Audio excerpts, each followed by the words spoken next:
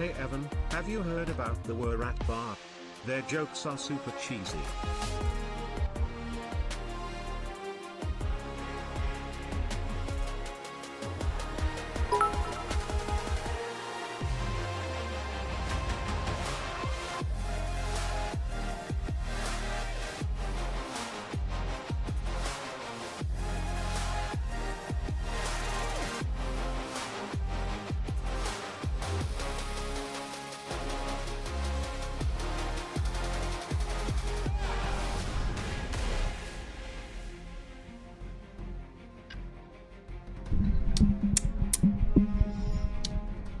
Chill. Holy shit. Would you guys relax? I haven't even unmuted myself. That's more subs and bits before I even unmuted myself than anyone should probably get my size for an entire stream. All right? Over a week's period. Ah, chill. Jesus, man. I haven't even done the intro. You don't even know what kind of dumbass shit we're gonna do today. Fuck, man. Okay, Jesus. How to hit level 20. Okay, I'm sorry.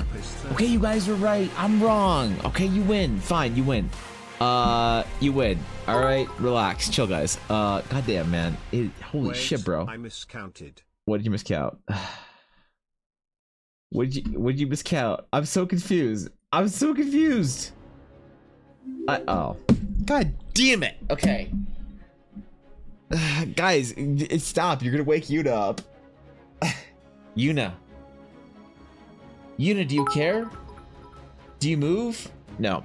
Hey Evan, no. Did you hear about the bard who became a farmer? Now she can turn up the music and drop the beat. God, that one hurt. I already got the last 4D. All right, would you guys not have conversations with each other in TTS? Could you please chill and not have conversations in TTS? Would you mind? I have officially reached 700 and have achieved my next belt. Wait, no way. No, wait, no shit. No shit. Hold on. 700 total gifted subs.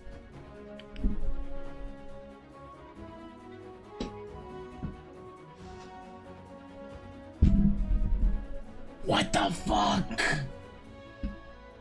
Okay, what's up, guys? Good morning. Good to see you all. Thank you, Adaria, for the 100 bits. Thank you, Adaria, for the six gifted nice. subs. Can't wait for the 29. Oh badge. God! I am so excited for the badge that is definitely there. Yep, me too. Thank you, Vinny, for the 4 gifted subs. I appreciate that. Thank you, Sienna, for the 100 bits. The Ashy for the 100 bits. Adaria for the 10 now subs. The 12 subs. Sam for the 100 bits. Thank you, Sam. I appreciate that. That's very generous. Thank you guys for the bits. Thank you, Guapo, for the 29 months subbed. That's a long time to be subbed, man. Thank you guys for the subs and the bits. I really appreciate it. I don't know what the fuck I could possibly do on a stream today to deserve that. I don't know what we can do today, but we'll try and do it anyway. Damn, man. Thank you guys. I appreciate that. That's remarkably kind, remarkably generous, and thank you guys. Seriously, man. I'm not gonna get emotional today. I'm not gonna get emotional. Nope. I'm good. I'm good, man. We're good. I'm a calm, at peace, zen Evan. There'll be no throwing of a chair across the room, especially since Yuna's in here, and I can't throw a chair when she's in here. So, all right. What does this button do? Thank you, Soja. Oh, God, I appreciate that. Thank you for the 100 bits. Button apparently earns you favor with the RNG gods on Fridays. What does so, a storm giant wear under his robes? Cochrane? No, okay.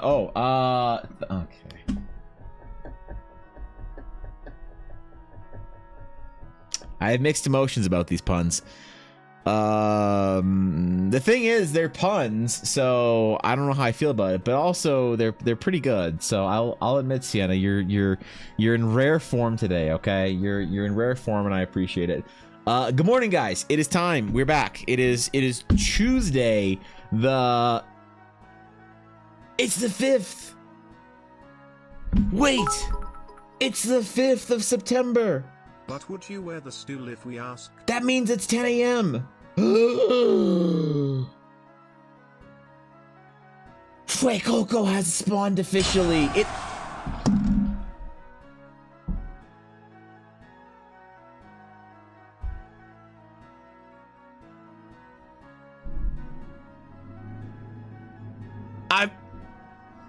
I thank you for the Patreon pledge. Holy shit. That's the everything tier. You get all the things with that. You get all sorts. You get prints and sketches and Jesus, man. Okay, what the fuck? I appreciate that. Thank you very much for the Patreon pledge. That's damn, bro. Would you guys relax this morning? Okay, I haven't even caught my Fuecoco, which is just added into Pokemon Go. Okay, I can't even focus. Some random. Thank you, Guapo. Thank you for the hold on, Guapo. In honor of you, I will catch this Fuecoco. All right, it is official Paladian Starter Day. Paladian starters now on Pokemon Go, and as the world's last 33-year-old that plays Pokemon Go, to try and recapture a childhood time when things weren't so awful in the world or my life, I still obsessively play this game. So although you might not care, I hope that you care that I care today. There you go. Look at him. He's in the Pokedex now. I'm so excited. We get new starters today. All right, I'm good. No, I didn't. He was explicitly complicit in illicit elicited lipids. That was a bar. What do you that was a bar. Reincarnated as a canine, a labracadabrador. Oh, come on. Oh, it's like I'm playing chess. There is no relaxation, only Zool. This is what it's like to play. Thank you, Sienna. Thank you, Six. Thank you, Sam, for the 100 bits. This is the POV of playing D&D with bards. All right, every fucking 5 seconds, somebody has a dumb pun or a bar or some shit. They see to drop. You're like, oh shit. All right, so there's a dragon. There's a dragon, and it's got bones sticking out of it. It's a Draco Lich. There's dead bodies everywhere, and they're all getting up, ready to fight. Roll initiative, and your bard's just like, what do you call a crystal sphere that Elminster has put up his butthole? A little shady. And you're like, what the fuck does that even mean? You're not as smart as you think you are. That's very smart of me. And you're like, what the fuck, man? What is wrong with bard players? Holy shit. All right, so thank you for the bits. I appreciate it, though. Thank you for the early morning barding. I'm sure there'll be another generation that'll get to grow up in similar protected decade like the 90s one day. Yeah, one day. One day, Guapo. Man, what a great time it was growing up in the 90s. What a great time it was growing up when Pokemon was a thing. I don't care. I still like Pokemon Go. You know what I like Pokemon Go for? It gets me outside. It gives me a reason to go out of my house, and that's important right now, all right? Because especially today is the finale, the finishing sequence, the end date, +5, of our Summer Fitness Challenge, which we'll go over today at some point in time, probably at the break. We'll go over it, we'll drop the lore, we'll show off the badges, I'll make the post in Discord, and we'll see who actually did it, who actually conquered their summer challenges. I myself did, I think, quite well. I did like 350-ish miles. That's like, I don't know, wait, how many? 300, I think it's 356 miles to kilometers. It's 572 kilometers over 3 months of walking outside, adventuring in nature, at the gym. A lot of that was at the gym, I will admit. A ton of that, like probably a good 3 to 5 kilometers every single day, was just straight up at the gym next to hot gym moms on both sides of me because I'm there at 7 a.m. I'm not a bard, I'm a paladin with an oath of humor to the banana goddess, dang it.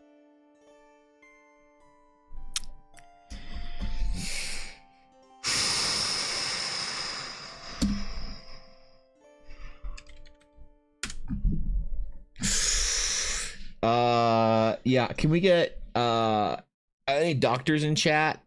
Any medical staff? Can we get Sienna a couple canisters of copium just to suck on? right there, if you wouldn't mind. Look, thank you for 100 bits, Sienna, but I feel like I need to give you a couple canisters of copium, so you know. The banana bar nodders. How do you fuck up drinking with a straw? I mean, really. That was impressive. Even in my own even in my own form. We are Sept bar, just does line up. Yeah, true. Thankfully, pound banana oath. Yup. Dragon D's nuts jokes. Yeah, see, that's all I need in my D&D games, Garthen. I got Ulner to build their first character. What is Ulner's first character? What was Ulner's first character? What did she go with? Yeah, get wrecked, Mila. Yeah, okay, chill. Anyway, I did well this summer. I finished my goal. I in fact earned the 300-kilometer badge. I in fact earned the 300-kilometer gold prestige badge, which was to walk 300 kilometers in miles, which is 300 miles, which is like 500 and something kilometers. So, I got to prestige it, chat. What's up with that? It's like I'm a video gamer or something, going for meaningless achievements in video games that nobody cares about, so that you have a slightly better badge on your profile.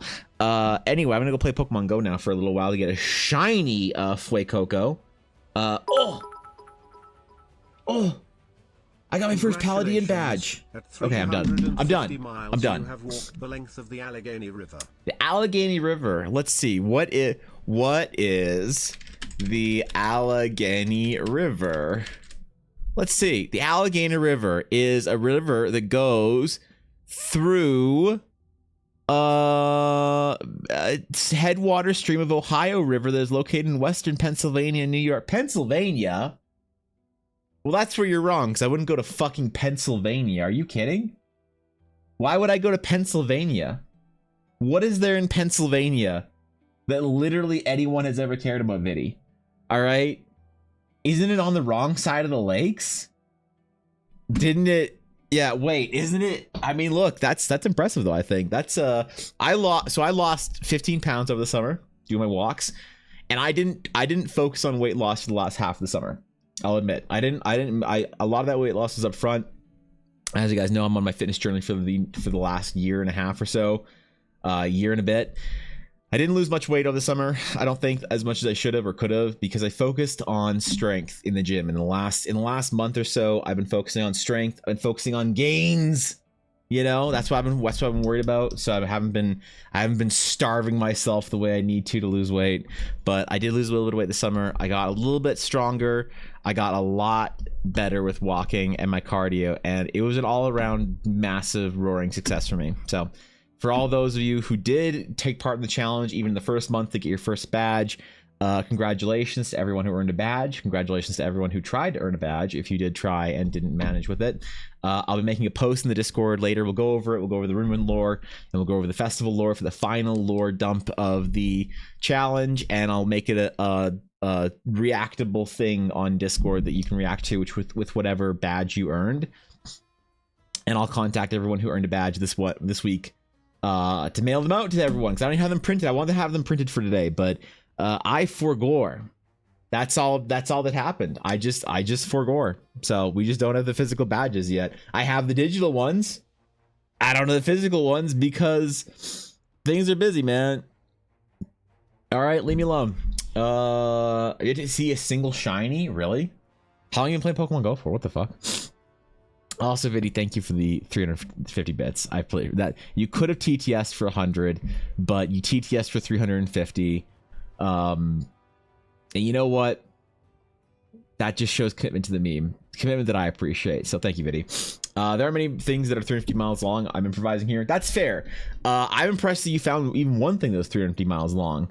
More or less, anyway. I wonder how much of my province could I have crossed if I had done that all in one go. Probably not a lot of the province, because our provinces are huge, because nobody lives in Canada. Because why would you want to live in Canada when you could live somewhere warm? That's right. I don't know. We don't in Canada. We don't live farther north, so our provinces look massive. The thing is, the density of our provinces are like. It's like, imagine an entire country of Iowa. That's Canada. So there's not a lot going on north of like even where I live. I think the most northern city in Canada that matters is like Edmonton or some shit. You know, that's like probably the furthest north city that actually matters in Canada, and that's not that far north when you look at the actual map of Canada. So who knows how far I could have gotten across the great province of Alberta or British Columbia. Who knows? What's going on, Clock? Someone from Grand Prairie is crying right now. Someone from Grand Prairie is crying right now because their brother is overdosing on meth and opioids. They're not crying because they're from Grand Prairie, an irrelevant city in the middle of nowhere in Alberta. So is that too dark? Is the Grand Prairie jokes? Is that too dark? That might be too dark for even me. I don't know, man. That's pretty dark. The problem is you can say it's dark. You can't say it's not true. So it's like a dude from Fort McMurray with truck nuts and cocaine in his passenger seat. You can say it's not cool to make fun of Evan, but you can't say it's not true. It's easier to live somewhere cold than warm at some point. Even warm water will be too hot to cool off, and no more clothes to take off. That's true, but I don't like the heat. When it's like 35 degrees out, I'm like, I like this. I like the heat more as I've lost weight as well. So it's funny how that works. You want some world building streamers, right? Yes. Who's the world building streamer, Garthan? Is it Grisvidi? Is it the illustrious Grisvidi, world building streamer, D&D help desk extraordinaire? Who is it? I like to live in Canada, just wear an extra layer for the cold. I'd love to go somewhere where it's less people-y. You know, maybe it's nice to not be around a lot of people. I like big cities. I like when I'm in like Tokyo or Anaheim, any of those areas, because the more people you have, the more cool shit there is to do. You know, whereas in the biggest city that I live close to is Calgary. There's not a lot, man. Like we have like one of everything except an aquarium. Okay, but even then we kind of have an aquarium. We have like one of everything, but it's not close. You have to drive like an hour or some shit to get to the zoo, which I still got zoo passes. Maybe I should go to the zoo this weekend with Ella and walk around and get Pokestops. The Netherlands is as big as the city of Phoenix, and we are the second exporter of food and flowers to the rest of the world. What kind of flowers do the Netherlands export? What is the common Netherlands flower export? You're off the distance between Venice to Rome at 566 kilometers. That one's a little bit nicer. That is nicer. I like that. Venice to Rome. Hey, that's more romantic than the fucking Allegheny River in Pennsylvania. All right, thank you, Vinny. Thanks for quantifying how much I actually did. So I appreciate that. I walked, dude. My laddie ass Pokemon that I have in Pokemon Go with my walking buddy, and I got some serious candy with that Pokemon. So tulips, really.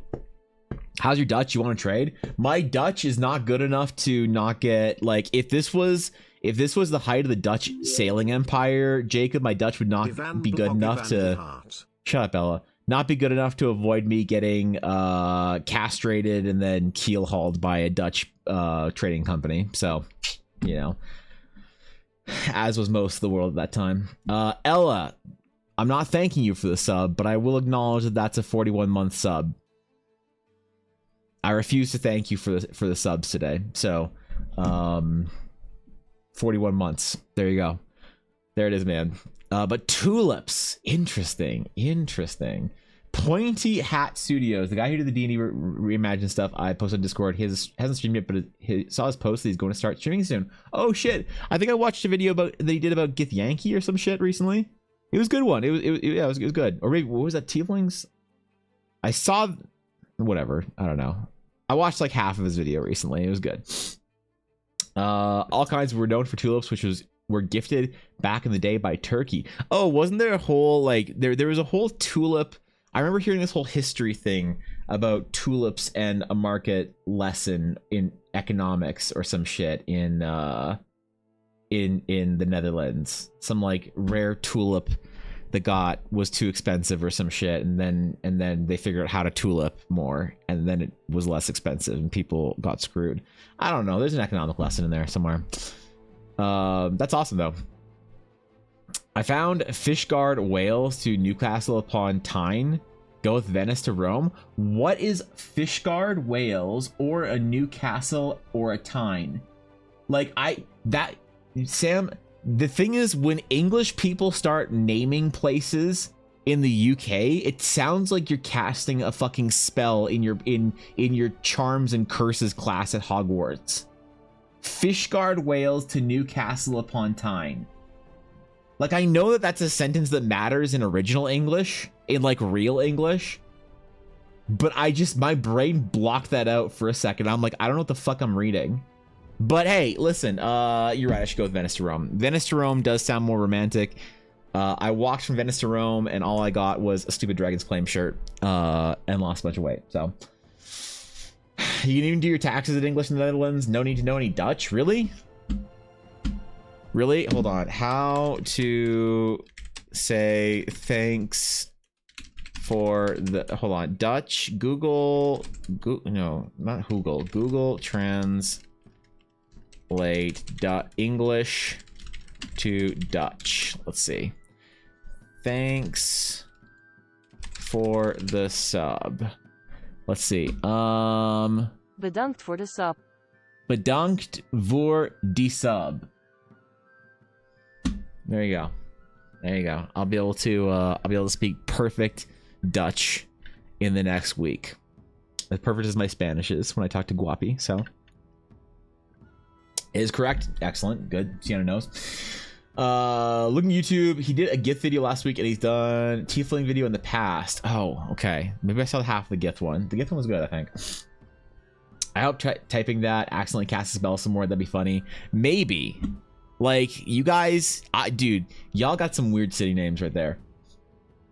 I send some mail out to the UK in a couple of different places every once in a while, or for giveaways, or for Ella's dice or whatever. And I'll look at the address, and it's got like 8 words. It's like 8 words for. And I'm like, what's the city and what's the like the prefecture, the province. To be fair, actually, to be very honest, I have no fucking clue how the UK organizes themselves. I just realized that. I have no clue how the UK regionally divides. Do you guys have... what is your equivalent to a state or a province? Or are you guys just too small where you have like a street in a shanty town and like chimney sweeps and shit, so you don't need to worry about it? Is that like how do you do like internal country governance, you know? Or is everything basically the same shit everywhere you go? It's like imagine if you were in the States but everything was in the Midwest. Counties. Well, we have counties too, but counties are a subdivision of our provinces in Canada. We have provinces and territories. The US has states and territories. If you want to learn Dutch, you need to learn German first. Makes it easier. I'm not going to learn German. Name one reason why I need to know German. All right? Like, seriously. It's a country where everyone knows everything. Or in English. So... Could have a Welsh viewer from Schlan via Pushlgwingishel go Gaara Huandro Bushel Schlan to Silio go go. Oh, yeah. I follow that VTuber, Viddy. That's it. Thanks for the best, man. Thanks for, yeah, there you go. Appreciate that, man. Thanks for the 100 bits and for reminding me of that VTuber I follow. The UK cows are a whole thing. Interesting. So, do you not... In the UK, I guess it's too small for you to have places that are very different. Because, like, the States are a great way of doing it.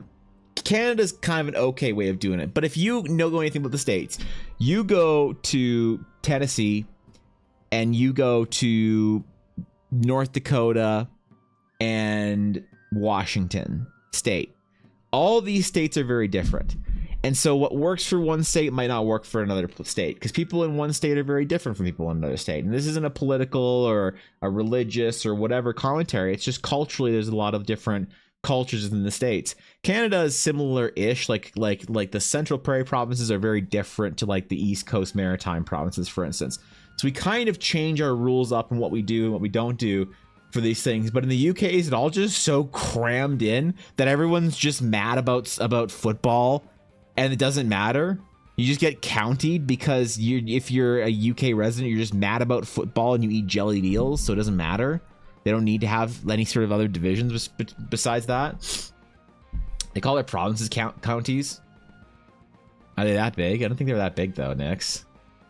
UK is split into 4 countries: Scotland, Wales, North Ireland, and England. Below that, it's just chaos. Well, I know there's different in the UK. I know there's different countries, you know, but I didn't think Scotland was a country. I thought Scotland was just bonus England. Or wait, yeah, isn't it just bonus England? I said counties. Wait, didn't I say counties? I bet it is counties. Brian did such a good job with that one. It's okay, Brian. Brian's trying, even though he's from Wales. So we have places that are really nice and places that are shitholes, very little between. That's fair. That's interesting. I don't know. So like for smaller countries, I suppose, for smaller countries in Europe, do y'all have provinces and shit in there? Or what does that look like? Like in the Netherlands, do you guys how do you divide? We have 2 Dutch individuals in chat that I can request information. But do you have 12 provinces in the Netherlands? Interesting. So even in a small country like physically small, like the Netherlands, you still divide into provinces. Interesting. I wonder why like the UK and other places don't. Doesn't matter. I just realized it doesn't matter. You know why? Because I'm never gonna go there. So what do I care, right? I'm never gonna go to the UK. Are you kidding? You know how much a plane ticket is to the UK, right? Like this is nothing against the UK. I love you guys. I love all my European guild members here. We got tons of European guild members, and I love you. I adore you guys. All right. If I could pick each one of you up and give you a kiss on the head and put you down, you know, and tuck you in for bed every night, I would, because I love you guys. But I'm never gonna come fucking see you. Are you kidding? Are you kidding? When a plane ticket from Canada to go to the UK is the same price or more than to go to Tokyo, Japan. All right? One has jellied eels and Manchester United. The other has hentai. Okay. I don't think you can blame me. Come on, man. Can you really blame Ella and I? It's like, how many giant Gundams are there in Europe? All right. Once you guys get a giant Gundam, then maybe Ella and I will come see you guys in Europe. Maybe, but until then, whenever we have the money to go traveling, unfortunately, Giant Gundam wins out right now. I'm sorry, guys. It has nothing to do with the people. I'm sure everybody there is lovely. I'm sure the Netherlands is pretty for 2 months of the year, but I'm just not gonna do the trip, man. Not when I can do like one trip every 3 years or some shit, and one has a Giant Gundam. Also, I speak Japanese. I don't speak Dutch or German or UK. What's your guy from the North Island talk about how he didn't understand people who identified as another gender? I was like, you guys have a whole war about identifying as another country? Damn, that's some history right there. Never go to the UK, get a boat. I could get a boat, maybe. Yes, but that was also when we had our first Republic of Europe, when we still only had 7 provinces. Oh, so like, is a province kind of like a meme in the Netherlands? You know what kind of comparison it was, Viddy. Joy, the first thing I hear is hentai. Listen, what do you think we're gonna talk about today? I said we're going over all the important things. So jellied eels sounds great. Look, I don't actually know a single person from the UK that has ever eaten jellied eels. Like, not a single person from this stream. And I know a lot of the UK names in here. Not a single person I've ever talked to has ever eaten a jellied eel. Okay, for them it's this thing they never had. But I'm still gonna blame you guys. Jellied eels are still all your collectively faults. So I'm sorry. That's the way it goes. If I in Canada have to be, where I live in Canada, if Toronto is still my fault, I accept blame for, accept blame for Justin Bieber, okay, for Celine Dion. I accept blame for Drake. I accept blame for Quebec. All right, I have to take blame for Quebec because I'm Canadian. I have to take blame for all this shit. Y'all have to take blame for jelly deals. I'm sorry, that's the way it is. Nord Holland, Zur Holland. Are these province names? Limburg, Genderland, Brabant. The next time I need a fantasy location for my world, I'm just gonna look at Dutch cities and provinces. Holy shit. One of the provinces we have currently was recently created from the water. Wait, you just got a free province, really? That's like saying beans on toast or Gundam. Look, it's true though, isn't it? What's up, Bella? Oh, she's still asleep. She's been asleep in this entire time. Even though I've been fucking yelling about things nobody cares about on stream for the last 20 minutes, she somehow managed to remain asleep. So, it's impressive. I think a world where jelly deals doesn't exist would be worse than one where they do. Would it though? You gone, Yuna? Alright, bye-bye. Have a good day, sweetheart. Enjoy whatever plays you're gonna go do downstairs. The monkey has awoken. Justice for Justin? Which one? You also get credit for Ryan Reynolds. We do get credit for Ryan Reynolds, especially because Ryan Reynolds, I think, lives in Canada. I'm pretty sure he lives in Vancouver. The problem is Vancouver is too cool for the rest of Canada. We don't really get to take credit for Vancouver. We have to take blame for Quebec. We don't get to take credit for Vancouver. You know, which sucks. It's just the way it works in Canada, unfortunately. We have to take blame for the bad things. We don't get to take credit for the good things. You know, you could ask Thorkin if it's fair, and he would just start speaking French at you. So, removing jellied eels sets a dangerous precedent. What precedent does removing a jellied eel set? I am concerned. I think that there are certain things that you can say, oh, Evan, this terrible thing is necessary for the ecosystem. And you're like, wow, okay, fine. Spiders, I get it. We need our spiders, okay? Rattlesnakes, sure. We can keep rattlesnakes. They're good for the ecosystem. All right, I understand how this argument works. But you're telling me that certain things like jellied eels or Quebec need to exist?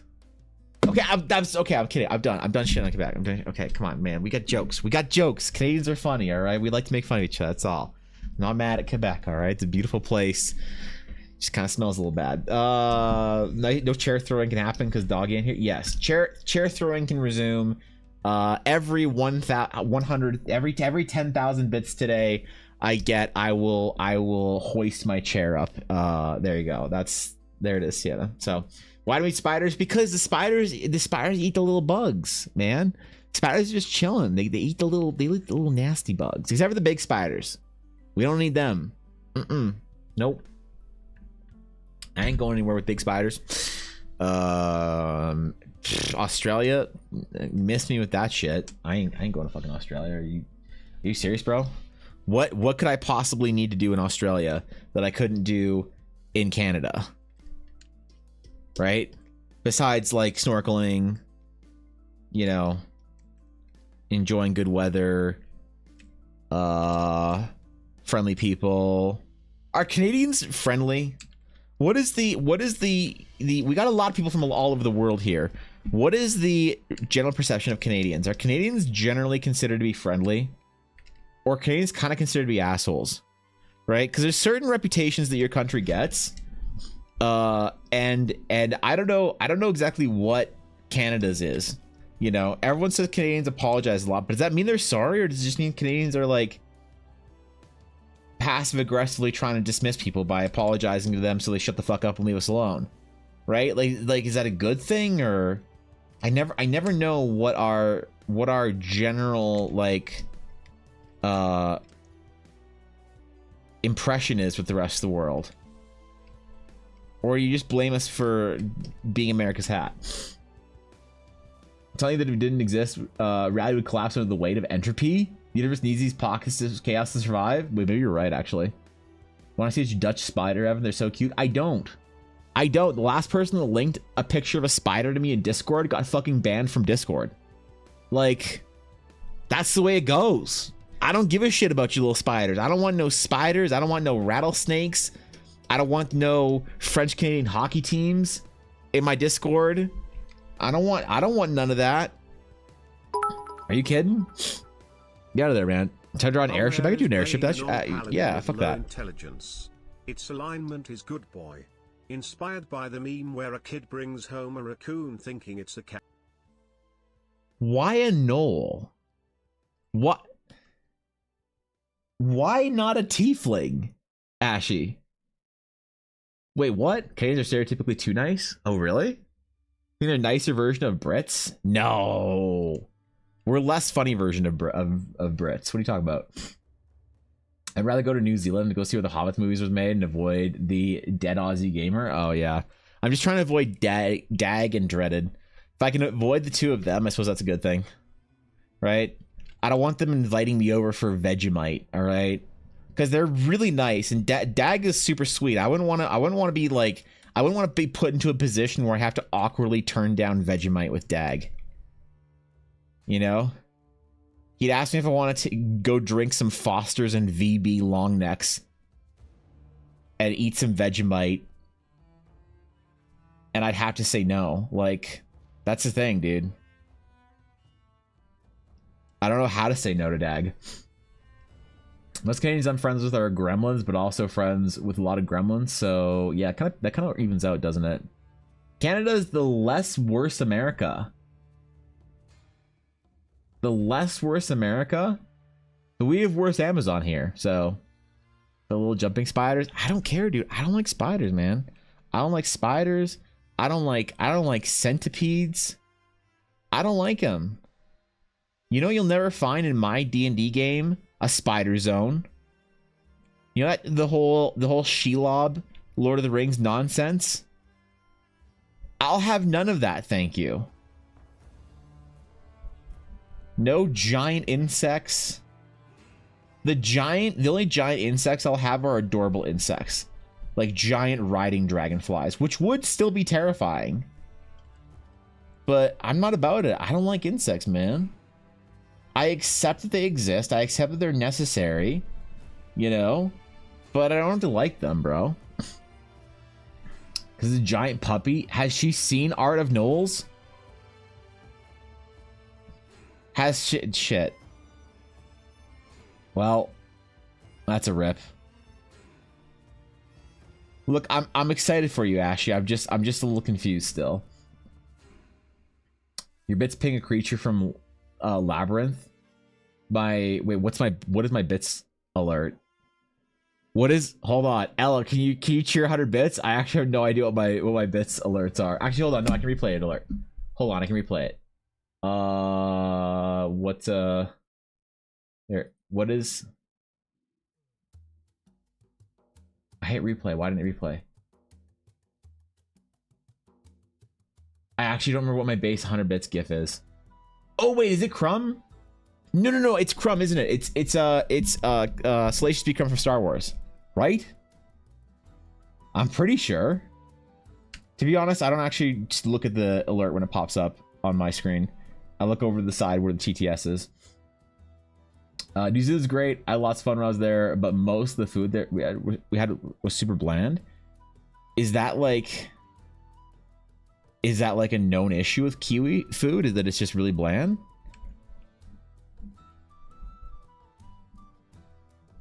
Known bug?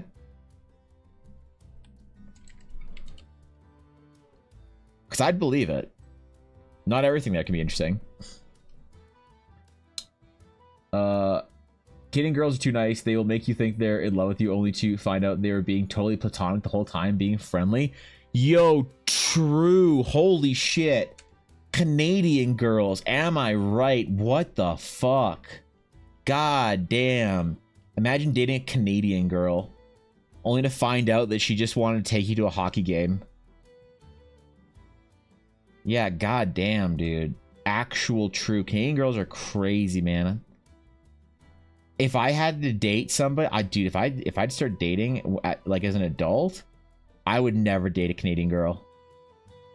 Nope. No shot, no chance.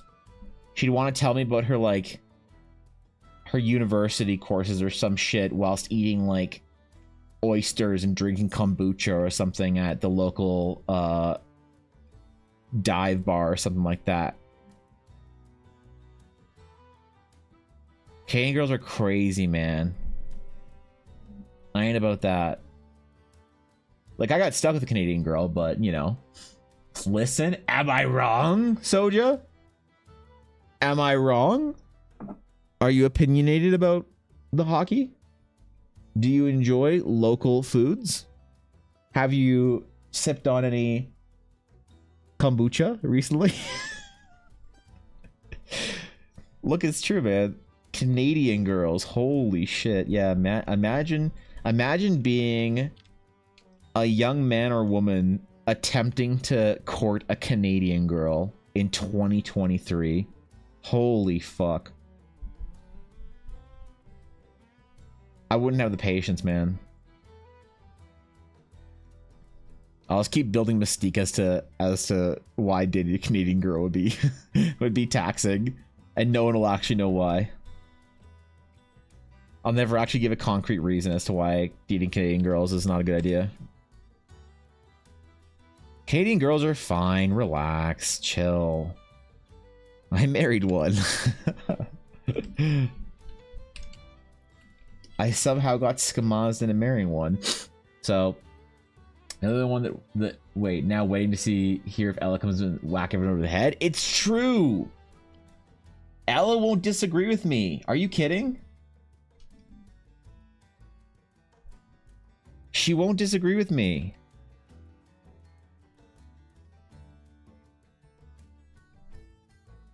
Oh yeah, dude. Like, look, if I was single right now, if I never started dating Ella, I don't know what I'd do, man. Dating in Canada seems so exhausting. It's like, what app did you meet your girlfriend on? Everyone in Canada meets at one of two places, on an app or at church. I don't go to church, so I'd be kind of screwed. I'd have to start working out a whole lot more to impress the high standards that Canadian girls have. I'd have to make at least 6 figures. My World of Warcraft Raider IO would have to be at least 4K. Maybe 3K for an Alberta girl. Alright? Like, it's true. Elaborate. When newborn, she was found by a small kid who brought her home to grandma's house thinking if they found a puppy, I'm going to keep it. Grandma, half smiled, half blind, said, "Sure, sweetie," and raised the Knoll thinking it was a dog, teaching it to behave. So this alignment is good boy. A deity found this hilarious and gave the Knoll divine powers to protect the old woman. Wait, I actually love this idea, Ashy. Wait, this is actually great. Does she know the D&D lore of how Knolls are made? We're told by the tour guide when we landed, the Kiwis missed the salt patch and a lot of the seasonings patches. Wait. When they were being updated by the devs. Oh, that's too bad. Yeah. I won't about what? About how Canadian girls are crazy. You actually go to church there like the majority? I don't think so. I don't think it's the majority. It depends on where you go in Canada. Like if you go to Quebec, the majority of people in Quebec are Catholic. But like outside that, I don't think so. I don't think it's a majority. But I don't know, actually, to be fair. What's up, General Kenobi? It also helps if you're the president of your strata council. Do you think that's why she started dating Monk, is because he's the president of the strata council? Do you think that's why, Dashto? Should we talk to him and ask him if his fiance is only with him for his strata council rights and powers? Look, what if it breaks his heart? True. Ciela knows. Yep. She's played Baldur's Gate and she still wanted to be a... Okay, alright. She still wanted to be a Knoll after playing Baldur's Gate. Gotcha. Gotcha. Well, I appreciate her commitment to the bit. She's either an experiment that failed, or she's undercooked and came out weird. Okay. I like it. To be fair, I don't actually know many people who have played Gnolls. I don't think anyone who's played a character recently and talked about it in stream has played a Gnoll. So maybe I'm wrong. Maybe somebody in here has experiences playing a Gnoll recently, but I feel like Gnolls are underappreciated. So I gotta give props to Olner there. Speaking of Baldur's Gate, I finally got past Act 2, finished a long rest right before the titular city. I said I'd play Baldur's Gate this last weekend, and I absolutely didn't. I said I wanted to, and instead of playing Baldur's Gate, I instead didn't play Baldur's Gate. But my World of Warcraft Classic character is still low level. I didn't play World of Warcraft Classic either. I lied about taking time off this week. I'm sorry.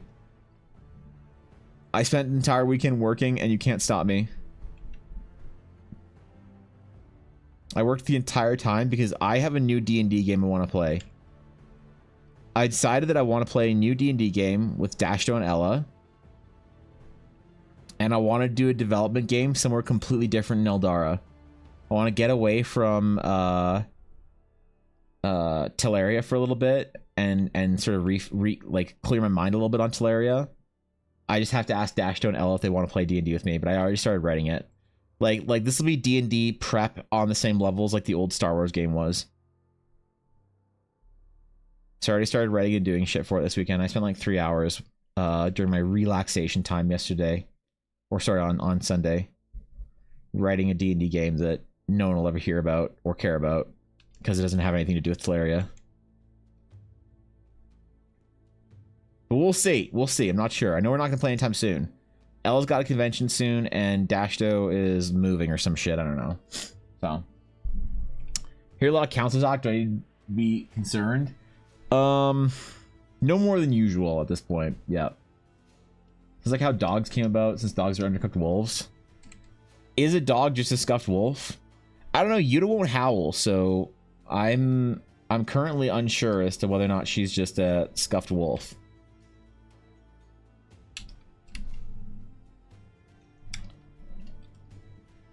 I tried to teach her how to howl and she doesn't get it. She doesn't know.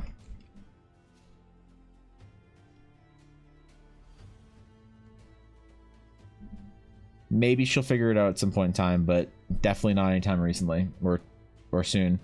So recently it's been slow progress.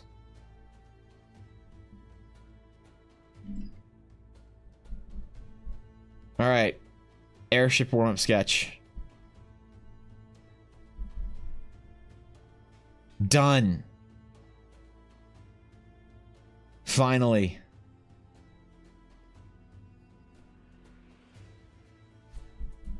Okay. Today, I think we'll finish the Ashio heart painting. I didn't get a chance to work on it too much over the weekend, so I want it done. I want it gone. I want it posted.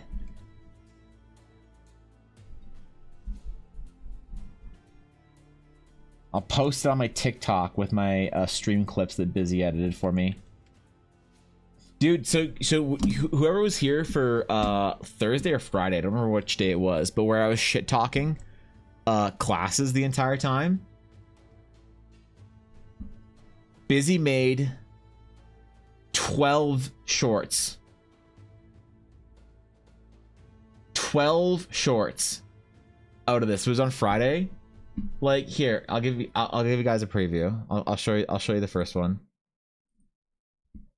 Busy's actually hilarious, though. The emotional damage attached with classes, it's less each class specifically and more archetypes. Like, for instance, your warlocks, your sorcerers, and your wizards are all the same emotional damage with different, like, slightly different flavors. The general, like, hard casters, they all have a lack of approval and a lack of, like, any sort of, like, success in their life in physical matters, so they need to, like, rely on their intellect.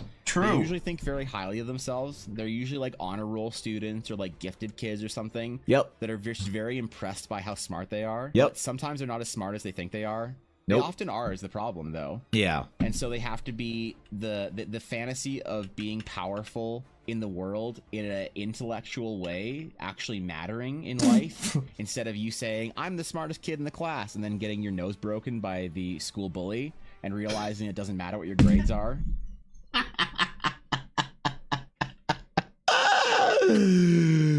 Oh my god, I'm gonna get fucking canceled. Holy shit, dude. I'm gonna get absolutely canceled on Reddit.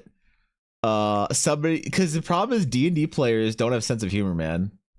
Like, and realizing it doesn't matter what your grades are, that manifests itself into a caster. Now, if you go down the geek route, you become a wizard. Yep. If you go down the nerd route, you handle your emotional damage through nerddom. You go into sorcerer typically. Yep. And if you became an edgelord kid that went on your Facebook and like Yep. put My Chemical Romance quotes on your Facebook every Friday or some shit, Yep. then you become a warlock. Wizards, warlocks, True. and sorcerers keep your grades up and slay. Exactly. There you go, dude. I'm sure if you come home with a better grade, your mom will give you a hug. This time for sure. I'm sure if you get better grades on the test, your parents will praise you like they praise your older sister. It will happen this time. Don't worry. God. Ah, jeez, it stings, man. It still stings. Oof. Look, it's not untrue, but it still stings to hear. So yeah, I'm gonna get D&D players are so soft that they can't take a joke. So 100% I'm gonna get canceled because of these. These class hot takes and race hot take and D&D race hot takes are gonna get me fucking canceled. Shirt is super cool. Thank you, Garthan. I have my full TDC. Wait, there it is. Look at it. I got the whole banner. It finally arrived. Do you know when I ordered this shirt? By the way, for anyone interested in merch, so Ella, I'm finding a different company because Teespring has let me the fuck down. Okay, this shirt I ordered in May, and it showed up this or last week at the end of August. That doesn't work. That doesn't work for me, unfortunately. So I'm finding if anyone has any good ideas for other companies, maybe I'll ask Steph because she has a pretty good one for her merch. But I'm going to be changing companies because apparently for Canada it's absolute ass. So supposedly for the US it's fine. Supposedly for Europe it's fine.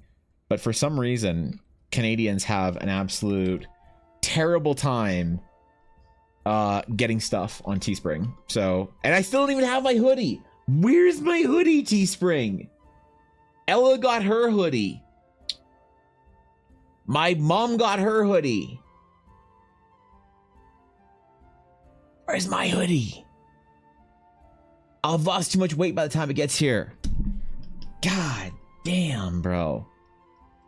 I'm not happy about it. So she was overwhelmed by character options, so she asked me just to pitch her character ideas. So I was just slamming together races she might like with classes she might like. What about tiefling background, goblin artificer, or some using vampire? She really liked gnolls. Why though? Why? So this here will be a follow-up clip for Bizet edit. Wait, which one? Are you talking about how soft I am and how soft D&D players are and how I'm gonna get canceled? Still waiting for my order too. The tracking number doesn't work, so I'm at a loss of where it is or when to expect it. I would see, Zibsy, this is what I'm talking about. It took my dad like a month and a half to get his stuff. I still don't even have my stuff. You're still missing your shit. Like this is not okay. I've ordered from Teespring before and it was fine. But for some reason, the relaunch and rebranding, all that stuff that I did in May, after that point, it's just gotten completely ass. And I don't know why. I don't know what to do about it. I've messaged my person at Teespring and been like, hey, there's outstanding orders. People have ordered shit. What are you guys doing? When can we expect this stuff? What the fuck's going on? And I just keep getting back like, oh, we'll look into it. Oh, I'm checking it out. Yeah, we'll see what's up. Hey, thanks for being patient. I'm like, I'm not being patient. I'm being anything but patient. I'm messaging you again. This is not patience. So I don't know what to do. I've been blown off so many times by Teespring that I think I'm just gonna say fuck it. I was told at one point in time that they're like, oh, we've changed our shipping company, so if it's not there in like a certain amount of time, you can just go on the store and just, you know, submit a whatever thing, and then it'll get refunded, and then you can order it again. And I'm like, if I have to refund it, I'm not fucking ordering it again. So I don't know. I guess you just try and process a refund, and if it gets to you, then you get a free shirt and or whatever. And if you don't, then I don't know, dude. I've been dicked around by them so many times and for a while, but nobody in the US has had a single problem. Everyone in the US who's ordered something has had a perfectly easy time, no stress, nothing. And it's only the Canadians that are having problems. You're the Nya hoodie? I don't have the Nya hoodie. Unfortunately, no. I've been the Project Evangeline X EBA collab is still waiting for Teespring or another company to figure their shit out. Because I really want to drop that, and I really want one for winter, especially. I'm super displeased with what I've seen from them. It's been very not okay to make people wait fucking weeks or months to get their stuff. Especially when they promise that it'll be a certain amount of time. So, I don't know. I won't dwell on it. Like maybe a whole WoW before it arrives, apparently. That's because you live in the mountains and grizzly bears steal the cargo every time. Is it just the grizzly bears? Is there some grizzly bear wearing my shirt out there or my hoodie? Some giant fucking 6'12" grizzly bear standing up goes to 13'14". That's just looking slick with that EBA. Well, it's chasing mountain goats and shit. Contact about it. They said something about unexpected volume that would be sent soon. Never got an email saying it was sent. Just happened to check my order status randomly and saw it was out. When though? What the fuck, man? This is so frustrating, hey? Like, cause it's not a unaccepted volume thing, 100%. That's bullshit because they haven't had any problems fulfilling orders to the US. If it was a volume issue and they were swamped by something, I could believe it. If our Americans were also having problems, but since they aren't, we know it's just Canadians, and apparently we can suck it. So I think it's 1, Knowles are gender ambiguous. 2, they're big boys. 3, playing a giant puppy that's character motivation is getting praise to chew on bones is comedy gold while still having potential for depth. That's fair. All right. I didn't think they were really dog-like, you know? That's the confusing part to me. A Knoll doesn't really strike me as being a good boy. I've never known Knolls to be like even the memeable puppy dogs of D&D.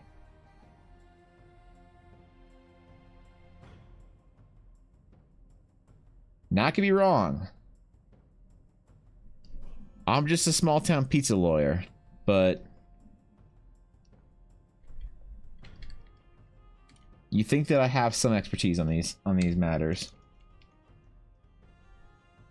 I know I don't play Forgotten Realms enough to fit in with the D&D crowd. I know if I go to Gen Con, the other D&D streamers won't like me because I don't play Forgotten Realms, okay? I get it. I get it. I know I'm the black sheep of the family.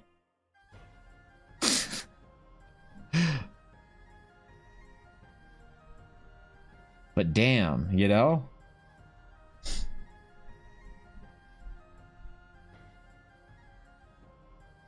Alright. Alright, shiny sparkly scale mail. Let's go. I want to do the gold trim pretty soon here, actually. I want to see what the gold trim will look like.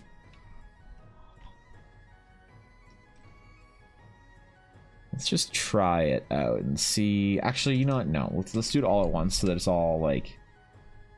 It all feels like it was sort of painted at the same time and has consistency to it.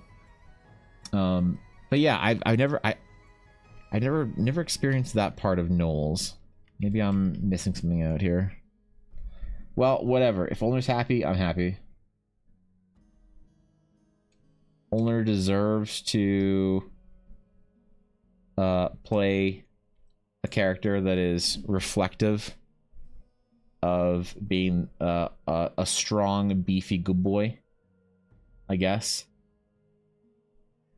And we don't have wolves yet in D&D, so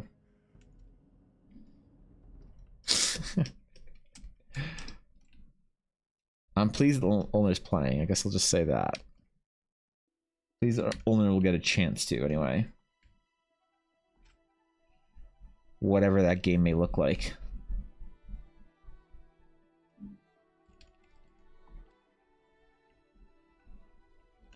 wonder if these should be gold or not. Also partially the magic people who come without expectations or preconceptions.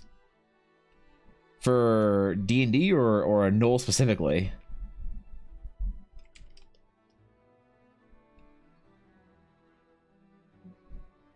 Because I don't know about Knolls. I didn't honestly think that you could play a Knoll in 5e. I thought that Knolls were like one of the monstrous races or whatever that you had to like get special rules for some shit.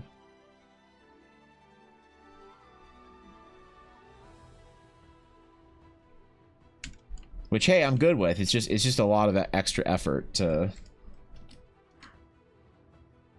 play, you know? Not to say it isn't worth it, but it is a lot of extra effort. The armor being purple / lavender is really cool. Sorry, I mean armor. Yeah, thanks for putting the U in there. Yeah, I want to do something silver to sort of match with the gold, but I want to do something that was a little bit a little more individual or whatever. It sort of reflects Ashy's pinkish color, pink and white color palette without necessarily just doing pink, because it doesn't really fit, I don't think, for armor. So trying to keep very beautiful feminine colors. And I don't know. Oh, dude, we're just gonna see how it goes. We're gonna see what kind of a design we get out of this. Maybe Ashy hates it, and I get canceled by the VTubers, and I'll never be friends with Shy Lily. Maybe Ashy will love it. And I'll get more tricky bots messaging me. Either way, I'm happy. For D&D in general, like when you get those players who don't even check their skill lists when they ask what to do, and you hit with, I like to roll an art check. I'm fine with that. I'm totally fine. I ask my players to roll dumb checks all the time. Misprint. Holy shit, dude. What is up? Thank you for the 22 months. How you doing, Misprint? How you been, brother? What's good? What's Gucci? What's chillin'? How you been? Good to see you, dude. I appreciate the sub for almost 2 whole ass years. That's a long time, dude. That is not lost on me. That's a long time. That's supposed to be polished metal. Could have been blued blacksmithing technique for strength, giving it a purple glow. I mean, it could be blued steel, but purple, because why not? I don't know. Do I look smart enough to make intentionally to paint blued Damascus steel? When have I ever done anything that implies that level of intelligence? Have you read my World Anvil?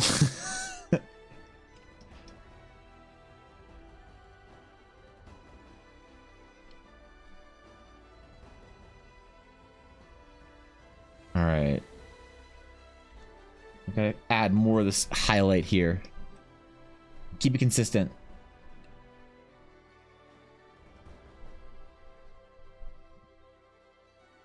Five who the fuck plays the outdated garbage? She's playing 4E Noel out of Dragon Magazine 367. Oh, I'm sorry. Excuse me, my bad. Of course.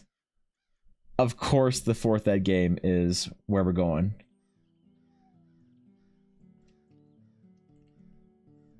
Who would have ever thought that Ashy of Heart would introduce Ulner to Dungeons and or Dragons via 5th edition.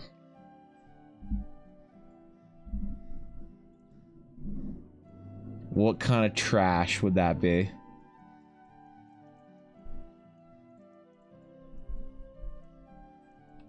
My bad.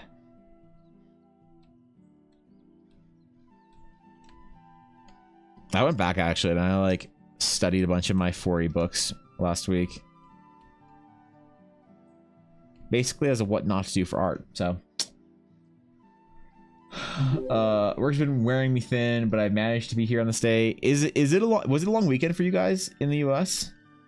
Did you have yesterday off? I hope you did, man. I hope you're taking some time off for yourself. Misprint, thank you for the gifted sub to Flower Crown. I appreciate that, dude. What's up, Flower? Good to see you. The florist of or the floral coronet is now subbed, and I'm honored. Thanks, bro. Yes, sir. You look that smart. I followed your world on World Anvil, so yes. Oh, okay. All right, got it. My bad. I published the Runewind article today, which I need to write a little bit more on the pilgrimage, I think. And so I just lost a bunch of art early in the summer. I don't know how, I don't know where it is, but I lost. Does anybody remember, because I barely remember this, anybody remember the day where we initially did Ashy of Heart concepts? It's like I lost an entire day or week of art because I had this Ashy concept where she had her sword behind her, right? And initially I was going to do that, where she was like lined up like this, holding like a baseball bat, right? And I had that, I had a bunch of Ashy concepts, and that was the one I was going to go with. And I can't find it anywhere. I also conveniently can't find the art that I did of Meshrakar Fortress or the other room and stuff. So I don't know what's up, but I definitely lost some art this summer. And I think I lost some of the Runewind art as well, so I'll need to redo it for the art. But the article can go for now, and then I'll just redo it later. I'll of course be done for next year for the next Runewind Festival, because this was the test run. Next year's is going to be a much more official event, and it's going to be a lot shorter, and I'm really excited for it. So.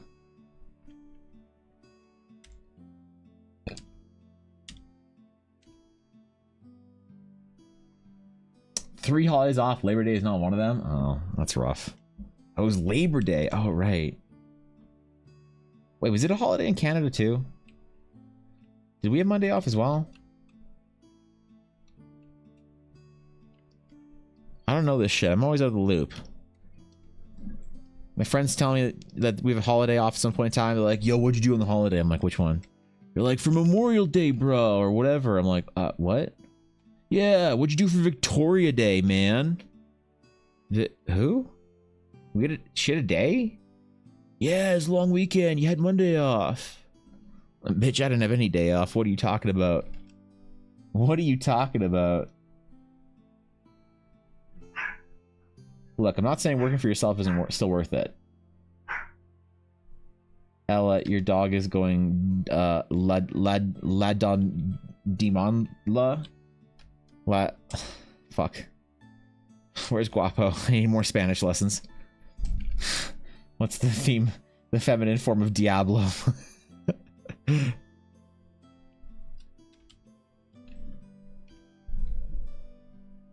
Sometimes I just true name her. Like a demon from World of Warcraft. Such a bummer. Yeah, what the hell? Need more time off, bro. I was talking about Ashley's poses last week. Yeah, and I don't remember where it was, that entire document. I'd have Labor Day off, thankfully, though I got nothing done that I wanted to. That's fair. At least you had the time off, right? And, you know, you could hopefully recuperate a little bit. I think it's important to recuperate, even if you aren't necessarily doing anything super fun or whatever.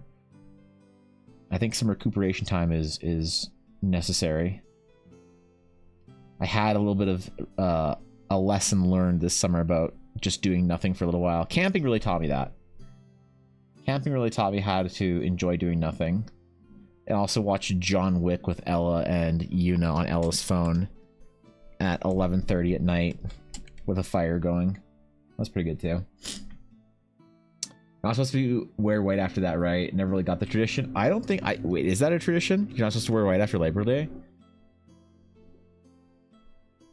I'll wear white all I want. Whenever I want, okay? Whenever I am not fat, I will wear white as much as I want. Even though it's not like I'm hiding that I'm, you know, but still, white makes it worse. I haven't worn white in years. Actually, that's not true. I have white t-shirts I wear around home because Ella says I look hot in them, so I'll wear them for her. What's up, Gabby? Gabby, your thumbnails look amazing, by the way. Proud the USA does Labor Day, not the 1st of the May, too. Makes it less socialist somehow. Oh, yeah. There's more freedom in American Labor Day.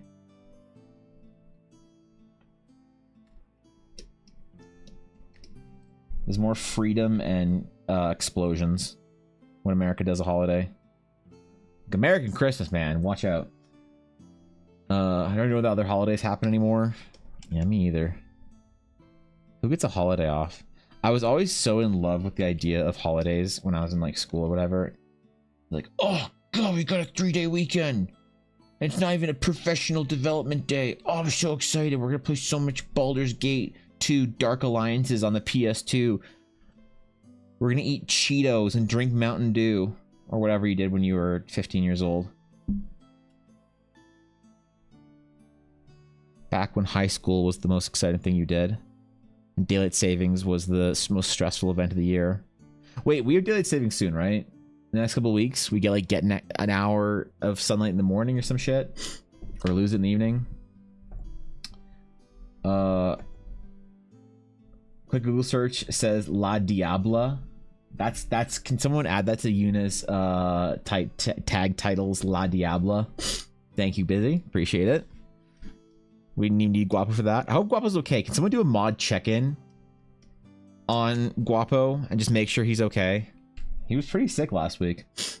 School was closed on Labor Day, so I had to watch my own kids. That's tragic. That is tragic. Mom mode activated. Holy shit. Well, your efforts were noble.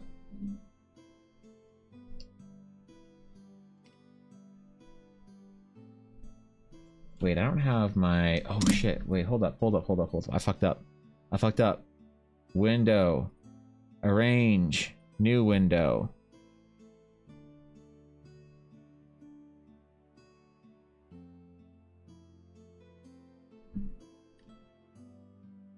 Zoop. Nice. All right, we're good. I don't like being zoomed in on stream too much, so like 40 doesn't have the short versus long rest classes problem. It doesn't have linear fighters versus exponential wizards and gives fighters more to do than I attack. Ah, yes, actions. And themes are probably my favorite character design piece ever. What is your favorite 40 class or concept, Ashy, that didn't make it into 5e? Because I like the what was the tank thing called? The Warden? I think he was called the Warden, right? Oh yeah, so it's gonna be an hour later. When is daylight savings time a thing? Hold on. When does daylight savings? No.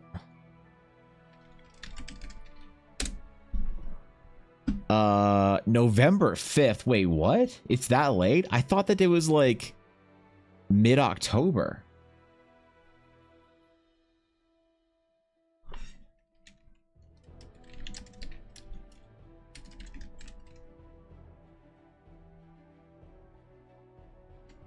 Ah, fuck. That's gonna be so far away, man. Alright, whatever. I'll survive. I just don't like it being dark in the mornings. Because I wake up at 6:45 now. Weekdays, anyway. And I don't like it. I see attractive young professionals going off to their real jobs, and it just makes me feel bad about myself. There's a guy in my building I have a man crush on. I saw him this morning, and he was all put together and shit. He was all ready to go to his job, and he smelled all nice and stuff. And I was just like in my shorts taking Yuna out for her pre-walk before the gym. I go to the gym and leave her alone. And he waved at me and gave me his big, perfect smile. And I had to give him an awkward little, hey, you know, all disgusting and in my gym shorts and shit. It was awful. Made me feel bad about myself. And I'm like, so that's what success looks like. Means 1 a.m. start for Friday D&D for a couple weeks then? That's rough. When I was 15, I was in disabled dancing class when to somebody like take dance classes in jazz. Wait, for what? I'm confused, Gabby. That's cool though. That was probably immersed in Starfield, understandably so. He did start playing that. Is he? So he's okay. Guapo's alive. All right, good to know. Guapo is indeed alive, right? Arizona doesn't experience daylight savings time. So what? Wait, isn't it just a part of Arizona that doesn't believe in daylight savings time? I thought it was just like a chunk, like a little nubby of Arizona that was being contrarian because they're cool, or at least I think they are. I think it was all of Arizona State.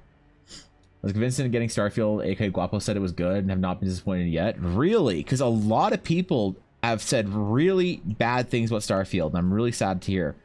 I wanted Starfield to be so good. Whenever I get a chance to play it and an extra $100, I'm gonna play the shit out of Starfield. I love space games, and I just want to be in space. I want the space sphere from Portal to just take me away.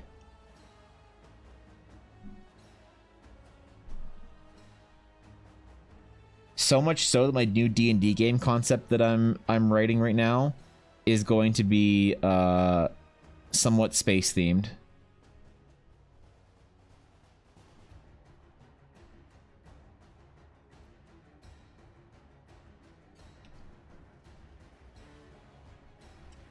We'll see if it actually works out, though.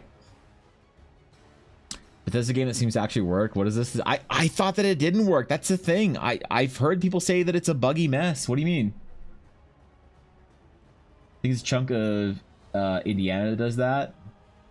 Oh, that does the bonus or the no daylight savings time? Really? I had no idea. I'm learning things. But my southern brothers and sisters in the old United States of not Texas, or whatever you guys call your country now. Wait, why is there a pattern? What is this? Oh no.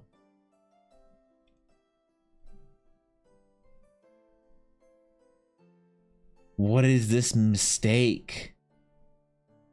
How did this happen? What deities did I upset? Okay, we're good. Never mind. We're good. That was actually easier to. Hold on. That was actually a lot easier to fix than I thought it'd be. Okay, never mind. Never mind. Never mind. We're good. Never mind. That was the most clenched I've felt since I went into a cave alone in World of Warcraft Classic Hardcore without Thorkin. Holy shit. I'm gonna get him to carry me through Westfall. Every dangerous quest, I'm just gonna ask for his help. Oh, wait, this is Limer Glare. Shit. I fucked up. I'm screwing up. I'm throwing this entire thing. Oh my god. Okay. You think it's my first time making art? Okay, alright. We're good, Photoshop. We're good. We're good. We're on the right layer now. Okay. Perfect. Next armor.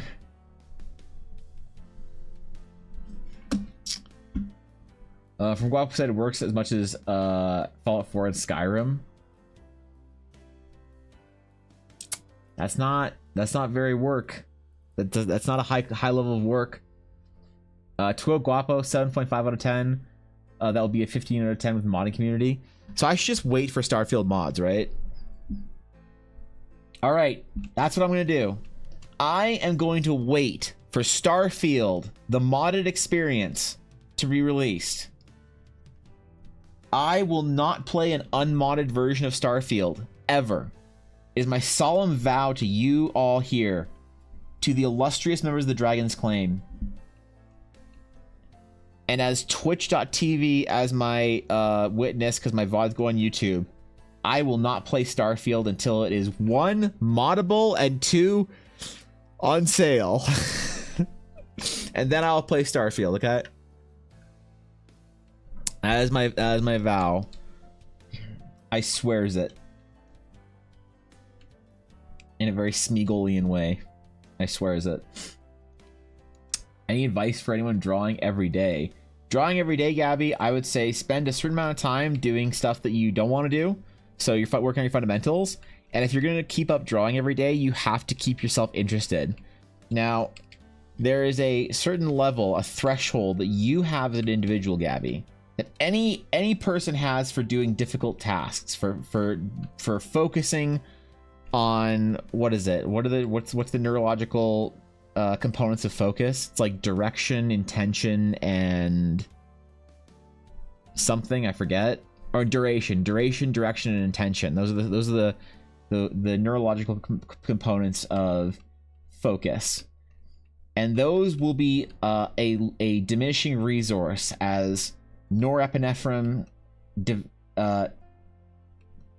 Wait, am I using a different? Okay, never mind. Sorry. As norepinephrine takes hold of your brain, your ability to focus, to continue moving forward and doing things like fundamentals will diminish unless you overload your system with dopamine, which means that if you're going to draw every day, you need to do two things. You need to ensure that dopamine, the molecule of effort here, and I'm not just trying to sound smart here, I'm actually getting, there's actually a point behind this. You need to make sure that what you're doing is engaging your dopaminergic system, and you also need to ensure that your dopaminergic system is healthy. So if you want to be an artist that draws every day, don't do dopamine depleting things like looking at TikToks, scrolling YouTube, looking at social media, bullshit like that. You need to protect your dopamine systems like they are the only thing that will make you actually become a better artist, because they will. Protect them like they're made of gold, and ensure that what you're doing is engaging that sort of reward system for yourself. So build your own reward system. Don't just rely on, when did this just deselect? When the fuck did this deselect? Okay, anyway, don't use external rewards. Make sure that you are finding an internal reward structure for your own work every single day, a goal that you can meet and you can match, and you know when you're being successful. And also guard your dopamine system in general. So don't fuck around. Don't get on TikTok. Don't get on YouTube. You gotta reset that shit so you're not burnt out. It's very important to avoid hating what you're doing if you want to draw every single day and you want to really work on it and really work hard. So, you experience any major bugs, mostly cosmetic bugs like NPCs' hands clipping through while they're doing stuff. Interesting. I thought, like, I've seen a lot of clips from streamers having a bad time with bugs for that game. There's one NPC that clipped the ground for half a second. That was the worst I've seen yet, which is impressive for Bethesda. I hate that's yeah. Focus is a finite resource because of the way that adrenaline, norepinephrine, and those molecules and chemicals in your brain works. However, Huberman has some really good research on this. Dr. Andrew Huberman, who also does like some YouTube stuff. But basically, all the negative effects of norepinephrine, adenosine, those kind of chemicals, they can be negated by dopamine. Dopamine can actually push your cognitive energy through those barriers and walls, because like your ability to stay focused is not an energy, like it's not a glycogenetic, what is the physical energy thing, glycogen, whatever. It's not a physical energy issue, it's a mental energy issue.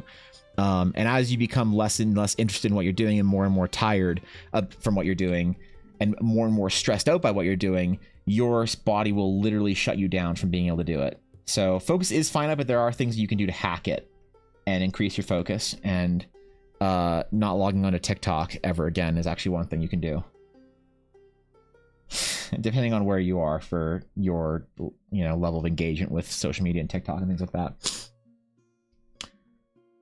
Do good, man. Thanks for asking. Was immersed in Starfield. All right, as long as you're okay. I've been like mildly concerned about you all weekend, Guapo, but as long as you're okay, I feel better.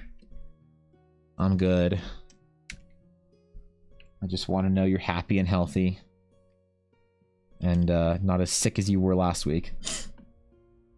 Yeah, I feel bad because I was scrolling Tumblr during Evan's preach. I mean, look, everyone has their own sort of like relationship with scrolling, basically. Some of us have a healthy relationship naturally. We're just more predisposed to having a healthy relationship with it, and some of us don't. I personally have I am predisposed to a very unhealthy relationship with things like that. So that's why I protect myself as much as I can from things that activate dopamine that aren't improving my life. Right? Because I will sit there. I am so pathetic, man. I will sit there pushing the dopamine button like a rat in a cage until I fucking die. That's how I get stuck in video games. That's how I have 600 hours of World of Warcraft, or 600 days played on one character in World of Warcraft. So I gotta protect it. Some people can just go, and they don't even give a shit, and they can spend 3 hours scrolling TikTok, and it doesn't deplete their sort of dopaminergic system. It doesn't mess with them at all. And for those people,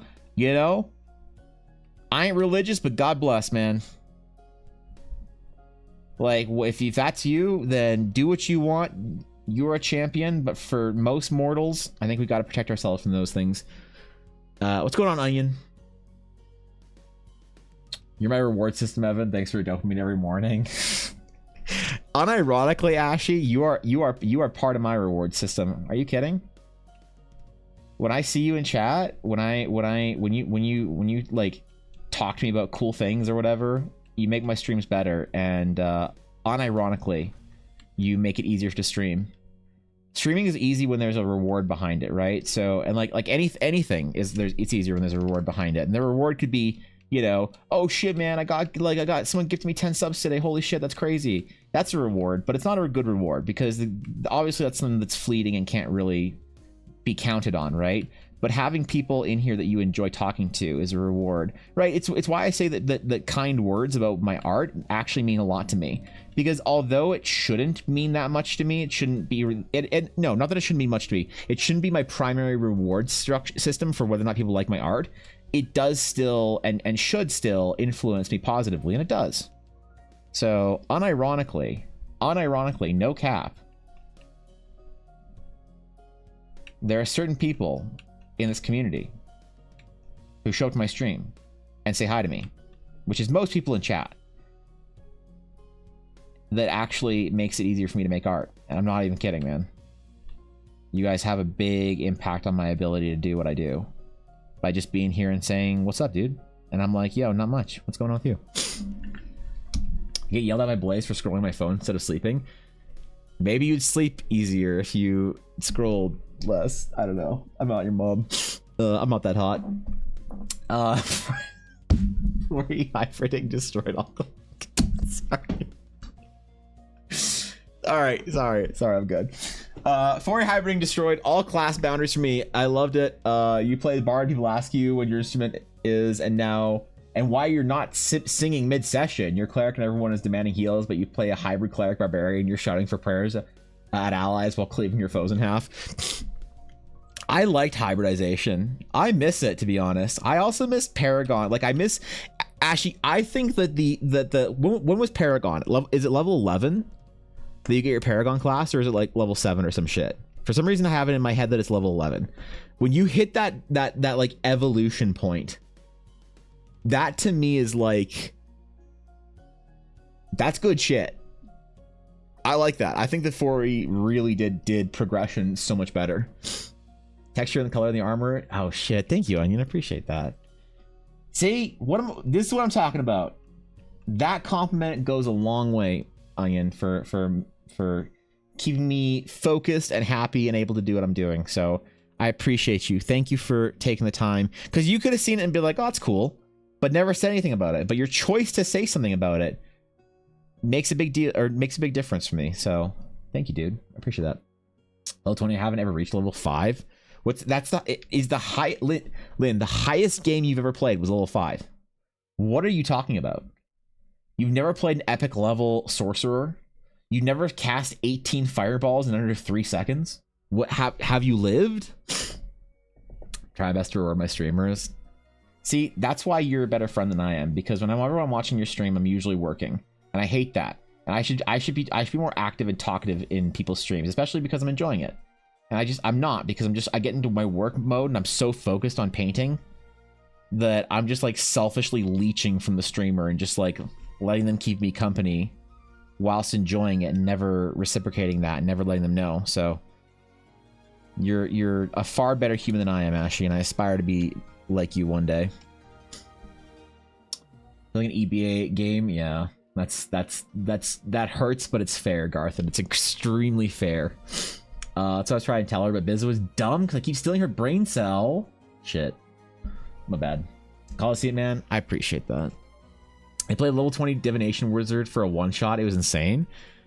Level 20 spellcasters get... Like level 20 anything gets ridiculous. Level 20 spellcasters have a charm to them, don't they? Especially sorcerers, I think. Wizards are predictably powerful, but sorcerers are ridiculous. You don't know what the fuck they're gonna do, man. The sorcerer player in your life is in danger of getting it twisted. they are an intense player right there if they're playing a sorcerer at high level. Like it's okay, we still love them, but you know, we just got to be careful of them. Dem sorcerers, man. Actually, only one reason I've been level 4 is that my current deity had me start at level 4. Well, that's fair. Okay, that's a good start. That ain't bad. I'm not mad about that. Highest level I ever got was 19 plus 1 rogue dwarf melee build. Oh god. Okay. Okay. Yeah, sure. Almost. Almost 20.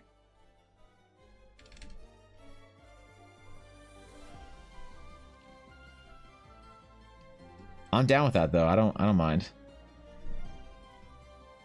I don't have anything against high level games. I just don't get a chance to run them that often because my players don't survive that long. So that will be why, unfortunately. Only regret is not taking that one feat that lets you heal when you dodge, because that would have been hilarious. Wait, what feat is that? What the fuck? What is that even called? 9 sessions roughly over 3 DD campaigns. That's fair. Level 20 warlocks are just nepo babies. Level 20 warlocks are casters with the egos of large live streamers. They have that like that swagger to them, you know, and you know, good for them. Like, I'm not mad about it. I ain't upset about it, bro. I'm happy they're happy, you know. Will you draw me, Mr. Streamer, man? I don't know, dude. I'm probably gonna take a little break from the VTuber series for a little while. I'm doing Ashy, and then I'm doing Fishy, and then I'm probably gonna take a little break for a little bit to do work on commissions. So it'll be a while. I wouldn't count on anytime soon, but I wanna draw all the VTubers in my life. I think it'd be fun.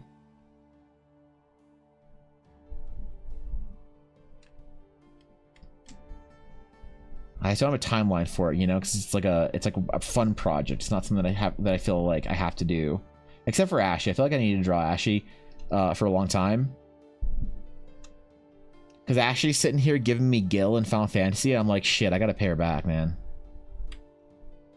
Ashy is responsible for buying our guild hall in Final Fantasy 14. If anyone doesn't know that, Ashy just straight up gave me the millions of gil required for it. And said, go buy yourself something nice. There might have been a cheek pinch there, I'm not sure. So looks like a ton of work. This is a lot more work than I thought it would be, honestly. my portraits originally were going to be just face and like traditional sort of bust portraits. I was not planning on doing like upper body and having arms in there, but after I drew Amma, I was like, okay, I need to change this because it's just so much better. So this is also informing me for my commissions. They're going to be slightly more expensive when I open them up and slightly more in depth, which is okay, right? I mean, as long as people are happy with it, then I'm happy. Dwarven Fortitude was the feat. Dwarven Fortitude. It was a dwarf only feat, really? I've never heard of this shit, Soja. Paragon options were like the inspiration for my character's fantasies, and I liked that about it, you know? We need more appreciation for like other D&D editions in the D&D community. Too many of these D&D streamers have only played 5th edition.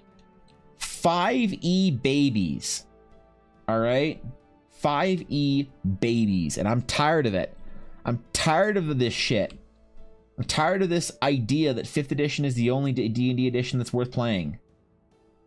That the only people who actually play older editions are like old balding men with, you know, gray beards and like, you know, tech jobs from the 80s, right?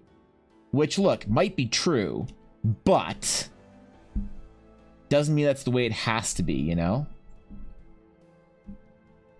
Because some of us out there are not yet old and gray and balding. Some of us just enjoy a different edition of D&D. Some of us 4th edition enjoyers are adorable princesses. But most of us, to be fair, are overweight balding men. But it not all is the point. Not all. So want to make sure my friends enjoy the game they're playing. Exactly. What's up, Thorkin? Thorkin, dude, bro. I need you to carry me through Westfall. I'm too scared. I'm in Darkshore leveling up right now, doing Darkshore bullshit. I did Loch Modan. I'm too afraid to go to Westfall. All right. Do you know how often I just see a ping up of like someone so-and-so died to devise pillager? I'm too chicken shit, man. I'm level 17 now, but hey, any time? All right, thanks, man. I appreciate it. I actually really want your help with some of the device quests, if that's okay, because I am scared. That's the way it goes. Is classic, man, or hardcore classic. I go further than that. There are thousands of TTRPGs out there. There are, and I really I wanted, honestly, for the OGL drama to be the time when people expanded out into different TTRPGs, but the TTRPG community needed to do something very important that it didn't do when the OGL drama hit. You had all these players, all these people who wanted to find an alternative to D&D to play, and most communities, all they had to do was say, look at us, guys, our game is so much fun. If you want to come play it with us, you're more than welcome to. That's all they had to do.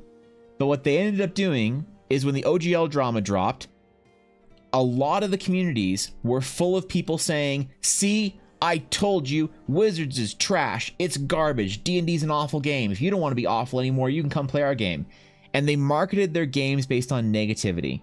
They marketed their communities based on negativity. And that is not the way that anyone wants to start playing a new game, is based on negativity. No one wants to start playing a new D&D edition, or a new D&D alternative, sorry, because it's this like angry experience by disaffected D&D players. When you build your community based on, or your game based on negativity, it doesn't last. And a lot of these communities didn't police that well. So you had a lot of people in there that were, you know, D&D haters, talking shit, trying to get people to come play their game, and not like talking about how great their game was, but by how shit D&D is. And that's not going to work. It's never going to work. We've seen that shit with all sorts of games. Like Path of Exile started doing really well when it marketed itself as a TTRPG that was like worth playing, and not just the anti-Diablo, right? It's the way it works with these games, and a lot of communities have to come to the difficult realization that they fucked up when the OGL drama dropped. That they could have brought people into their game with positivity, but they let so much negative discourse just flourish. And it became, because it's easy. It's easy to just rage bait people, to get mad, to make a YouTube clickbait video about how bad big company is. and they really missed an opportunity to get people into their games, and I'm really sad for it, because there's a lot of great TTRPGs out there that could have gotten some real growth and some real space given to them, and kind of fucked it up, you know? Or they let people within their community like dictate the narrative in a way that wasn't productive, which really sucks. But I still hope people are willing to give it a chance at some point in time and try all the great systems that are out there that are not called D&D or Pathfinder, because there's a lot of really good ones out there, you know? Subclasses are very cool, but there's nothing to aspire to above level 8 aside from excited to have my higher level spells. Yeah. Fori was like, your paladin becomes a pinnacle of healing, or your fighter becomes a knight of the realm. Totally, and I loved that. I love that there was like a new, like, you just put a different word on it. You know? Progression's important. Gonna have fun playing Fori as publicly as I can until I get people hooked. All right, let's see it. You are the chosen one, Ashy. I support you. Started with 5e and went back and played Fori and loved it. That's awesome. I'm glad you tried it, Gabby. As a professional ex-game store employee, can you suggest a non-D&D, non-Pathfinder game? I can recommend my favorite one. My favorite non-D&D, non-Pathfinder game is still kind of D&D, but it's the Star Wars Saga Edition game. Star Wars Saga Edition is my personal favorite TTRPG ever. For more classic fantasy, I thought that the Dragon Age one was really good. I forget what the system was called, but Dragon Age is really good. I don't know, there's a bunch there. Also, I miss themes so much. Subclasses level 1, but entirely class agnostic. You want to be a fighter that used to be an alchemist. Sure, make your own healing potions once a day. Those options were really good. You want a rogue to be an ordained priest? Gave you value. It wasn't just +2 on religion checks, but it is also +2 on religion checks. So,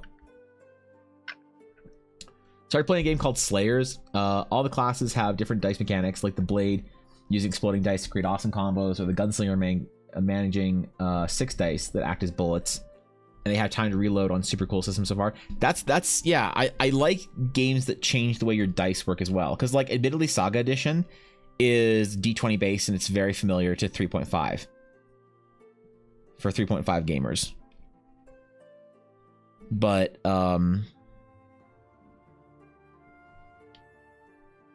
there's a lot of them to use different dice systems. I think, I don't know. Speaking of Star Wars, I didn't really like the Fantasy Flight Star Wars thing where they have like they want you to buy different dice, not just use dice differently. They want you to buy entirely different dice. I don't know how you guys feel about that. Thank you, Cucumber, for the follow. I appreciate that. Thank you. Because I don't know, if I buy a new TTRPG and they're like, oh, you need to buy new dice for it, I don't know.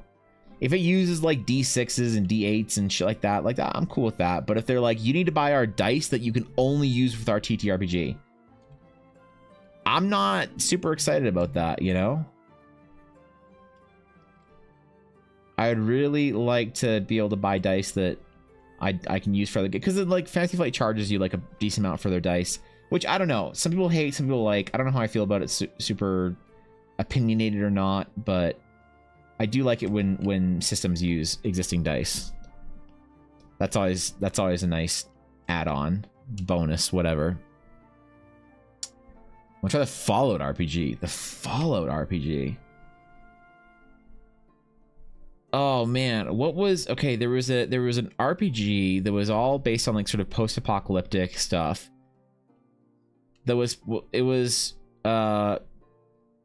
shit. It was played on It Me JP's channel, where I think Adam Coble was DMing. I don't know. Adam Coble got canceled at some point in time, and I still don't really know why. I'm sure it was legit, or maybe it wasn't. I don't know. So I'm not sure if even invoking his name is a no-no in the online space, but I think it was his system. I'm not sure, but it was really cool. It used like D6s, and it was really fun to watch. Non-D&D Pathfinder, I really like Mechton, which is based on mecha. It's based on anime mecha. It's a D10 system that falls apart once the player maximizes and or the DM / other players don't. And the customization options are wild. I love the theme. You can play on the ground too, not just in mechs. That's pretty interesting. That's difficult to balance though, right? Apocalypse World. That was it. Was that, dude? That was what it was called, right?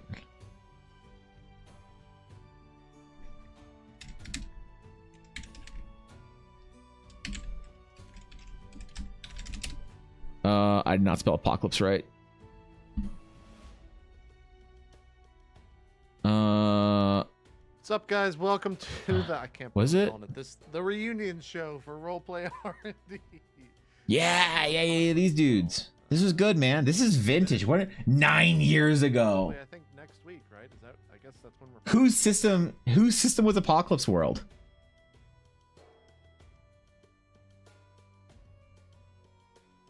This is a great system. I loved it. Dude, yeah, and who is this DM? Steve Lumpkin. He was sick. Dude, I'm having such nostalgia flashbacks, and Maggie was amazing. Oh my god, okay. Maggie, Marcus. Dude, the whole team. What the fuck? Who made this system?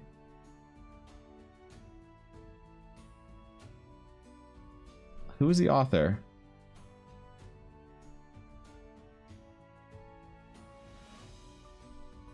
Okay, I don't know, but this is a sick system. I like it.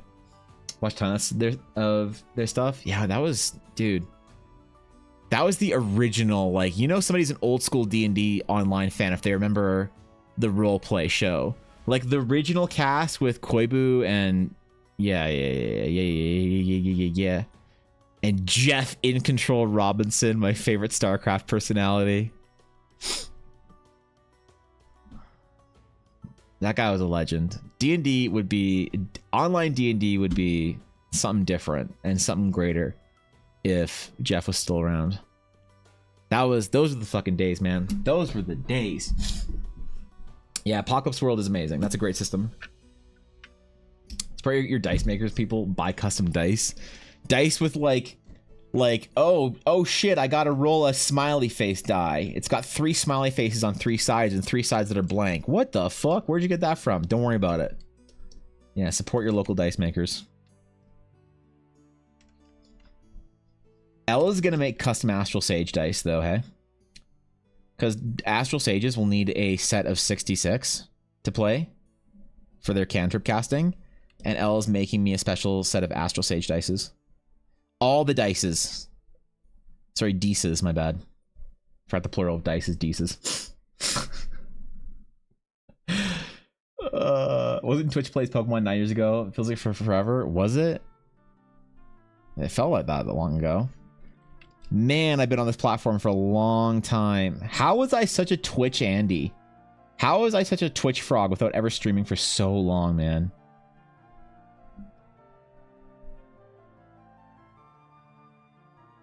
You know, back then I dreamed of streaming one day. I didn't think I'd ever be able to do it.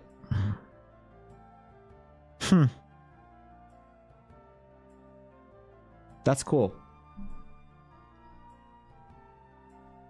Sometimes I forget. I get lost in the grind of like, oh, I gotta get this done, get these projects done, get this Patreon done, get this commission done.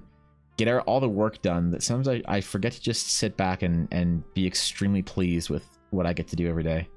I try not to let that ever really get lost in me, but sometimes it does, whether you want to or not. Sometimes a reminder is all you need. And yeah, back in those days of Twitch, I would have dreamed to be able to stream and make friends and have fun and do cool shit. And look at me now, a mediocre artist with an irrelevant presence on a website. No.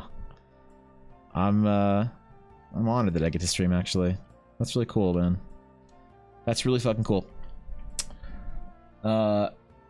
Wasn't flawlessly balanced, but it was a great engine as long as it was RP first or everyone went crunchy.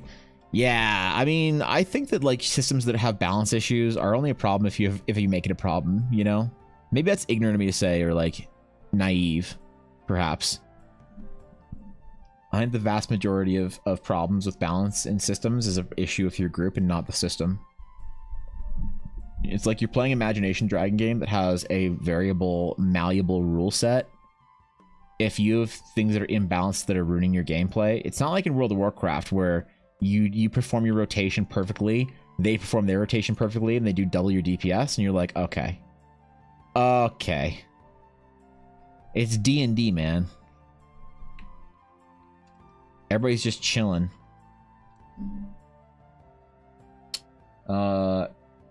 Powered by the Apocalypse game. It's called Monster of the Week. Monster of the Week. Rings a bell.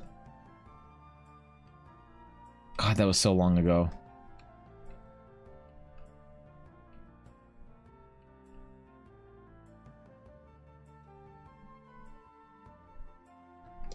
All right, where are we at?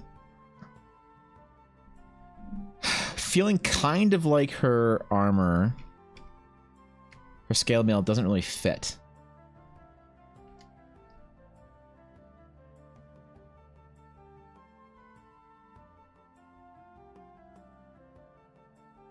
Try taking some of that green out of there, just keeping it silver. That's better. We fixed it. All right. We need to change it a little bit. We need to add a bit more blue into it. That's it. We gotta paint her hair, make her all pretty and stuff. It's one thing Ashley told me. She's like, I swear to God, Evan, if you don't make me pretty, I'm going to fucking cancel you in all the VTuber Reddits. And I was like, not Iron Mouses. And she said, especially Iron Mouses.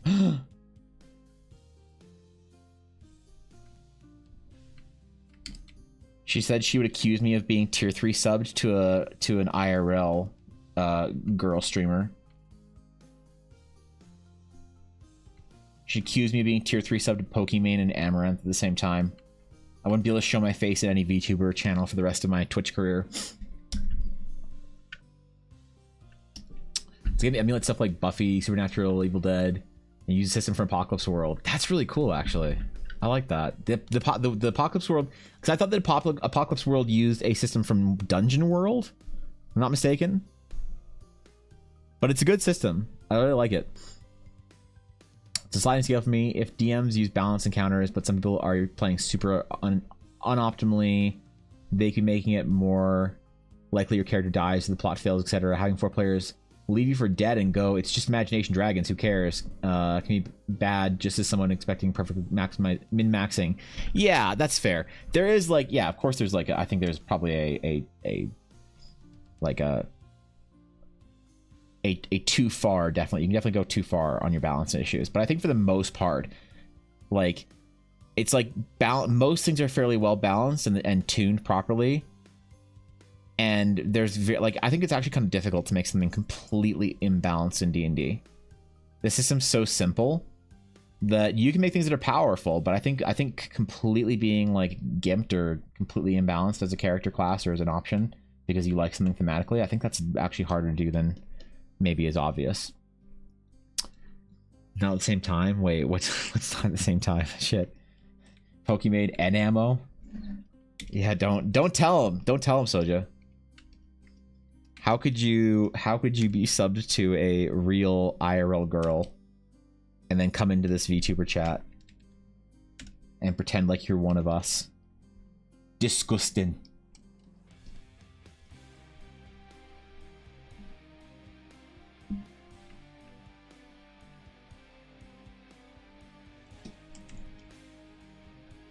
Man, we got a lot of gold to paint in here. Oh boy.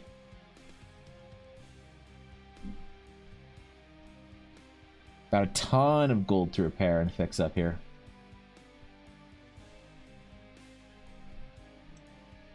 And actually paint in, because this gold isn't even painted in. Somehow it was missed. I'm gonna blame... you know what I'm going to blame this time? I'm going to blame astrology. I'm going to say the reason why this isn't painted in and done correctly is because some fucking planet is in retrograde and my astrological sign is being muted by some other lunar event or some shit. I don't blame my astrological sign enough for things that happen in my life, for like my mistakes. I should start doing that more often. As a Tauros, it's in my nature. Darn blue supermoon. Yeah, that fucking blue supermoon, man. It looked awfully yellow to me, Viddy. Sounds like a conspiracy.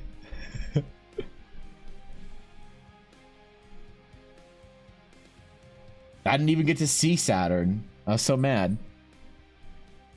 Ellen and I did go out on the highlight or the high point of the Perseus meteor shower, and we saw a couple of meteors. It was really cool. We actually saw one with a massive smoke trail break up. It was so cool. It like just zipped across the sky and then just like faded. Just this white streak appeared, and then it just like sort of, you know, slowly fizzled away. It was so cool. It was the best shooting star I've ever seen. Or sorry, meteor shower. My bad. God. These astronomy nerds. Such tyrants with language. He's 14 logic. If you don't need a min-max, but you have to participate or the DM has to scale things assuming you're not participating. Yeah, that's fair. Wait, are you as toxic in D&D as you are in Final Fantasy? Holy shit. You don't play healers in D&D, do you? Your paladin gets fucking one shot by the dragon, critically struck, and they're like, heal me! Ashy, help! And you're like, well, you shouldn't have stood in the claw. I can't help you from being bad. Don't stand in front of the dragon, idiot. You know, oh, damn, alright. I'm down, I need to see that. Pog's World was the original, the family of games that are often called Powered by the Apocalypse because of that. Oh, really? I thought the Dungeon World was first. Okay, that's interesting. That's actually really interesting. I'm educated now. Conspiracy? It is a conspiracy. The whole goddamn thing's a conspiracy.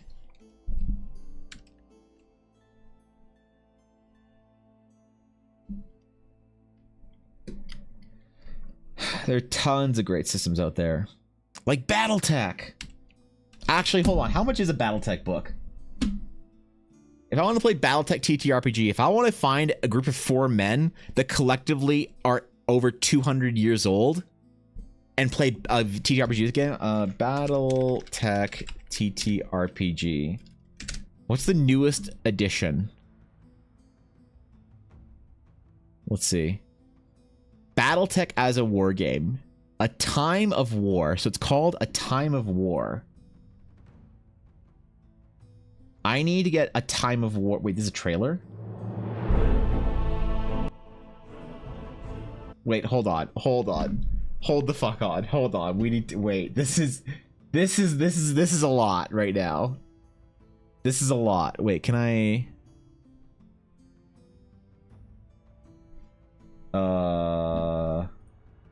okay, wait, this is a lot.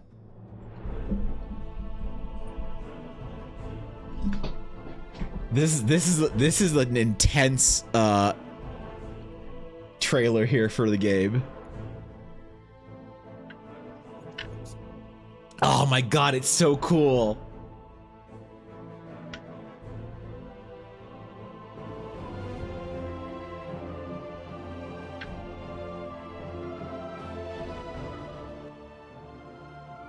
I want all of it.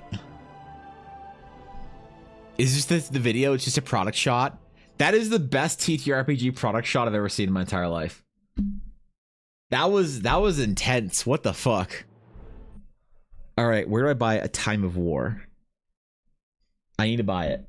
I need to get it, and I need to not play with anybody. But I'm gonna say I'm gonna play with Cobalt for a long time. Where is the store? How much is this book? Battletech A Time of War. Book. Not boob. Book purchase. A Time of War RPG. Amazon.ca. $60? What the fuck? You want to pay $60 for this shit? Bro, does it look like I have 60 bucks? What the fuck? Oh, man.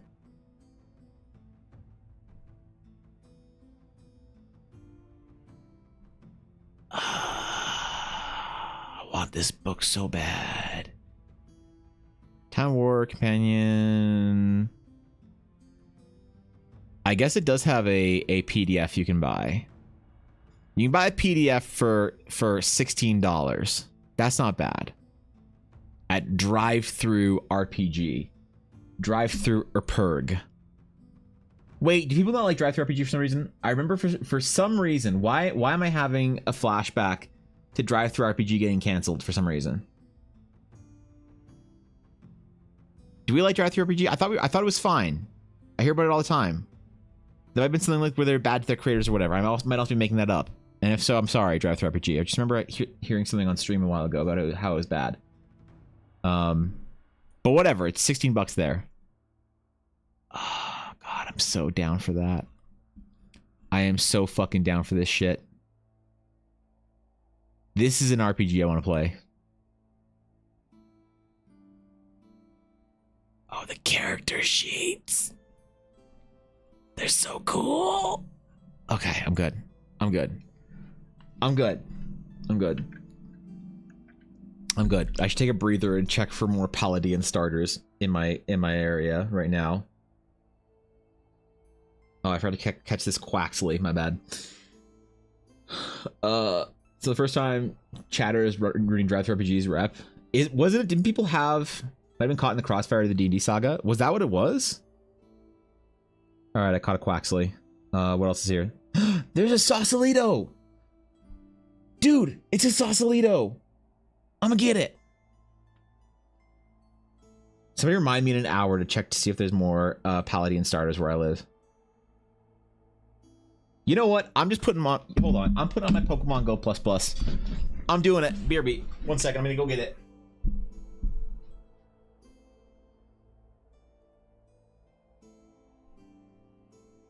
All right. I'm doing it. I don't care. I'm just auto catching today. While there's Paladin starters everywhere, I am going to have a Sausalito. Excellent. Fairly laid back. I only care in the perspective that I'm invested in the game. You can be a bard that multi-classes into everything with 13 into every stat, but they better be still trying and not 1,000 meters away, spamming vicious mockery and hiding in a tree. Oh, so you also watch Critical Role. Oh, I got it. All right. Registering, connecting Pokemon Go Plus Plus. All right, we're connected. Excellent. Excellent. I can, Ella. Do you need help with something for printing? Sure. Let me, what time is it? Oh yeah, we're 2 hours in anyway. Okay, I'll be right back. I'm gonna leave that Pokemon Go Plus Plus on my desk to catch my Sausalitos and Fuecocos. So, I'm gonna go get new water. I will be right back.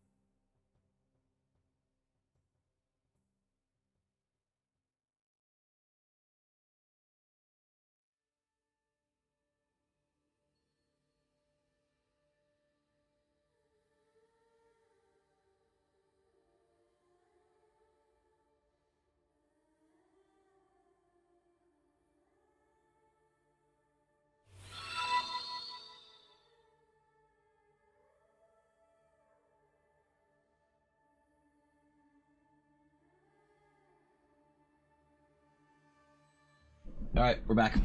I returned. Calvin, thank you for the follow. I appreciate that. Thank you, dude. I almost missed a follow. I fucked up. Thank you, dude. I appreciate that. I forgot to unsub. I could You forgot to unsub? Baldur's Gate 3, but him blaming one penny. Man. How do you forget to unsub for another month? Damn it, Minako. All right, well, look, I appreciate it. Gotta remember to cancel that sub. Even though it is September and you have 25% off all Twitch subs, you still gotta cancel that sub. I appreciate it, though. Thank you, dude. Of all the streams you could forget to cancel your sub in, I'm honored, my friend, that you chose mine. So, thank you, Minako. Are we doing well? Hope you're relaxing, chilling out. This fine, cool September evening, or whatever. It's blame One Piece. Is One Piece any good? I saw it on Netflix, and I'm intrigued, but I'm not sure if it's gonna be good or terrible. The thing is, I need One Piece fans to tell me if it's good or not. I don't want to call myself a One Piece fan because I like have had intermittent times in my life where I've watched One Piece or like read One Piece. A couple times where I've been watching One Piece, but for the most part, I'm pretty casual about it. So I know that when you call yourself a One Piece fan, people are like, oh yeah, have you read every 4,896 chapters? I'm like, no. Well, I guess you're not a One Piece fan. Ah, shit. So I don't want to ever publicly refer to myself as One Piece fan. As to avoid scorn. Thank you, Thorkin. What is it? One Piece? Oh, jeez. So, like, imagine you play Final Fantasy 14, Guapo, but you're in a healthy relationship. That's what One Piece is. Where's my water? Hold on. There we go. Alright. I actually forgot to get my water from downstairs. Or get new water. So I still have my dry sand in a cup that is my old water. And yet here we are. How does one read an anime? Doesn't even make sense. Oh, I bet you watch your anime dubbed. I bet you watch your anime dubbed from the 90s where they changed everyone's names to American names. Because they didn't think people could pronounce Japanese names. And every time they used the honorific san, they'd use Mr. Oh, God. Oh, God. Blaze is a Zoomer confirmed. Never had to bootleg anime from a shady man in a trench coat at a meetup. And that is just fantasy. A final one's impossible. Ulner, goddammit. I was like, is it more attractive in here? Is it feel a little more attractive in here? Now it makes sense. You're here, Ulner. Yo, what's up? Look, I'm trying here, all right? I'm trying to fantasize what it'd be like to be the average Final Fantasy player. It says /ban/Blaze. What did Blaze say? I just realized I don't care. I'm only a few episodes in and never watched the anime, but I'm enjoying it. Apparently season of 8 1-hour episodes will cover about 40 episodes of the anime. I wonder what are they starting from the beginning, or is it like different arcs or whatever? I'm gonna get going to bed now. Please wake me up when Blaze gets banned for his BS. Enjoy this day. All right. Okay. Busy. I'll catch you later. Have a great rest of your night. All right. Time for gold. Time for gold. Gold time. Is it? I think it is. Okay. Gold time. Time to paint gold in a way that hopefully it looks not as scuffed as what I've done in the past. Hopefully we do a good job here, because if I don't get the gold right, Ash is going to spread rumors that I was a former fruit mod. The Lich herself. Is that mean? Is that a meta joke? I think it is, probably. Well, like, can you slay Bean to Evan? He was confused by the null part. Oh, yeah, I just don't get the Knoll. Knolls are pretty gross, man. Knolls are they're kind of grungy. Like if I described a Knoll to a brand new D&D player, I'd say a Knoll is like a person who hits World of Warcraft hardcore classic level 60 in the first week. That's what I think of when I think of a D&D Knoll. What else? How else could you just describe a Knoll? I would describe a Knoll as it's like if wearing a Star Trek uniform to school every day was a D&D monster. That'd be that'd be a Knoll. Okay. There it is. Staffing the manga, even the original creator is helping. That's pretty cool. Cast is really good. Okay. I might give it a check out.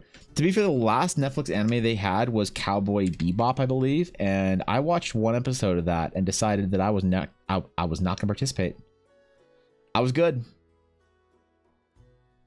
I was good. I didn't need it in my life. I said, you know what? I'm cool on this one. I'm good. Yeah, I'm gonna take this one off, you know?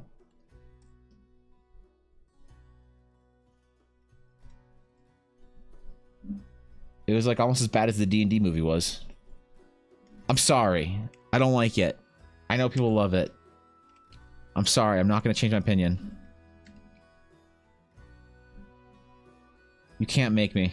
No amount of Chris Pratt can make me hate or not hate that movie. I don't hate it. It's just lame. Hate's a strong word for me to.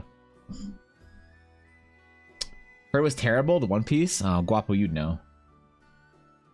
They did something cool. Both Oda and the VA for Luffy gave the guy a straw hat. That's sweet. That's sweet. He gets his very own straw hat. I wonder how many straw hats Oda just has laying around. The only Knoll I know is the grassy one. The one in relation to JFK. The grassy Knoll. Oh, Jesus. Okay. Alright. Goddamn. That's hardcore, bro. I like it. Bean is a cute but weird dog, according to the grandma that looked after him, because he's actually a stunted Knoll and never went past 5 foot tall, but he's a good Bean. Best boy. Okay. All right. Look, I'm digging the like dark fairy tale aspects of this story. Okay, but like a Knoll, of all the Gnoblin, the Gnoll, the Gnelf, you to choose a Gnoll.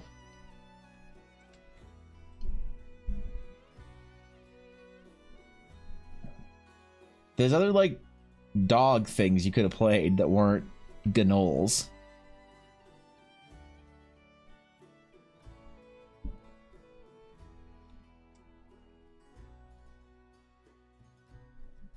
But hey, man, everyone should get to play what they want in D&D. If you want to play a Gnoll, I think it's weird, but hey, people think my characters are weird, and we still love each other. So that's what we got to do as D&D players. We gotta separate the character from the player. We gotta love the player, and pickpocket the character until the character wants to quit the game. Relentlessly, non-stop, ceasingly pickpocket the character. Every opportunity you get to steal from the character, you steal from them. That's why we play hardcore D&D as rogues. I should ask Thorkin if he wants to play a hardcore D&D game. Death equals delete.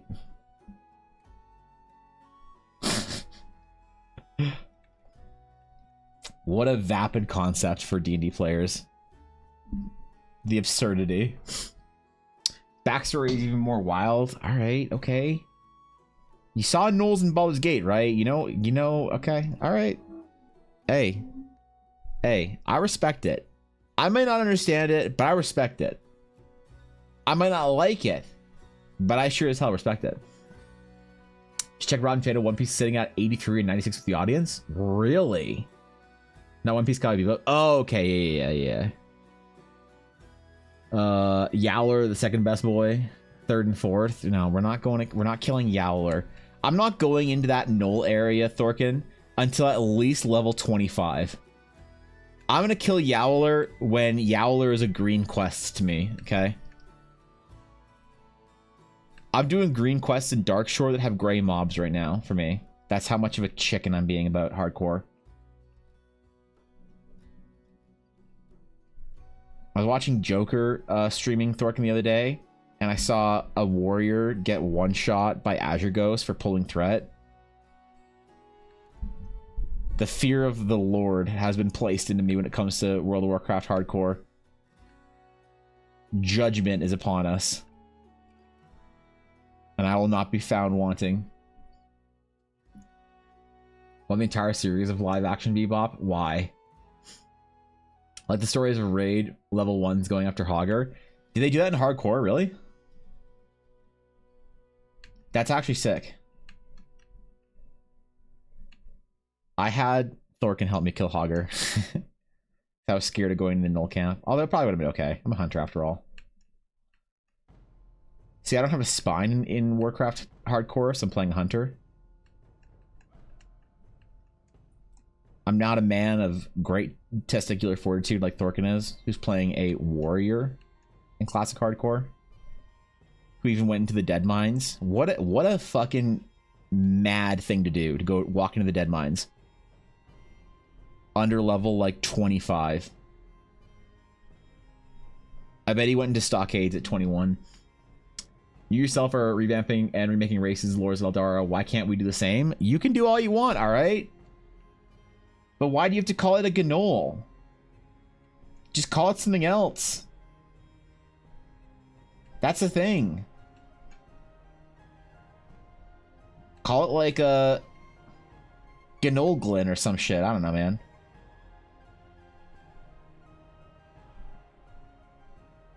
I thought you guys were playing with pretty standard D&D rules, though. Or, like, lore. Avoid the elite quests in Red Ridge unless you have a Death Wish and they're gray. Okay. Yeah, I'll go in there for the... I'll do them for the silver when they're gray. You also can't get me anywhere near the elite quests in Darkshore. Tower of Anthrax? No. We had way too many live action anime. We need a live action comic book now. When are we gonna get live action Batman or live action Superman? Oh no. Can we not? We should get Henry Cavill to do it. I hear he's out of work after The Witcher decided they were gonna be a bunch of weirdos and not follow the books. Imagine thinking you know how to write The Witcher better than the guy who wrote the fucking Witcher. Imagine the audacity that takes. The level of ego to be like, you know what? The Witcher, we're going to rewrite it and focus on different characters that nobody cares about. Because the guy that wrote The Witcher didn't know what he was talking about, so we're going to make it a good story. Holy shit. I wish I could have been there for those meetings just to hear the confrontation between like Cavill and the pro Witcher crew and the writers. Just to eat popcorn and watch it unfold. Thank you, Blaze. Wait, I hit my mute button, didn't, right? Did I miss my mute button? Shit. I'm sorry if I did. Imagine if Hogger was a friend instead of a sneaky rat raven guy. When you put it like that, I had it. Okay, thank you. Yeah, that's why the devil. Wait, that's why this devil who was trying to make a Gnoll army is just really bad at cooking and made a weird dog instead. But they're blaming the recipes they got from the astral web instead of themselves. SMH. They should have gotten D&D HelloFresh. They should have accepted the sponsorship for that.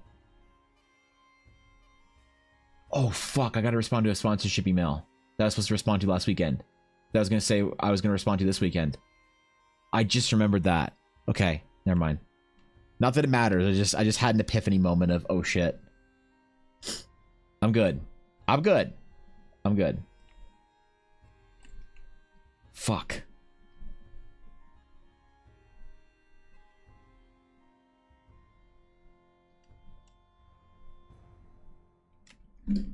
All right. This gold's looking kind of clean, actually. I like it. It's all reflective and shiny and shit. It's nice, man. I'm enjoying this shit. We got Ashy looking glistening. Shiny and chrome.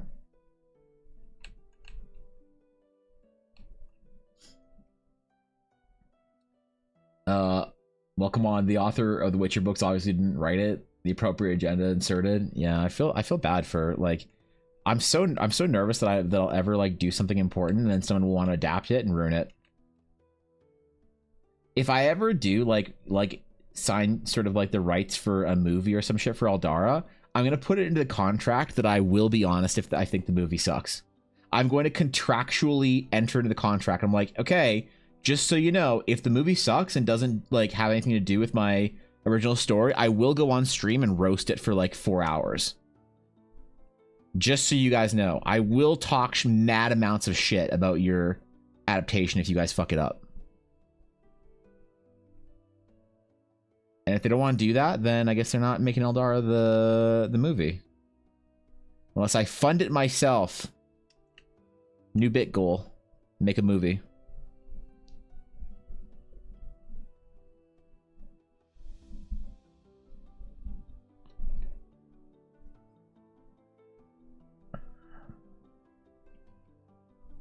To be fair, though, I never actually read the Witcher books. Because I don't, well, read. Trying to, but I'm really bad at it. I think I might be dyslexic or something. Everyone always accused me of being dyslexic all the way through school. I'd always told them they were ugly. Maybe my teachers weren't wrong. I shouldn't have called them ugly. But reading's hard for me, man. Reading a whole ass page of text is like my brain sees it and just like begins to start to like flush a toilet somewhere in the astral cosmos of mental psyche. Just does not want to read a giant paragraph brick of text, and I don't know why. It's why when like somebody sends me a message that's longer than 3 lines, I say that glancing up at just seeing a paragraph from Ashy, and I'm totally not talking shit, I swear. My brain tries to check out of it. I'm not saying it's a bad movie or it was absolute trash. They missed it, or they missed or changed all the key points. Yeah, exactly. If you can't say that, why can't you know? Why can't? What'd you screw up that you can't even say that about the movie? Wondering why it was so silent for 30 seconds? Wait, why was it silent?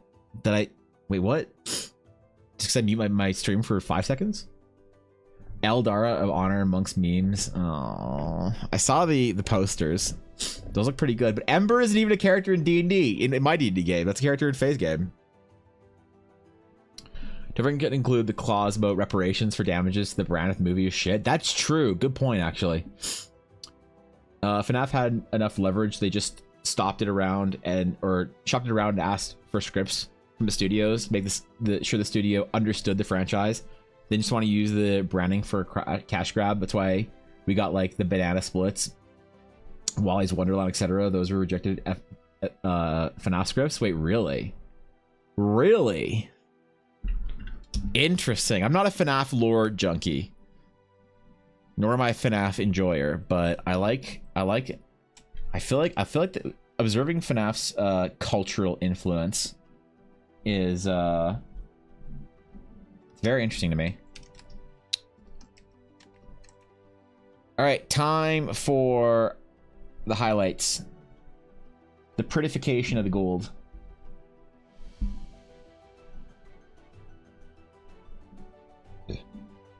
The part where we actually make the gold shine.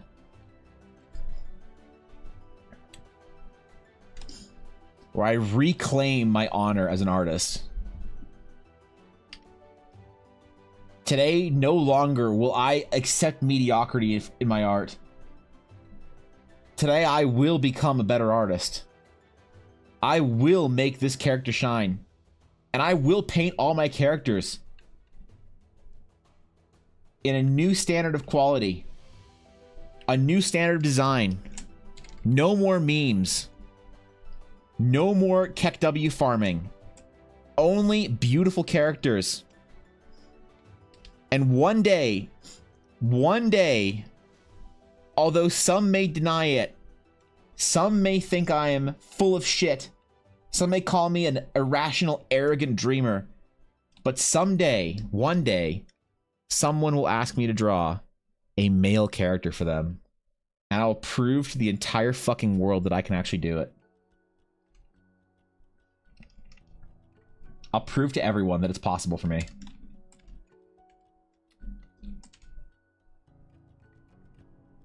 That I don't just need to draw all my wife's characters. Or my VTuber friends' characters. To be fair, I actually don't really know any dude VTubers. That's tragic. I don't know any, like, well enough that I could, like, be like, yo, can I draw your character for you, bro? And they're like, what? Who the fuck are you? Get on my chat.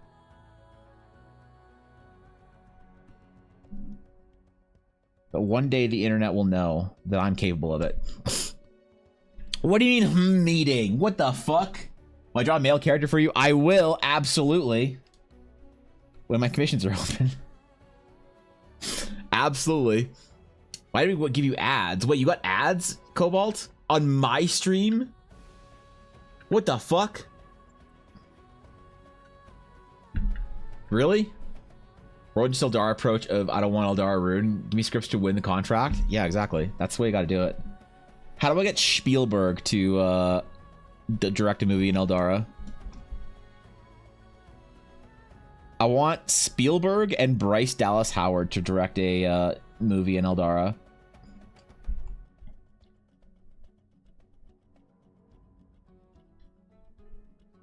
That's who I want. And I want, in the Bryce Dallas Howard movie, I want a cameo from both Ron Howard and Clint. Both of the Howards.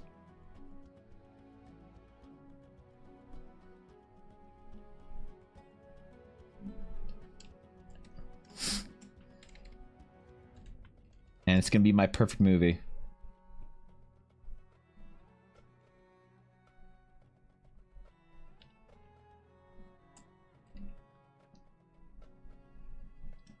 I'm gonna get a Reddit hate thread. It's gonna be great.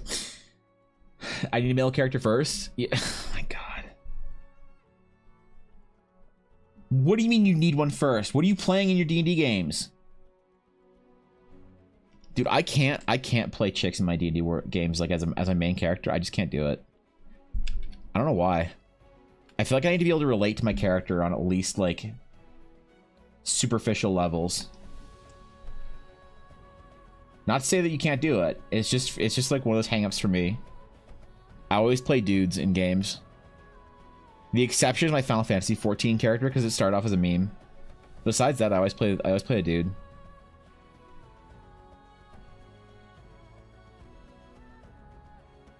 Look, I might want to be a pretty gnome girl, but like, right?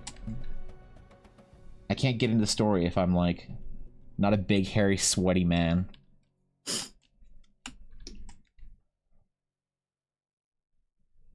I know it's more of a me problem, and it's not a games problem. It's more of a me issue. He's just falling all over today. Damn, bro. Did you hack the API? Did you get into the mainframe, Cobalt? I can fix it for you if you want. Let's see. Let me see if I can fix this Twitch issue. Alright, let me just break into the Twitch backend. Okay, I'm gonna integrate the... Oh, shit. I'm gonna integrate the thread pool from the Amazon Web Services infrastructure into the binary page processor of the backend Python script pages. Let's see. Oh, I see. They have unoptimized setting group lists. Let's just reorganize them into a class shell guideline approach. Okay, let's go into the physical hard line support group and see exactly what's going on. Okay, I see. Looks like somebody, let's see, Kool-Aid servers. Check, we're gonna go water temperature, monitor moisture readings. It looks like it's true, positive. Okay, let's then reset the servers and okay, cool. Looks like it's fixed, Cobalt. Looks like it's fixed. Apparently someone poured Kool-Aid on the servers, and I just cleared the Kool-Aid off. So should be good now. You're welcome, Twitch. You're welcome, Genova. Fix Twitch for you guys today. No problem. I got you. Thanks, boss. I'll let you know if I have any other issues. Yeah, no problem. I got you. Thanks, man. They were still talking to context of VTubers. I have plenty of male characters, but they're all kind of, I don't know, basic functional. Good. Big, hairy, sweaty man in a video game. That's what I like to hear. Yeah, you are the dark web. You're the dark web. My stream has now been listed to the Twitch dark web. It's where all the unpopular streamers go. It's just me, Mizkif, and Ice Poseidon in here right now, but we'll grow. I know a boy VTuber, their friend drew them as a cat girl maid, so that's what they're VTuber now. And no, that's not an Evangeline joke. It's one of my Minnie's friends. Oh, I was like, wait, this is this a common occurrence, Ashley? Is this a common problem for male VTubers? They get drawn as cat girl maids, and then that's what they go with at that point. Shit. This is a bigger problem than I thought it was. Yo, what's up, Not? Short visit, quick hello. What's going on, bro? Good to see you, dude. It's been a while. Always a pleasure. The legendary artist Not has graced us. I feel like I can make better art today. I'm blessed by Not, an artist whom I respect deeply. Is there a whole new class called Twinks? No, stop. Stop. Oh, I don't. Oh, man. I'm having TI flashbacks. I only know of WoW Twinks, but apparently it's not that. No, it is not a WoW Twink. Apparently not. Oh boy, do I have stories that I can't tell on stream.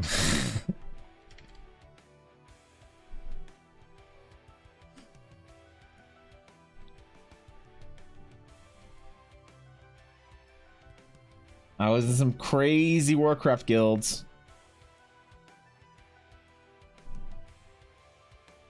There was that one time that I got passed up for a promotion in my raiding guild because one of the officers thought that I was a twink. And apparently I don't qualify for that description. And thus I was not welcome in the officer team until that guy got fired from the officer team and I got promoted. But those are stories for another day. From that time I joined an all-gay raiding guild. And didn't realize it. Sorry, a hardcore raiding guild. And didn't realize it. Until I came to slow realization that I should have read the app when my friend Dashto said, hey, do you want to come join this raid guild? And I said, sure. Which was fine. It was the best raid guild I've been a part of ever in Warcraft.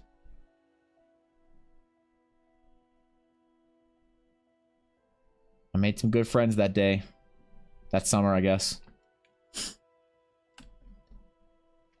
Your dog said, wish I was joking? Okay, hold on.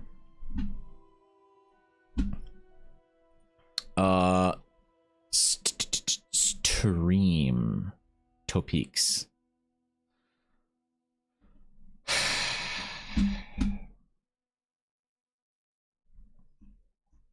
What's he look like normally? What does he look like normally? What does he look like normally? Magical girl plus artist. Yeah, what's the normal? Let's see. Thank you.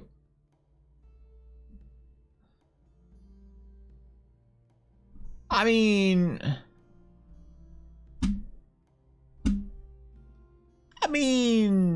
you know.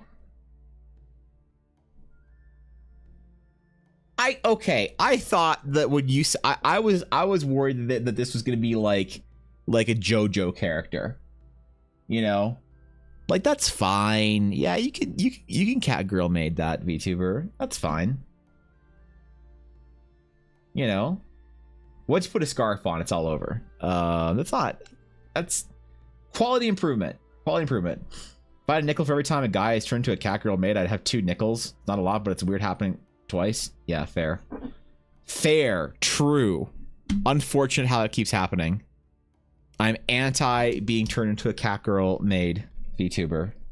And yet, here I am. Here's my life.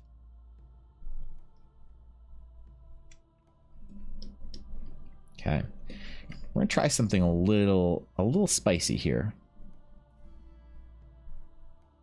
Try some just a smidge of spice.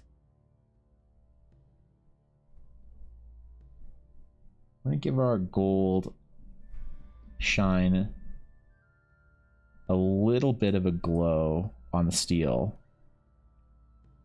where some of the highlights are hitting. Gold has this perception of radiating a little bit. It's very interesting.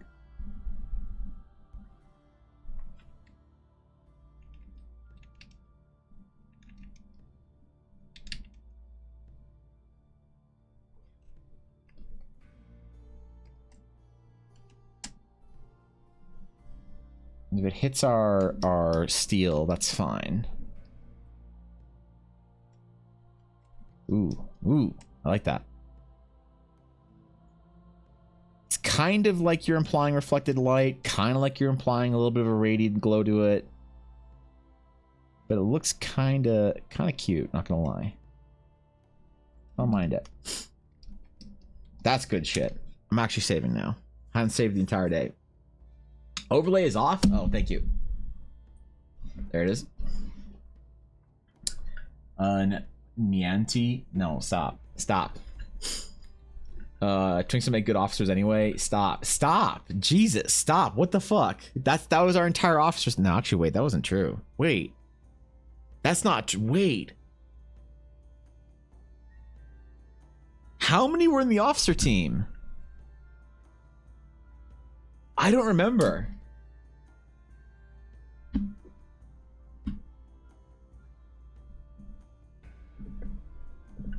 I can't think of a single one. You might be right, Guapo. You might actually be unironically right. What's up, Fishy? How's it going? Hello. Fishlin. It's good to see you. Are you currently between classes right now, Fishlin?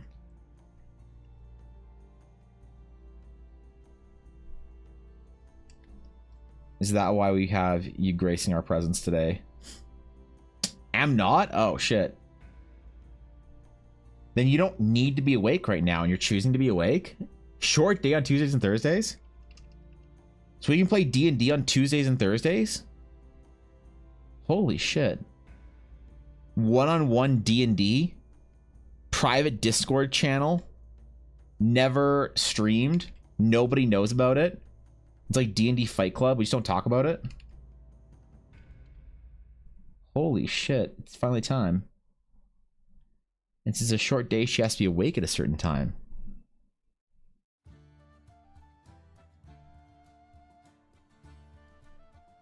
It's genius. In the afternoons? Sure. Bullshit. Bullshit. You wouldn't play one-on-one D&D with me. Unless you're getting something out of it. You're like, fine, but we have to stream it. And we have to stream it on a new channel and charge for so it's sub only or some shit. We may absolutely would. Bullshit. All right, Fishy. You are in the cellar.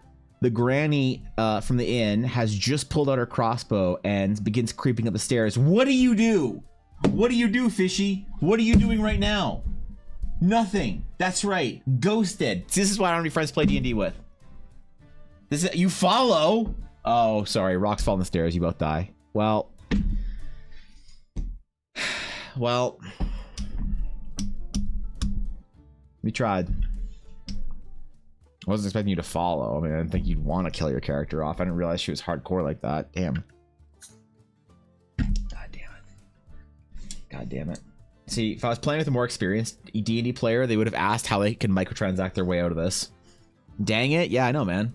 Did I start the Capri Sun ritual in the basement? True. True. I still think Fishy's the one that stole the Capri Suns from the guild hall. I still think she's to blame. The missing snackies, I don't want to accuse anyone of being at fault, but I'm also not going to unaccuse anybody. The possibilities are endless. Oh, my passive's set low. There we go. I was wondering why the fuck it wasn't painting properly.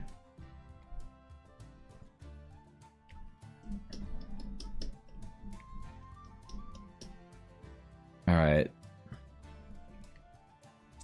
We gotta figure out what this sword's gonna look like. We could do an invisible sword made of light and then... Oh, wait. No, it's just fate. Oh, damn it. Every time I have a good idea, man. Every time I have a good idea for this character, it just turns out to be a fate reference. So... Rest in pepperonis? Yeah. Damn, man. Crimson Rockstar and Rockford Author both fail? Wait, both fall? What are they falling from? Can I buy more art on my character so you'll feel too bad to kill them? Yes. Yes. If you've already paid for character art, you have plot armor. Because I'm not drawing your character again. Okay? You want to know how to pay to win in my D&D game? That's right. Get your character drawn like Blaze. If we ever play D&D with that character, never dying. Ain't never dying. I don't care what people say. Maybe it's favoritism. Maybe it's quality D&D. You'll never know.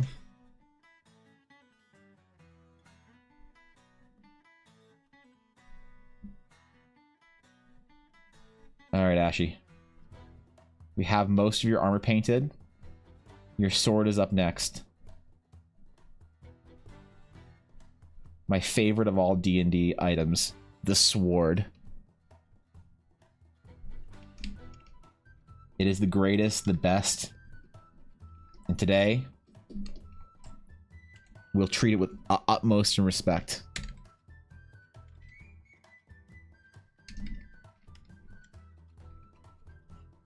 We will tempt the untemptable. Today I will no longer be known as a mediocre artist that can't paint swords. I'll be known as a mediocre artist that tries to paint swords. I do Runa already? I didn't finish Runa though because I realized the Runa piece wasn't good and I need to redo it.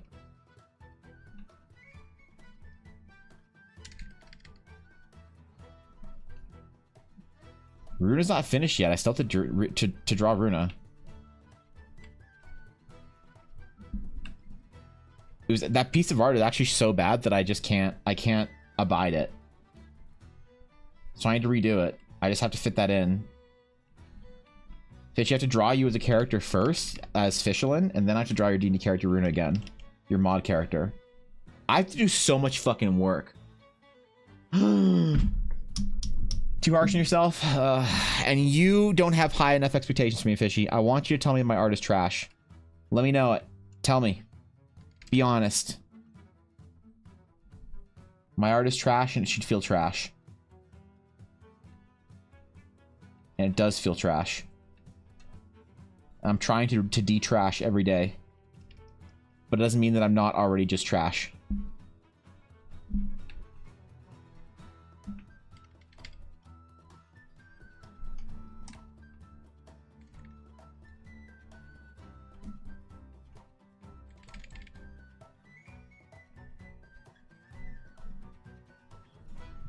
I feel like there should be some sort of a glow to this sword. Some sort of a shine, you know? I don't know what, though. Trish, it's really amazing art. I appreciate that, but that Runa piece is not. Runa is not a good piece of art. Runa's is having a hard time. My friends deserve better art than that from me.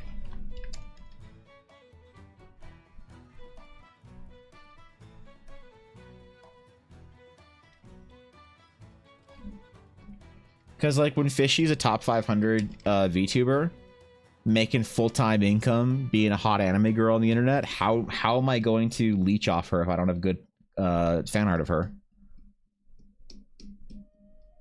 You think I'm painting my VTuber friends because I want to?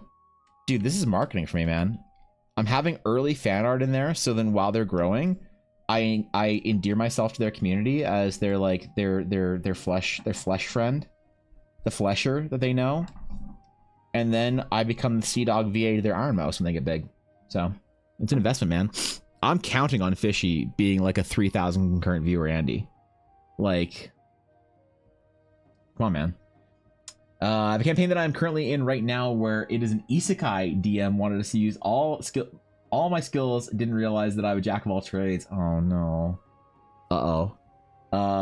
When you know glassworking, blacksmithing, woodworking, cooking, etc., I'm playing a ranger gunslinger who has a lever action rifle, the Peacemaker. Lever action rifle in D&D, that's a vibe. I like it. I haven't played a gun ranger in so long. What a Chad move, dude. It's been an age and a half since I played a gun ranger. It's been since like I've played in Pathfinder games, kind of age and a half.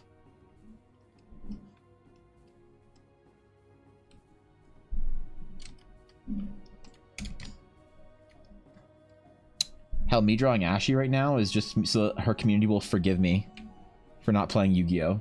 So you are the flesh friend, excellent. That's all I ever want to be. Is I want to be your parasocial flush friend, Fishy.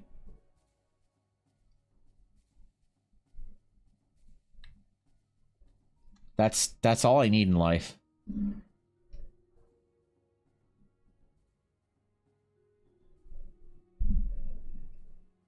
If your chat can regard me highly as the flesh tuber friend, that's good enough for me.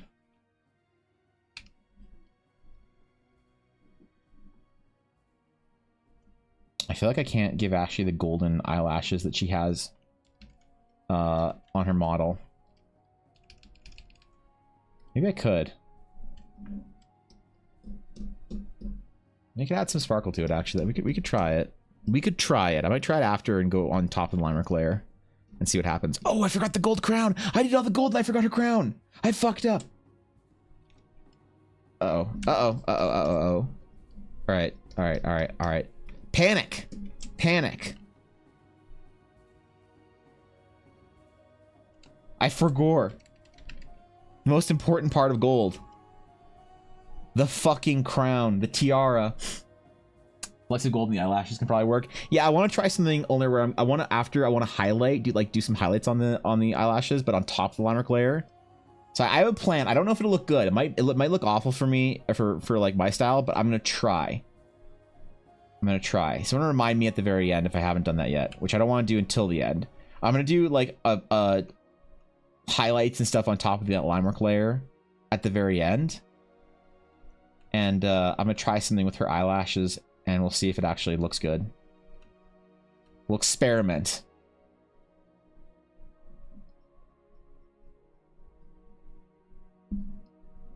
If Ashy hates it, she's gonna make me repay her in Final Fantasy 14. Dude, I'll owe her millions of gil. Holy shit. Like you're odd enough that I sent you a DM on Twitter or X under the work account. Oh shit, thank you. I'm honored. Thank you, Belle. That is humbling to hear. I will be sure to actually check my Twitter DMs. 100%. Because I avoid my Twitter DMs like the plague usually, Belle. Because Twitter DMs are either, hey, do you want to do art for my NFT? Or, hey, are you interested in doing free art for my D&D game? So I just don't check my Twitter DMs unless somebody explicitly tells me to check my Twitter DMs. I will 100% actually check my Twitter DMs. Not as bad as Instagram DMs, I will say, though. Light eyelashes are hard. They are. They're difficult. Well, unsub. Yeah, you're right. I deserve it. What about gold and black glitter on the Aegyosal? Let's see. Let's see if I know my eye anatomy. Let's see if I know my eye anatomy properly. Aegyosal. Let's see. Yes. Yes. My Korean eye anatomy is correct. Yes, I could try. We could try. I am told that I do all my characters with Korean eye makeup on because I do the Aegyosal, the puffy eyelids, which is a compliment. I think it's been used as a compliment and as an insult, conveniently by very different individuals. So, out of the Galaxy Brain, don't free art for his own D&D game. Cut out the middleman. Yeah, exactly. Who needs to ask people to do free art for your D&D game when you can do free art for your D&D game?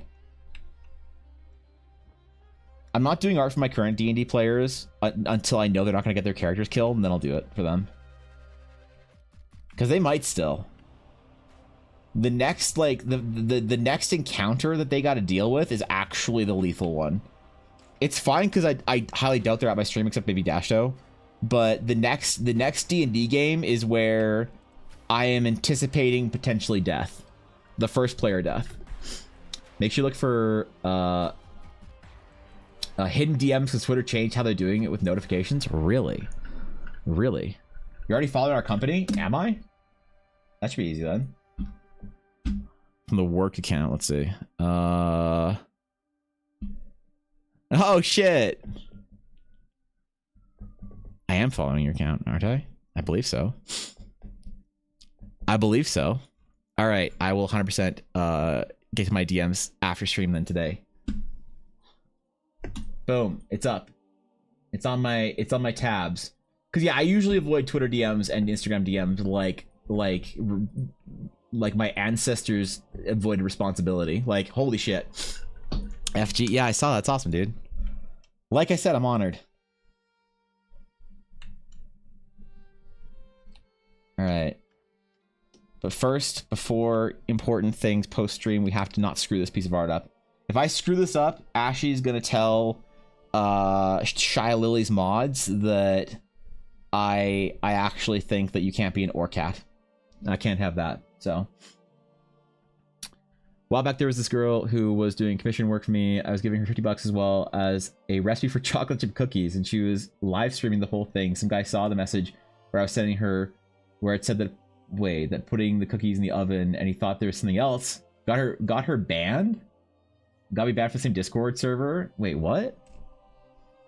That's Monka. Banned from the Discord server. Damn.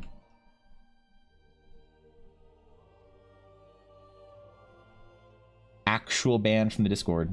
That's tragic. I'm stuck on them daily.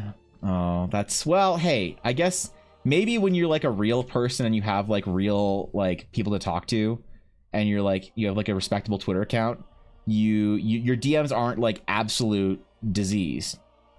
But for me, it's just I've just come to avoid it over time. Which I really shouldn't do. I know it's a bad practice for me, but I just don't check my DMs all that often.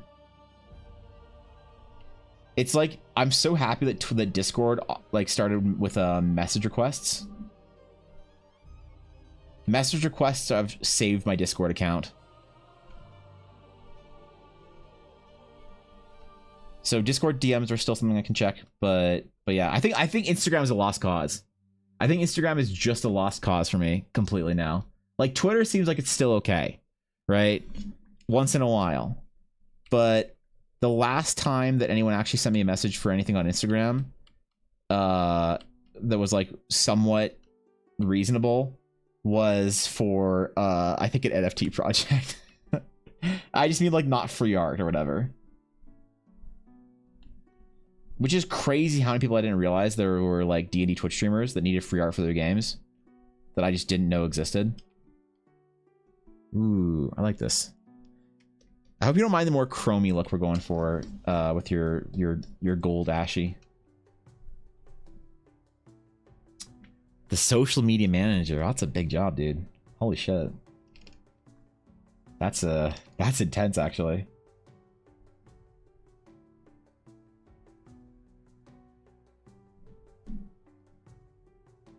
I'm always like so I don't know, reverent of social media managers knowing how hard their jobs are. back when I was doing like graphic work, I sometimes wouldn't be able to hire someone to do like social media for a project or whatever, and I'd have to do it myself. And I just have so much respect and love and adoration for people who have the patience and the like disposition to like continue to be positive while managing like a large social media account. It's hard work. People don't know it until they've done it, but I really mean it. That's why I'm so bad at my own social media, because I just got so exhausted after doing it like for other companies and shit like that, when I had to do it for myself. I'm like, I could post something on TikTok today, or I could avoid my responsibilities and just go live. You know? I enjoy it. That's good, because it's hard work. It is legitimately draining work. It's like very emotionally, mentally draining to you know. Fish was a character of mine named Maria Stryker, and she was a female kobold bard that likes giving up hugs and getting head bats in return. That's kind of sweet. I'm assuming you meant head pats. That's pretty cute, dude. I like that.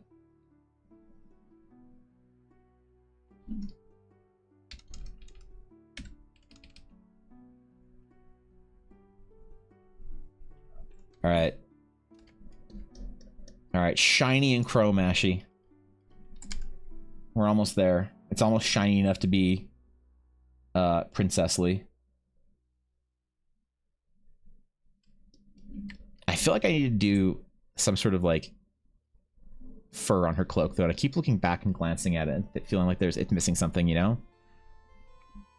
I feel like I messed up somewhere. Maybe we'll add in later, or maybe not. The regality of it is not, because like what I'm talking about is like the fur cloak we did for Amelia. This is what I mean. Something along the lines of, right? There's something about it that frames characters, and like sort of the heightening of the shoulders that sort of like, I don't know, it just makes them feel more noble to me when they're like in armor. So we might actually do something like this for Ashy, out of the back of her armor or something. I don't know. We'll look at it. We can always add details in after, but I don't want to lose the collar. I don't want to lose this metal collar that we have that sort of has this like gorget kind of thing going on. I don't know, man. I don't know what to do. I'm not a real artist. Don't listen to me.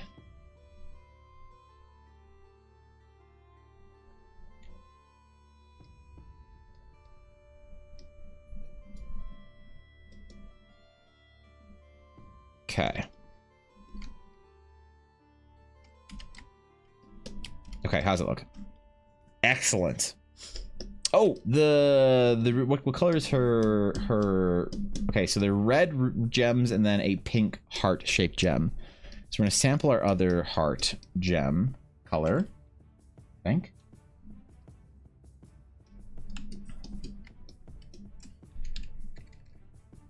Oops. That's not what we wanted. Maybe we'll add in the rubies somewhere. Maybe we'll change these to rubies. We'll see. I ain't promising nothing. Okay. You found the honor code option for 4E, and it's the inspiration. Wait, it's like inspiration, but your players agree to what gives them inspiration advance, and they can also lose inspiration if they act against their honor code. Really? I remember that. I don't remember what I don't remember it being called armor code, but I remember there was like temporary modifiers you could get or whatever, based on if you were like living up to your character's ideals and whatever.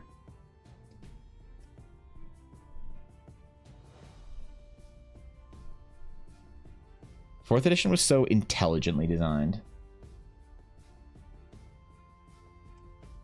There's a lot about it that I feel like it could get pulled into 5th ed. Like, if I play 3.5 now or Pathfinder, I always pull advantage from 5th ed into my games. I do not care. I like it. Some people are very against it and prefer modifiers for their 3.5 games.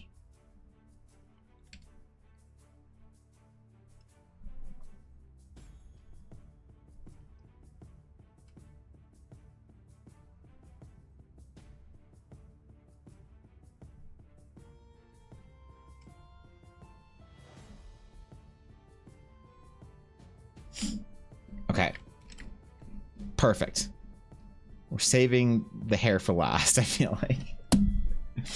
I feel like it's important. Her hair needs to be perfect. It needs to be glowing and gold and shiny. See, folks use that specifically for their paladins in 5e, and they say they lose their abilities. I will take away someone's abilities if they, as a paladin, if they go against their deity's general wishes. So, like, for instance, Ella lost her deity's favor in the last D&D game we played because her party members were torturing somebody. And I was like, you feel a strange sense of disapproval in the back of your mind, Ella. And she's like, okay, yeah, I don't like this. And then after the fact, I was like, hey, next time she tried to do something, she's like, Divine Smite. And I was like, you attempt to channel your divine powers. And as you raise your sword up, there is no glow. And you feel a wishing strike. Normally, as you strike your blade down, you get no divine smite. And she was like, oh, no. She had to atone. She had to atone for abiding by the sins of her companions. Feeling 5e is the most accessible, but hearing complaints about 5e, and I'm like, that was literally already solved in 4e. They unsolved this, and most people hate that it's unsolved. I think they simplified a little bit too hard in 5e. I could accuse them of that. I can definitely accuse them of simplifying too hard in 5e. They went a little bit too into the accessible route. They're a little too concerned by making sure that everyone could play 5th edition, that I feel like they removed some of the charm. Now, to be fair, I think they've done a good job of trying to push some of that back into the game, but I think that 5th ed still needs to be accessible. Because, like, the question is, was D&D in dire straits when 5th edition came out? Did 4th edition ruin D&D so much, just according to the player base, that they had to make it this super accessible, super normie favored game system? And I don't know. I actually don't know the answer, because we can criticize it, but in retrospect, I don't know if it was like a required action or whatever, you know? How do be the art? Mediocre at best, but I'm trying to make it less, if that makes sense. So we're trying. What's going on, dude? Good as there's a way to regain the favor. Yeah, of course. She basically just had to meditate on it, and she got her oath back. She had to go to a small, like, chapel for an aligned goddess and re-earn her favor. But, like, that was Ella, the player, not wanting to ruin the fun of the other characters, knowing that her character probably wouldn't stand for it. And I think she thought the players were trying to be, like, all clever and stuff, and they were trying really hard to RP, and she was, like, trying to help them, like, come over their shell a little bit and, like, RP more, and which is good. And I contemplated not addressing it then because of that, because I knew why Ella the player was allowing the other players to do it. But I figured that Ella the character still, it needed to be consistent, I guess. But yeah, she got it back. It was fine. Isn't, like, the D&D Next evolution even more simplified? I actually have no idea, to be honest. I am one of the only people on Twitch that talks about D&D as much as I do, that doesn't know shit about D&D Next. Because I kind of just don't care about a development game. I know they're going to change stuff and whatever, and I'm so, like, I'm so absent-minded about D&D. Like, I'm like a hardcore D&D Andy, I don't think. I use D&D as the system that I build my world with, because I think D&D is very efficient for that. But I'm not somebody who's, like, losing sleep over, like, a new subclass, or, like, they changed the way Eldritch Blast works, because it's just not super relevant to me. It doesn't change my world building. It's not like, oh no, warlocks are going to be overpowered in my setting now. It's like, warlocks will be the exact same in my setting as they were the previous night when I went to bed. I'm not worried about them changing one thing or another. So I'm more just, like, interested in seeing what happens with D&D Next once it gets, like, finished. But until it's finished, I'm kind of just, like, not reading the patch notes and not getting super invested into it, because I'm just not that interested, I guess. But the thing I am interested in is I'm interested in hearing people who I respect the opinions of talking about it. So I like to listen to people talk about D&D Next, but I'm just not doing any like engagement myself. If that makes sense. We're talking about. I think we're talking about. Shit, what are we talking about? They lose an arm to regain favor, then a leg, then another arm, and become a holy rolling potato of doom. Yeah. Now, I don't think Ella had to give up anything really important to regain her oath or her favor. But I'm also a guy that likes to deal with alignment in like an intelligent way. I like to have alignment be something that is important to certain characters. Right? Alignment matters greatly in my games to classes that have patrons or deities that are of a certain alignment. Because when she lost favor with her deity, it's because she lost her alignment. I told her, I was like, "Hey, your alignment is now neutral good," and she was like, "Oh," like, "Yep, your deity regards you as neutral good, not lawful good anymore." She freaked out.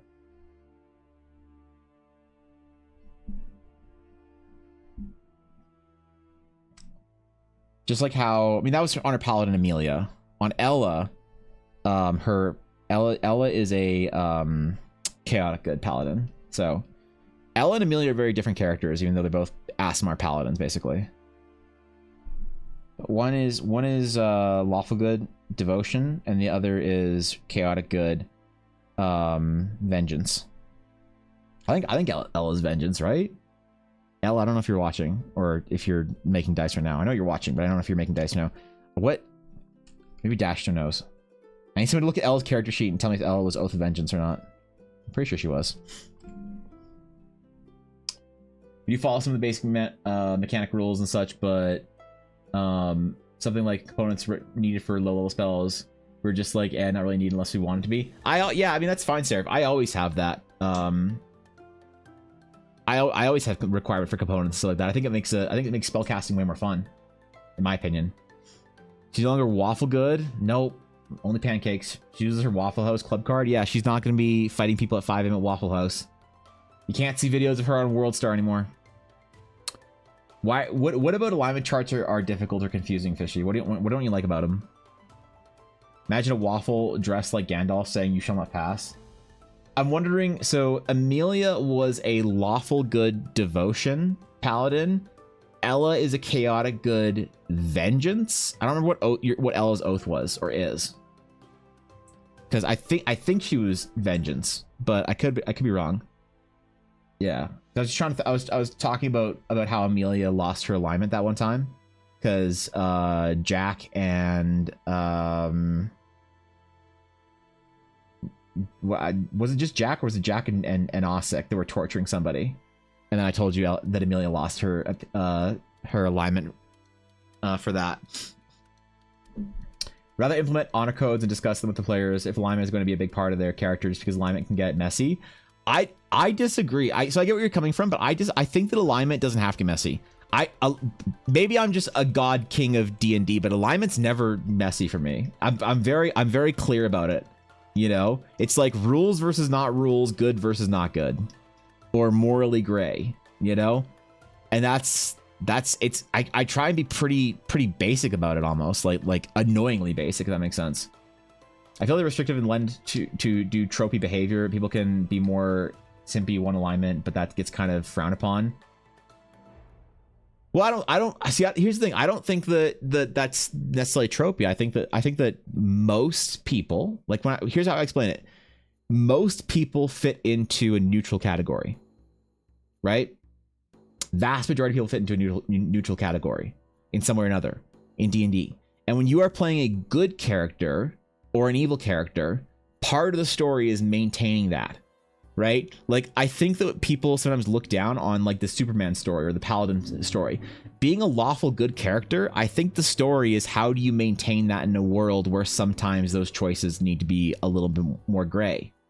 How do you rationalize? How do you balance? How do you maintain a good character, a lawful good character that follows the rules and is lawfully convicted to their own beliefs and to doing good, And then to also in what times does that become complicated? When doing the good thing or the right thing is not easy or obvious. And I think those are interesting. I don't think they have to be tropey or restrictive or anything. I really truly believe that when people who are very experienced D&D players play lawful good characters or like the traditionally boring alignment characters, I think they're very compelling stories. I think majority of people are happy playing a neutral character of some variety, and and that's fine. So you're just doing your thing. You can sort of like step on either sides of the alignment and not really have any blowback or whatever. You're just kind of chilling. But the stories about playing a lawful good character or a lawful evil character or a chaotic good character is especially difficult sometimes. I think those are really interesting stories. I don't think they're restrictive or tropey at all. I think that people sometimes make them that way, but I don't think that just by design, the alignment chart, it's like a challenge rating that you're adding onto your game. You know, that not everyone needs to add to their games. So, pretty sure just Jack, maybe it was. Most time people will take evil as being like psychotic, when most of the time evil, as far as alignment goes, is more how self-centered they are. Yeah, you can be an evil character that does good things. Like, one of the most skilled RPers I've ever played with played a evil character in a good campaign flawlessly, and it was awesome. It was actually really cool to watch. Not an actual issue necessarily with the alignment chart, but the way people think about it, perceive the alignment chart. Yeah, I think that a lot of the problems are in perception and not necessarily in the reality of like how the alignment chart actually affects your D&D game. You know, which is why the alignment chart's like this boogeyman that I'm like, relax, guys. It's fine. It's not ruining your game. But when I like say I use the alignment in my games, people are like, oh, you monster, how could you? I'm like the most unpopular D&D player in the world, or DD. I am the most unpopular DM in the world according to the internet. I play with encumbrance. I play with alignment charts. I have permadeath, and I force players to manage their coin purse. I have like the Infinity Gauntlet. I need one more thing that I do, and I can assemble the Infinity Gauntlet of unpopular D&D hot takes. So maybe the last one is what would the last one be? What's the last unpopular thing that I do for my D&D players that like the internet hates? Alignment, encumbrance, coins, permadeath, and travel time. That's my final infinity gem of unpopular D&D takes. I also enforce travel time. I have now assembled the Infinity Gauntlet of unpopular D&D takes. I am now the Twitter's most hated D&D player. I'm canceled on Reddit, and God help me if I ever enter D&D 4chan. Well, no one should enter D&D 4chan, but you know. All right, hold up. Wait, what the fuck? I actually clicked something. Okay, there we go. I know a lot of people who refuse to play a neutral character because they like playing a human in a fantasy game type thing. That's fair. If a player goes into the hells and slaughtering a bunch of devils that are like playing poker and eating Doritos, is that player good, chaotic good, lawful good, chaotic evil? Isn't selfish attack creature for personal gain? Favor through God. I personally go by good protects evil attacks. Yeah, I think that's an interesting story. It's like, well, who are these devils? Are they just chilling? That's why I don't really like ideas of the heavens and the hells in D&D. Well, I don't have. There's no Avernus. There's no 9 hells. Like devils and demons aren't demons in my game aren't a playable, interactable good creature. In my D&D game, a demon is an incarnation of evil. They are a demon in my game is the traditional mythological demon of it's demonic because it's bad. It is twisted and eldritch and, you know, warped as a creature because it is in some way bad. So there's never an idea of like, well, this devil is just chilling and like they're a romanceable character. So do you want to bang that or do you want to kill that? Your alignment says you have to kill that, but your alignment says you got to smash that. Like, what are you gonna do, right? And so those are interesting moral questions for a D&D standpoint, but for my games, I don't run into those ones specifically. I know that's a reference or an idea for greater other ideas. I'm just talking about something nobody cares about. But yeah, I get what you're saying. That is definitely it's like dark side, light side kind of things, you know? Maybe a better idea than good and evil. Such a fan of carrying other characters with my character. Encumbrance would ruin me, and there you go. I love encumbrance because encumbrance Soja forces my players to think about how they carry things, and they force them to buy a cart. My players have so much fucking fun buying carts. It's not even fair. I feel bad for everyone not playing in my game because you're not having as much fun as my players are buying carts. No matter how good you think your D&D game is, you are not enjoying it as much as my players are when they're buying stuff for their cart or travel. I'm sorry, it's true. I hate to be the bearer of true news, but it is true. And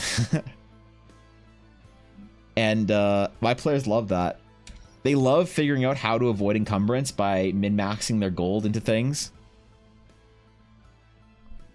And I don't apologize for it at all. I never apologize for it. My players have a great time figuring out their encumbrance hacks, and I love watching them do it. History's weird. Earliest known hourglass is 1338. Almost late. There's a mechanical clock is 1235. Wait, really? According to source, mechanical clocks are older than an hourglass. Sad. Mechanical clocks. I could see like dial clocks, but mechanical? DD has moved away from the all orcs are evil, which makes it easier to say, no, those orcs are vibing, you slaughtered innocents for justice. Yeah, which is why I keep some characters, some things, like a demon isn't a playable race. Demon doesn't think and act on its own. A demon is a demonic entity that does evil things because I like the traditional archetypical sense of a demon. There's no complexity to a demon. I don't make like devils are an interesting case for the D&D, but I don't have that as like a player option. I don't have things like the hells that are complicated places that you can go to, and there's some dudes just sitting around playing Magic the Gathering, and their instances in the hells are probably all playing like, you know, blue EDH decks, like just mono blue EDH, just having the worst time. But there's not doing anything wrong per se. Can't you bang a devil in Baldur's Gate? Or exchanging gold for gems since they weigh less, and that happens all the time too. And like Bell, what I'll also do is I'll say like if you have if you can exchange all your gold for like gems, for instance, or like platinum coins, let's say, because platinum weighs a lot less than gold for the same amount of currency, to be optimal, what happens when you go to the inn at a small town where your inn stay is 5 silver? They don't have change for a platinum just laying around. So you want to have some gold and silver. And it's like actually an interesting thing that my players think about. And it's fun to see. So instead of gems, I do trade bars. So a trade bar is something you can buy that's pure metal. So it's a pure gold or pure platinum. And it's worth either 100 or 1,000 gold or platinum. Or silver. But silver trade bars aren't really used that often. And it weighs like a 1/10 basically. So it's ways you can store your wealth in interesting ways. But I know people hate the idea of that kind of stuff, but like I find that my players always adore the time that I get to like let them overcome a challenge. Like good game design, mechanic design is giving somebody an object that stands in their way and then allowing them to overcome that objective in a satisfying way. So a lot of the complaints with encumbrance and coin, carrying and all these things that I enforce with travel, every time I get criticized for like, Evan, no one likes playing with encumbrance. No one likes playing with coins. No one likes playing with travel time. No one likes playing with like whatever. Or like no one likes dealing with ammunition or rations or whatever. Every time I hear that, I feel bad because I think to myself, you've never had fun overcoming that. My travel system in my game is my players' most loved part of my game when they get an opportunity to do it. To customize your like as far as spending gold. You get a bunch of gold for going to the dungeon and you kill the lich and you raid his fridge and take all his Mountain Dew and his gold coins and shit. After that, what do you spend your gold on? What do you spend your gold on in D&D? You might buy magic items, you might buy some potions, you might buy whatever, but I give my players opportunities to buy better carts, customizations. The first thing that I want players to buy with their money, not that I want to, but I often see my players buy with their money they get from their first like dungeon or whatever, is a mule or a cart or some combination. Because I also give my players opportunities to make a lot of money with that kind of stuff. You go into the Cobalt Mine, and you might get like 5 silver to a gold. Actually, I'm thinking of Warcraft terms. You might get like a gold per mining equipment that you bring back. Pick like well-kept pickaxe or well-kept shovel or something like that. And so you have all this heavy stuff that you don't actually want to carry, but you in collecting and asking, people then asking the room, they're like, wait, is there any equipment in this room? I'm like, yeah, there's like 3 mining picks. And like, oh shit, that's another 3 gold. Put it on their backpack. go out, they're encumbered, throw it in their cart. And my players make it a mini game to collect all that shit, take it back to town and sell it.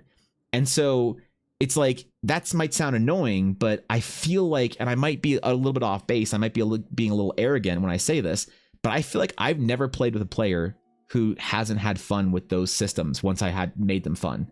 It's just the only reason why they're not fun in most D&D games is because D&D, rules as written, makes encumbrance, travel time, ammunition, rations, carrying capacity, all that shit, it makes it not fun. There's no like dope moment where you get to buy armor for your caravan so that you can now sleep in it, you know, or whatever, and you can buy a roll beast instead of a horse, and the roll beast can graze, and you don't have to bring food for your horses anymore, right? And then you feel like you're making a leap in your character's power, in your party's power, where you guys are increasing your camp or whatever in a cool way. And I've never had anyone who's hated those systems like encumbrance and all that stuff play in my game and not have fun with it. I've never had it, not even once. That's not true. I had one player that didn't like it, but they didn't like me for other reasons. So that was at the game store, and I'm not gonna say I've never had a player that's played for multiple games, like in my campaign, not enjoy that system after. So I just feel like most people don't do it right or whatever because they just do it rules as written. You really have to homebrew a way that you can make progression feel good, because otherwise, like, you know, which the criticism is often, well, why are you just making a problem if you're just going to solve it for yourself anyway? And my answer to that is always, that's literally what what any kind of a game is. Video games, D&D, whatever. It's all, you know, what's the point of D&D having problems or obstacles when you can just say, I'm going to kill the kobold, and then I'm going to come home and I'm going to marry the tavern keeper's daughter, and then I'm going to be the king of the realm. It's like, great, you just wrote a nice fan fiction for yourself, you know, which is fine. D&D is about overcoming that, and I think that that's important for the game, you know. These fun to explore what good and evil means. I think you could definitely have it mean different things for each campaign. Totally. It's actually cool to trick a bigger devil setup. Tricked 4 of the devils into playing MPG. Oh no, winner gets to leave. They're all playing mono blue. There's no exit. What's the mono blue of Yu-Gi-Oh? Ashy, the mono blue player of Yu-Gi-Oh, what do they play? Tiny small change on hands, smart for basic logic needs. Totally. Makes problem solving fun. Exactly. Before you have those options. Yeah, true. Another 4E victory. Take that, D&D nerds. I'm a loot goblin, so honestly, it makes my heart happy, excited. And I make it like collecting loot and collecting things from around the world. I make it rewarding in a way that you see a meaningful increase in power and you have something cool to spend your money on. Because realistically, when you ask the question, what do you spend your money on, to D&D players, a lot of people don't have a great answer. Because spending your gold as a D&D player doesn't always feel super satisfying. A lot of the times I found with my players when they're getting gold or we're spending gold, it was just kind of like, well, you get the gold, you know, okay, how many healing potions worth of gold did we get? Great, so we got 5 healing potions. Well, we only used 3 healing potions, so now we're up to 7 healing potions. Good work, guys. And it's like, you know, magic items maybe, but people don't really have multiple paths of progression for their party or for their character, and certainly not their party. But like after my Star Wars game, that opened my eyes to understanding that progression paths for the party are important. This is the idea of you getting a stronghold, like Matt Colville's Strongholds and Followers, or you getting a camp set up. Party progression, I think, is super important as a feeling of like we're advancing, because it starts off with you're worried about surviving in tents, and you're worried about like carrying these heavy tents, and so you need to carry tents and a bedroll, and you need to make fire, and it's all these things. It's a lot of your weight, and then you put it on your pack mule. What happens when you afford like an elvish silk tent, and suddenly the tent itself weighs like 3 pounds, and you're like, oh my god, we have these amazing tents that magically sets up when you snap your fingers. And now your camp is this dope thing that like you're beginning to customize, and you can get like camp wards and stuff like that you can buy to make your watches easier or whatever, you know. And then it feels like more like the Baldur's Gate camp, where you have these cool tents with cool customizable things, like, you know, anything that has to do with your class casting, or like, you know, maybe when you have your cart, you could have like one player had a herb garden on the back of that they got installed in the back of the cart. So then they were growing herbs, as they're like going through travel, and then they went to the next town and were able to sell those, and that was cool, and they had fun with that, and then they made poisons and did all sorts of other shit. One of my groups talked about how they wanted to hire a barkeep and a group of dwarven distillers to make their cart, like to have their cart be a mobile tavern. So when they stop in at towns or camps, and this was during the nomadic Relic Coast game, they were going to do this if they were going to travel through the Relic Coast more. They ended up doing it. They could make money at different camps by having a little, like a cool, like mobile tavern set up behind, like being pulled behind their main sort of party, like RV basically. And it was cool, and the ideas the players come up with are really cool, and it's a fun way of progressing the camp, making the players have a collective progression that I think is really important for a lot of D&D games. That's kind of missing out of 5th edition. What else? Figured out how to make TTRPG traveling fun. Yeah, I got you. Probably tend to have playing a monk, like I can't even get armor or weapons, so it's like question mark. Yeah, so like what do you do with your gold? You know, you can't get magic items or whatever. Well, you can get some, like you can get cool rings and shit like that and whatever. But like what are you supposed to do, you know? Horseshoes of go faster, saddle carry more stuff. Horseshoes of ignore difficult terrain, damage resistance for the horse. Kind of, honestly, right? Like my players were going through a area they wanted to go through, like a basin area that had all these cool like ancient orcish runes, but like it rains a lot there, so they upgraded their wheels so they wouldn't get stuck in the mud. So when I had like bad weather days that I rolled on travel, I'm like, by the way, you guys just make it through this bad weather day without a problem, you know, because you have your upgraded wheels. And my players would like high five. They're like, fuck yeah, man, that was a good upgrade, you know. And they had like that sense of overcoming a challenge that they had done, you know, they had thought of before. Thank you, Bell, for the follow. I appreciate that. Thank you. Welcome to Dragon's Claim. Honored to have you. And it was cool to watch them be excited for overcoming these challenges. And the thing is, if it's not fun to overcome the challenge, then yeah, it's lame and you don't want to do it. You know, it's like playing endgame in Diablo 4. The endgame loop of like, I'm just gonna get gold to get better items to do a bigger number to the enemy so that I can do a harder boss with a bigger number so I can do more damage, bigger number so I can get better gear to help me do bigger number. When the advancement is just get a bigger number, it's not fun.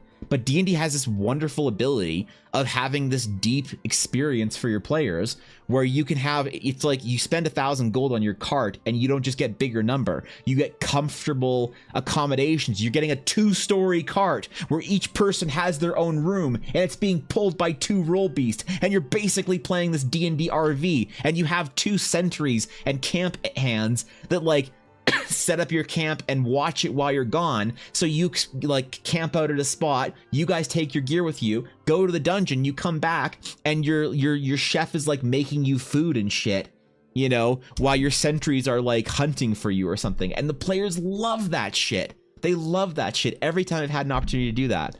But D&D doesn't have that written into it. So, you know, when you say to players, hey, we're going to enforce traveling encumbrance, all these things required to make it a satisfying progression and advancement, people like groan at it because they're like, oh god, I've played travel in my other D&D games, I've played encumbrance, I've played all this stuff, and it's just so lame.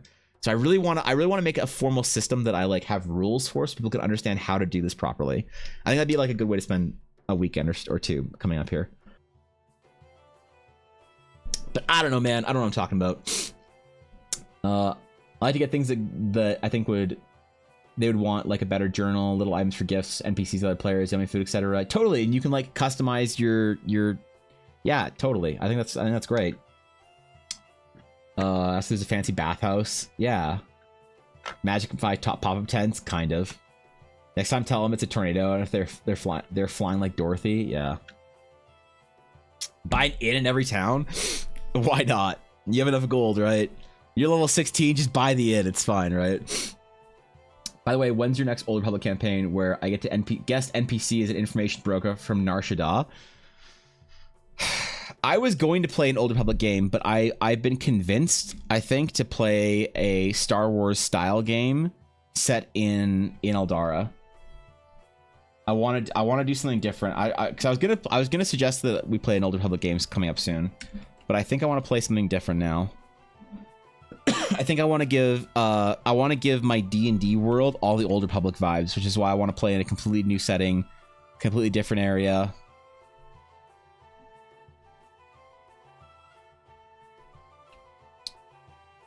You can be an information broker in that if you want. That's fine. Post some 4E magic items for travel and stream topics. Wait, what do we got? What do we got? Let's see. Stream topics. Let's see. Cat girl maids. Zephyr horseshoes. The mount ignores the effect of difficult terrain and can cross liquid surfaces if they are solid ground. Any adverse effect on the terrain, such as the damage from acid or magma, still affects the mount normally. Yeah, no magma shoes. Saddle of strength. Carrying capacity is increased by 50%. In all categories, for example, a riding horse wearing a saddle would have a new normal load of 365, a heavy load of 712, and a new maximum drag load of 1700. I love this shit. This is so, man. See, this is the kind of stuff I like, man. Bridle of Conjuration. Oh, that's cool. Conjure riding horse. Jesus. I love that. Evan, it's a shame 5e doesn't have any baseline rules to improve travel for a cackling manically in the background. And this is part of, see, like, Ashley, I played 3.5. I played 4e where travel was fun. When like, dude, I'm so excited in D&D. You know what I do with my first 500 gold? I buy a warhorse. The first time I have 500 gold in D&D 5e games, I buy a fucking warhorse. And I always use it. I always enjoy my warhorse. Just so deeply. Because I know how important that stuff was to D&D back in the day. I'll also buy hirelings. You know? Buy hirelings. I will hire hirelings. 100%.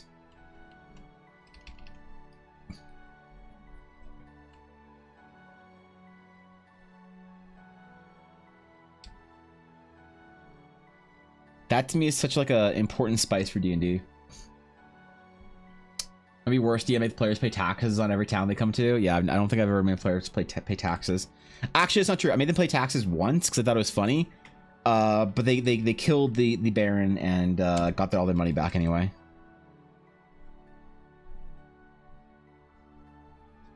It was actually kind of hilarious because we were in like we were in high school. And I remember because the evil Baron had like a lordship tax that was like on top of the crown tax that they had to pay like in addition. And it's just like the players were just like, wait, so hold on. So if you're making like 200 gold, you have to pay 20% of that? Evan, that's 40 gold. I'm like, yeah, well, the evil Baron wants to take 20% of your income from this thing. They're like, what? Why wouldn't? But if the evil Baron just had lower taxation, that wouldn't that increase people who can like start small businesses in the town and make the town thrive more instead of the Baron just deciding that he's gonna take all your money and spend it in ways that he thought was necessary, like building statues of himself to like increase, you know, enrichment in the art scene in the city. I was like, wait, this is getting too real. Wait, hold on, guys, this got too real quick, real fast. This just we got some Texans showing up in our game now. We're just figuring it out slowly. Ah, shit. Oh, wait, no state tax. Get it out of here. Of course, we live in Canada, so that's not how it works, but it was so funny where we had this realization, like, did we talk about this in social studies class? Wait. Did we inadvertently just make a commentary on modern day taxation? Uh-oh. I thought we were playing Dungeons and Dragons. All right, let's return to the brothel. Yeah, let's ignore this and go back to the brothel, guys. All right, cool. Yeah, very nice. Like, hold up. We're getting too real in our D&D games. 515 copper an hour. Yeah, totally. Exactly.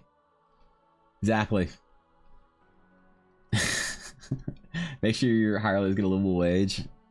Look, I always make it so when my players tip generously, they get extra shit.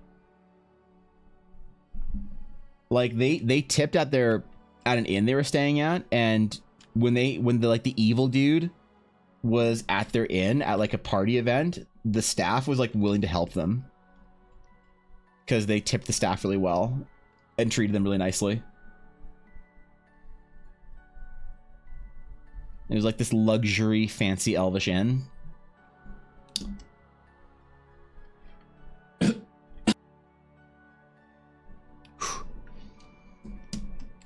Dude, it's so dry here. I feel like I'm just drinking water constantly this stream.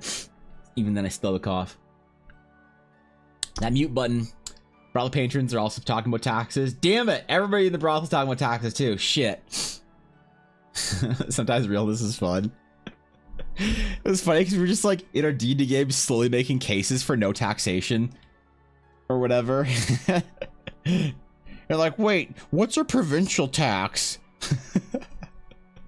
A bunch of like 15-year-olds like figuring out tax law and shit.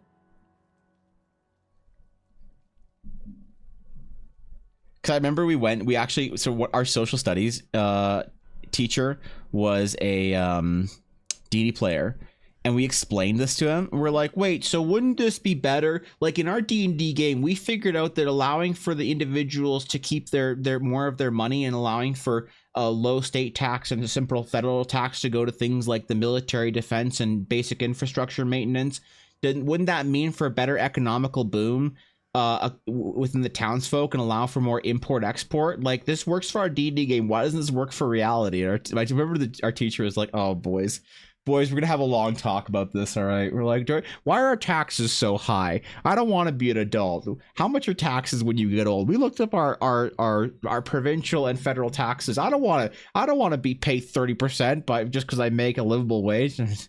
Our poor teacher was like, oh no, I need to break these kids' heart. He had a whole ass conversation with us about like the pros and cons of taxation, shit like that, because we accidentally uncovered that in our D&D game when we were 15 years old. I remember that so vividly. We're convinced the guards of the city to help us overthrow the mayor so they could take over the town and get taxes themselves. There you go. Probably the best place to find out information for the price. Exactly. They always have that being an advantage. Netherlands, there's no tax on province level, only national and municipal level of government. And they waterboard tax keep it are below sea level land dry. Oh, I see. Yeah.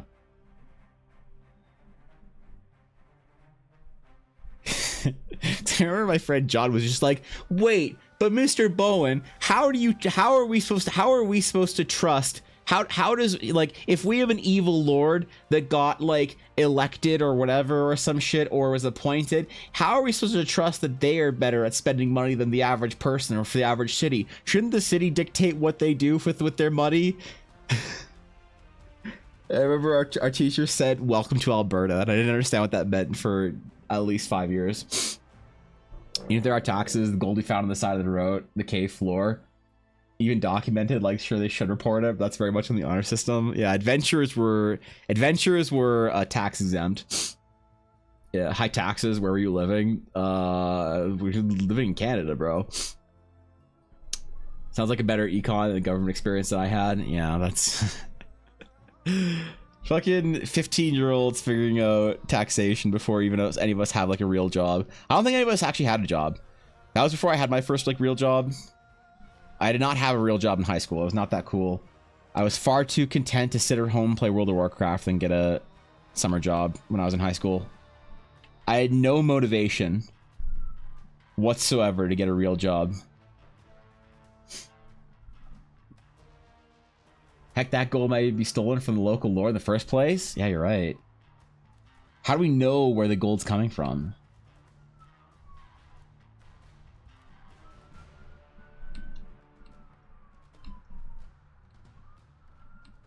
Remember our social studies teacher, he said, so what's the corporate tax rate in your D&D game? I was like, what? He's like, well, there's individual taxes and corporate taxes. And we're like, uh-oh. Is our Adventurers Guild supposed to have taxes? And he's like, well, your Adventurers Guild should be paying taxes. We're like, oh, shit.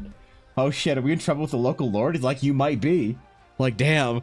I don't want to go to D&D prison for D&D corporate or guild tax evasion. Ah, shit. Damn it, man. Shit. We had to rethink our D&D game entirely. It was a whole ass endeavor.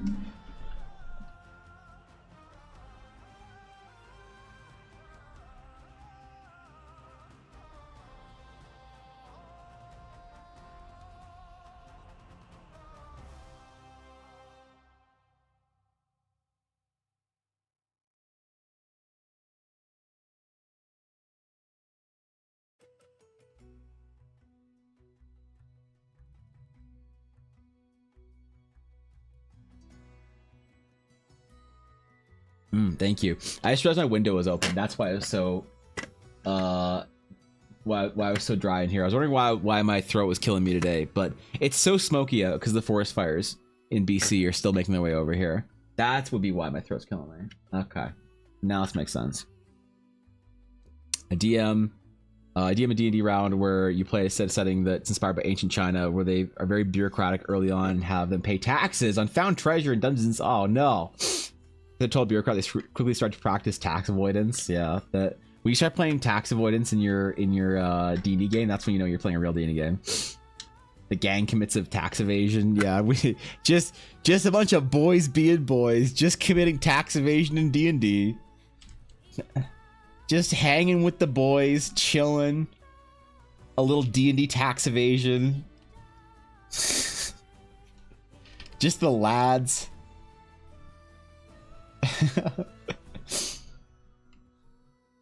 Yeah, D&D high school is great, dude. I feel bad for everyone that doesn't get to play D&D in high school. If you didn't play D&D in high school, you are missing out or missed out. Before you understand how the world works and you start playing D&D, that's when you know you're having a good time. Oh god, I hope I'm not missing my mute button today. I apologize if I am. I totally let a player play a rogue with subclass bureaucrat in that setting. Hell yeah. Pepe hands. I miss out so much in high school, like D&D. What were you doing in high school? What could you possibly doing that was more important than playing D&D in high school? I can't imagine you doing anything more interesting or more important than playing Dungeons and Dragons in high school. Or were you talking to girls and playing sports and shit? What'd you have better to do than play D&D?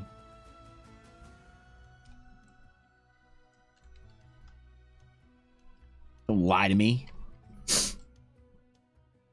Mission knew about TTRPGs in high school. Playing COD with the boys? Oh man. Playing COD with the boys? Oh god. Alright. Just a bunch of French dudes yelling at people over Xbox Live. I dig it. I dig it. Played Magic in high school? I did too. I played Magic and Yu-Gi-Oh! And Pokemon in high school. That's what I was about. We played card games like real nerds.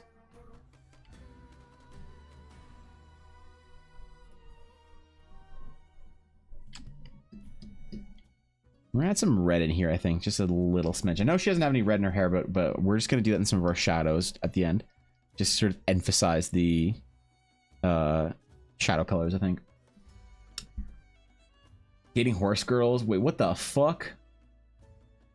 Dating horse girls in Corn Country? That's what Blaze was doing? I always wanted to say I'm playing a 10th level bureaucrat. I think you should. That's like a Star Wars character saying I'm playing a 10th level noble crime lord.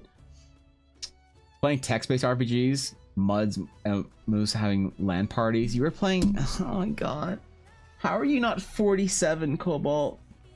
How are you my age? How are you playing text-based RPGs in high school? You know we had PlayStation 3s, right? You know the PlayStation 3 came out in 2016? Or 2006, sorry. You know we had PS2s in high school? And it transitioned to PS3? Like, you could have played Final Fantasy. Instead, you were playing fucking Zork or some shit. Like a 38-year-old man. Holy shit, alright. I respect it. I respect it. There's not a single group of people in my high school that played D&D. Like, 2 people were really... Or who played MTG. They were the really weird kids, so I avoided that. Oh. We weren't that weird.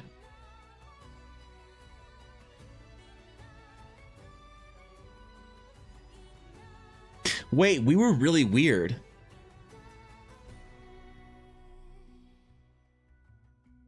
We were really weird now I think about it. Holy shit. We were the weird kids playing Magic the Gathering. Oh my god, you're right. But no, I mean, I was cool for the weird kid. I wore board shorts everywhere.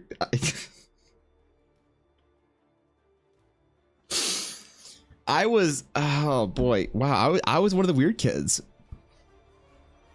Shit. All right, well, learned D&D because 40 books had pretty cover art and we're on huge discount. That's how you do it. $5 for pretty art, and I can learn about D&D thing everyone's obsessed with. I mean, that's what year was that in? Holy shit. Weird, like one of them always had his leg behind his head when he played. Yeah, I could give you some pretty weird stories. So there was like I thought I was pretty normal. And I thought my friend Mary was pretty normal. But everyone else in our group was really weird. No, except for my friend Yavuz. My friend Mary, myself, and Yavuz, I thought were pretty normal. But everyone else was really weird. Which means that we were weird by extension, and we probably don't realize it. I probably didn't. I mean, I know I was a little weird, but I wasn't like.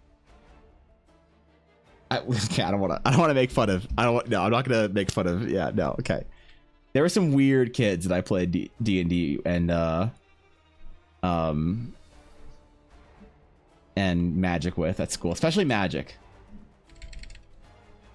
Magic, there were some really weird kids that we played with.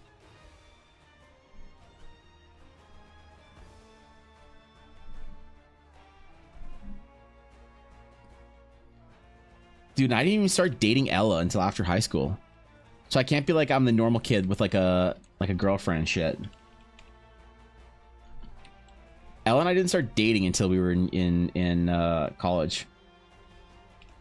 Well, I was in college and she was in her last year of high school because I got out when I was a year early. Visitors, how exciting! Yo, roll together. What's going on, guys?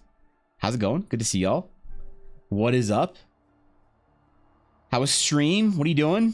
What's chilling? Did we win today? Or did we not take the party? Yo, if you guys aren't following Roll Together, go drop a little follow over there, man. It ain't gonna hurt you. Go drop a little follow, maybe a little hello, a little how are you once in a while. It's a good time over there, guarantee. Appreciate y'all. We're having conversations about how we were the weird kids in high school, apparently, after playing D&D. All the shoutouts, yes. Thank you, mods, for doing the shoutouts. I appreciate it. I appreciate all three of you doing shoutouts. That's all I could ask for. Thank you, guys. That's thank you for that.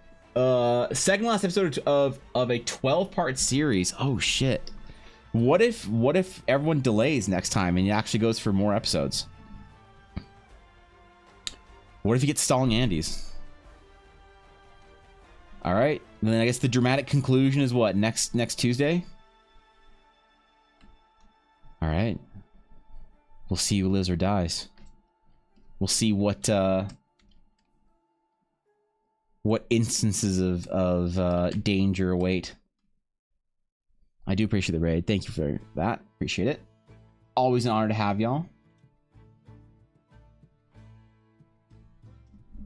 Today we are trying to finish the painting we're doing of our paladin we're doing for Ashy. You guys making it look like it's only mods here? Yeah, apparently. What the fuck?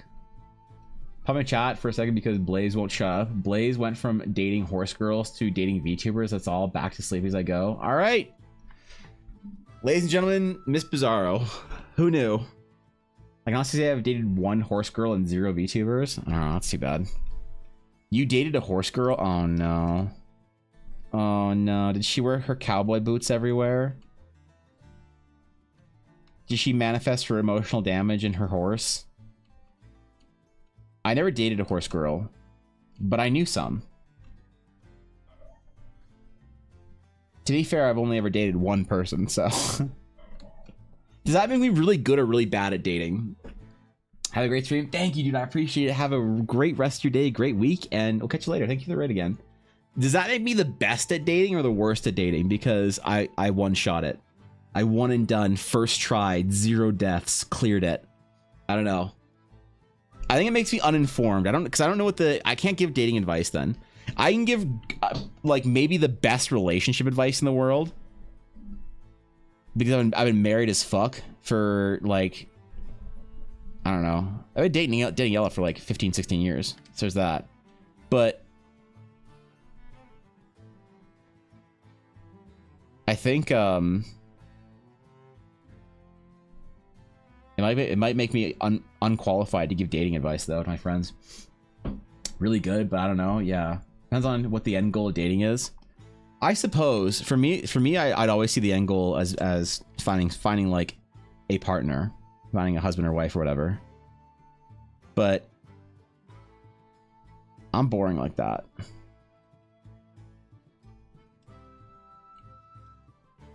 I wanted to find.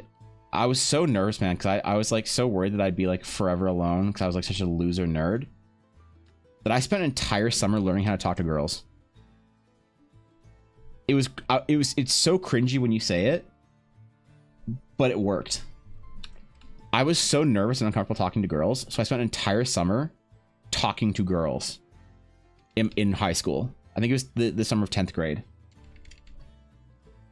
So I come back I come back into grade 11 and I walk up to like some of the girls in the class. I think it was like Rebecca and Amelia and Claire or whatever. And I'm like, yo, hey, how's your summer? And they were like, oh, what's up, Evan? It was good. How was yours? And I was like, oh, it was cool. You know, I went on a little trip with my parents. Did you guys go anywhere? And I was just like casually talking to them. And they were like a little uncomfortable first because we were like part of the same group. And I just talked to them. I just made friends like because I was in a gifted program. So I knew when I got into grade 7, I basically spent grade 7 to grade 12 with the same group of kids for our core classes. Like our options were with the regular program kids, the normies, the ungifted, but our core classes were all together. So I'd known these girls for like 4 years, but I never really had a conversation with them. So they knew who I was, right? But they don't never really talk to me except maybe like in a gym class or whatever, or some shit, just very casually. So I just walk into them super casually and I'm talking to them. And then I see some of my friends and I'm like, oh, cool. Well, you know, I'll catch you later. And they're like, okay, yeah, see ya. They're like a little weirded out, but they're like, you know, fine. I guess it's kind of weird because it's like that, like Evan's never talked to us, but I guess he is now. And then I'm chatting with one of my friends. And they're like, dude, you know, those were girls, right? And I'm like, yeah, man, I learned how to talk to girls. And they're like, oh shit. I was so terrified of talking to girls when I was in high school, man. When I was in junior high, really. That's how much of a nerd I was. That's how much of a cringy loser I was. I had to learn how to talk to girls. Apparently, it's not that hard. You just don't talk about World of Warcraft, and that's fine. Best relationship tip you have: make sure your friendship is the most important thing in your relationship.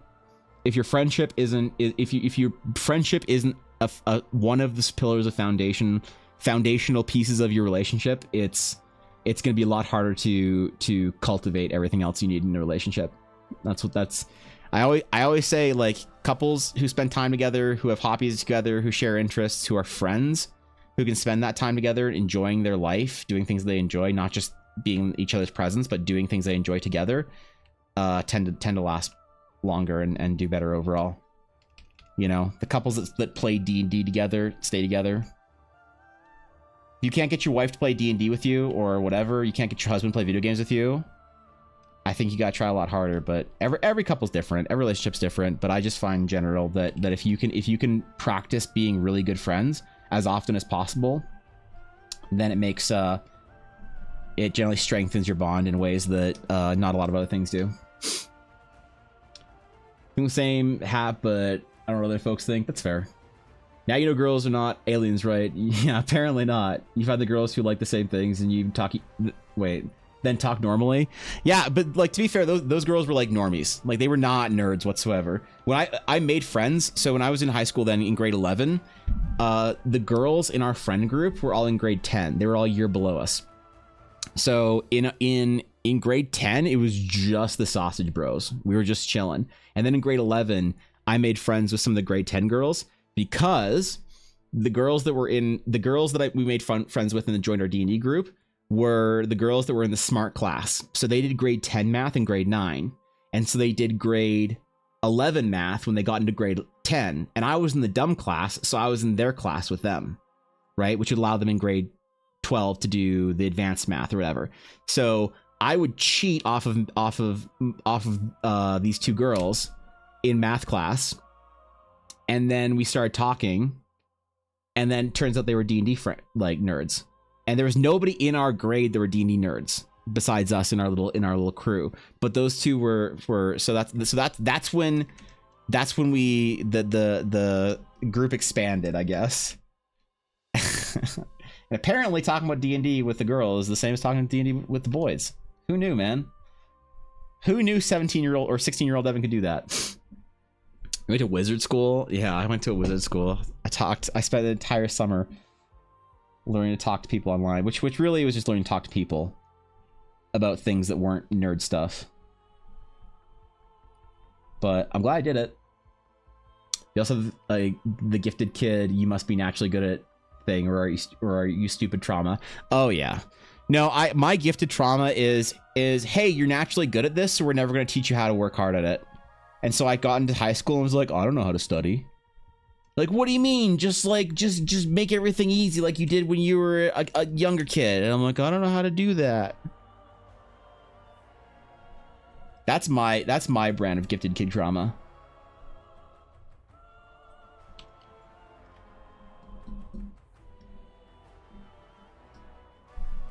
But I don't know. We all have different gifted kid trauma. What's yours, Fishy? Me in senior college who still doesn't know how to study? Oh, you're still... Yeah, okay, that's fair. Play D together, check. Play WoW together, check. Watch anime together, check. Yeah, like, look, it's not that couples who don't have hobbies together can't have really great relationships. But more often than not, I see couples who are really good friends being the most successful couples. And that can mean different things for different people. Maybe you're into hobbies and you can't get your girlfriend to play D&D with you or whatever, but you both really fucking love snowboarding and sports and you do that together.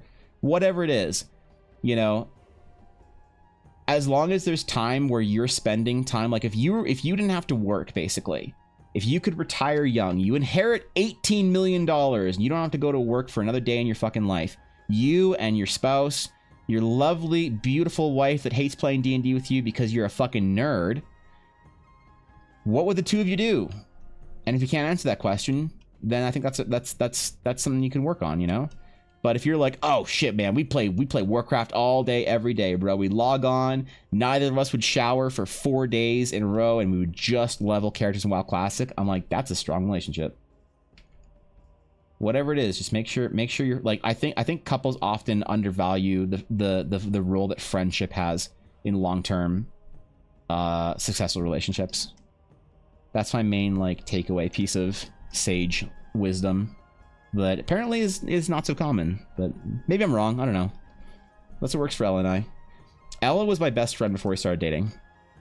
She was the friend that I wanted to spend the most amount of time with, that I wanted to do nerdy shit with and go see movies with and whatever. We were best friends before we started dating. When we started dating, everyone was like, yeah, okay, you guys are finally dating, great, cool, you know. It wasn't like a big deal or whatever. And I think that's part of our success, is that we found a friendship first, and then I think in dating culture now is so difficult because everybody's like trying to figure out if you're a good match, and you never know what people want out of a date or whatever. And that would stress me the fuck out if I had to deal with that shit. I wouldn't date a girl unless it was for like marriage or whatever, or like a long-term relationship. And so I got lucky in that sense, where I just started dating Ella, and I knew I was going to marry Ella before I started dating her. As cringy as that sounds. I knew when we first started dating, I was like, we're going to get married. It's going to be awesome. I beat life. I just won the game. Fuck yeah. And in a lot of ways, I did. There's a lot of things about my life I wish I could change. A lot of regrets I have. A lot of mistakes I've made. A lot of unfortunate shit that I've dealt with. A lot of perseverance and struggle. But the one thing that I'm always super proud of is that I never have to worry about being alone. Because Ella's always there, man. Especially when I don't want her to be. Sometimes she won't fuck off and let me play World of Warcraft. She wants a hug or some shit. I'm like, bitch, I'm in Teldrassil. There's like 4 Strigid owls and I'm trying to tame one. Get off me. My school had to like come to school with a plastic sword, plastic armor to play D&D for 1 hour at lunch every day. Crew. That's amazing. Were they also the Naruto headband wearers? Slowly finding that things made you gifted when you were younger, only mediocre when you're older, or not good, just an overall hamstringing. Yeah. Now you don't have to have the same hobbies, but you should have similar hobbies. Yeah, I mean, like, yeah, totally. Whatever works. Like I don't want to. I'm using hobbies as an example. I think that like when I say hobbies, they're just a good way of exemplifying friendship. Friendship, I think, is the most important thing in predicting a long-term relationships for like people I know.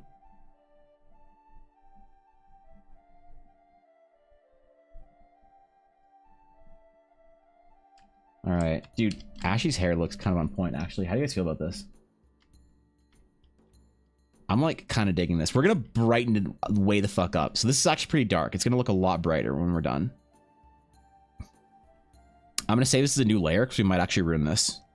But we're gonna make her hair look shiny, radiant, and gold.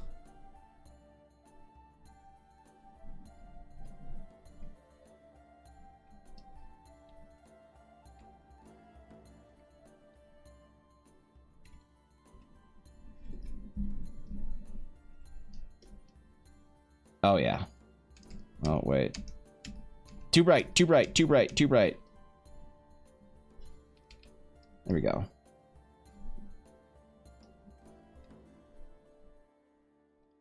Ah.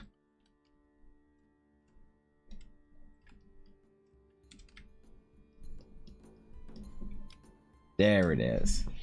That's the Ashy of Heart hair we needed. That's the Ashy we were looking for. I thought the hair was the last thing we were gonna do, but I guess her skin is. What I found out soon you wanted to spend forever with me was setting up a Google Maps on his phone. We went to town and I saw that my house was labeled as future wife's house. That's good shit. That's a proposal right there. I never had the moment of like getting to propose to Ella where she was like, oh my god, I'm being proposed to. He wants to marry me. Because it was just like, hey, you want your ring? Your engagement ring? And she's like, oh, cool. Thank you, sir. And I was like, no problem. So it was just an expectation. She's like, oh, it's time. Okay, great. No, she was pretty excited, but it wasn't like a surprise for her or whatever. As we don't have to share hobbies, but we have to be able to share spaces. If I can head in your lap while you watch your weird crime drama and you don't mind that I don't care, that's all I ask. Yeah, I mean, that's friendship, right? That's friendship. Hobbies, I think, are I would encourage people to try and find a hobby, though, if you don't have any hobbies that are similar, because that's a great way of spending time together. Sometimes when you don't know what to do, but it's not the only predictor for friendship. It's not like I share like hobbies with all my friends or whatever. There's tons of friends that I don't have very many friends that share a lot of my hobbies, to be honest. I don't have like any Warcraft friends. I don't have any Final Fantasy friends. But I do have Ella. You know. There is that, I suppose. I mean, I have friends that play Warcraft, friends that like play Final Fantasy, but not that I like play with a lot or whatever, that like are into it in the same way. Especially, like, I mean, just like right now. Like Thorkin and I are playing Classic together, sort of. But it's not like Thorkin's on retail when I'm doing my like trading post shit. We're just like playing casually here and there together. But that's okay, you know? You don't want to FOMO that my spouse or get FOMO by them. That's fair. They don't like D&D, that's fine, but I don't want to be like, you have to choose 8 hours of them or 8 hours of D&D, so as long as they're the TV or PC nearby, don't mind me just watching them good. Yeah, I mean, that's a great way of spending time together. Ella and I would do that all the time when we were in high school, where I'd be playing Warcraft and she'd just be on my bed on her laptop, like doing whatever lesser thing is that wasn't playing World of Warcraft.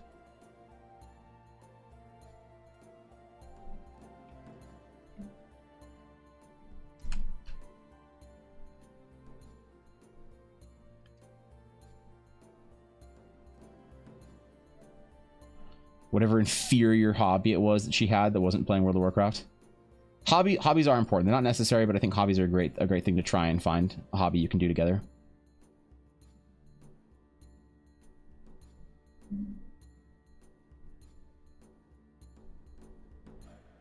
Go join a raid guild with your girlfriend.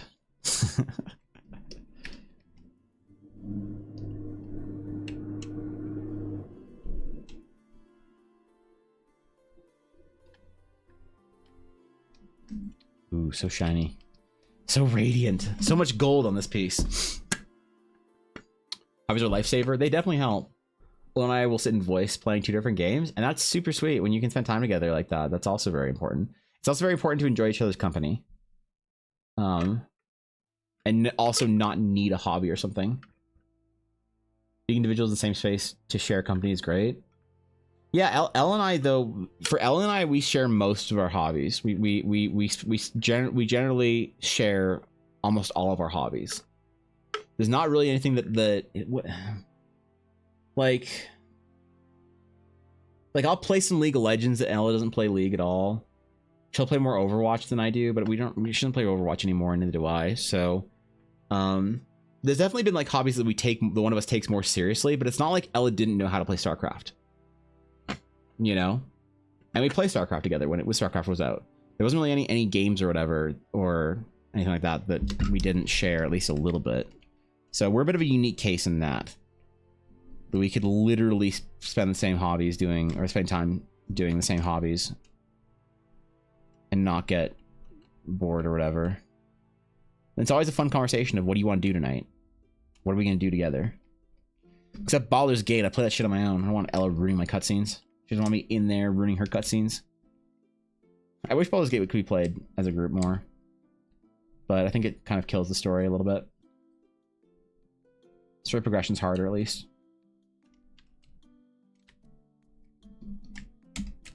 Okay. Okay.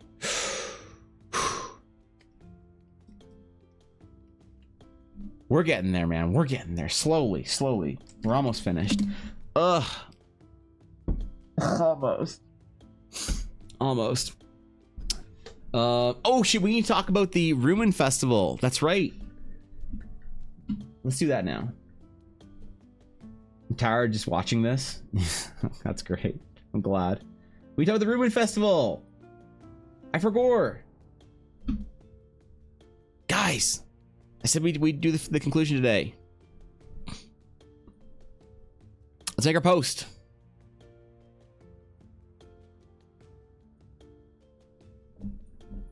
All right. What are we going to say?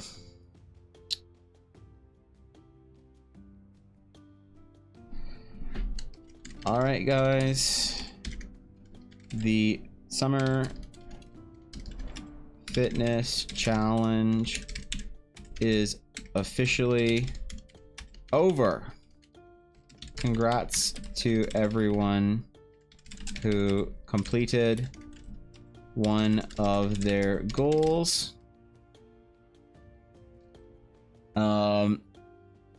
Personally, I walked about 550 km, which was a lot more than I had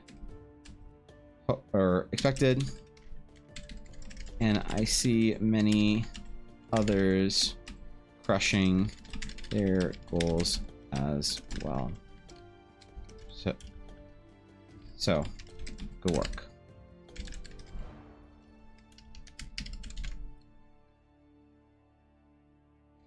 The last piece of lore for the challenge is for the festival itself and can be found on the World Anvil. Thank you, Raifuyu Silverlight. That's a cool name for the fall. I appreciate that. Welcome. All right, the World Anvil. Now, for the badges. For the badges, we have 3 badges. We need to make a proper thing for them. So they're 2.5 by 3.5, I think. So 7.5 by 3.5. General Kenobi, hello there. What's up, Refuyu? Honored to have you, my friend. What? The badges. Where's the new? I hit new. 7.5. What? No, that I'm trolled. I'm trolled. 7.5, 3.5.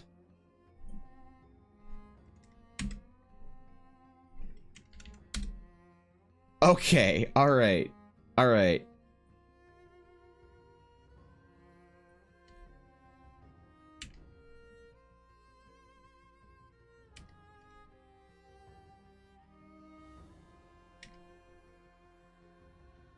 Badge number 1. The Meshrikar completion Fortress completion medal. Badge number 2. The R Anu completion medal. And finally, badge number 3. Those who made it all the way to the Runewind Temple. Wait, why is this? What? Okay. Okay. This fucking... This Photoshop, man, I swear.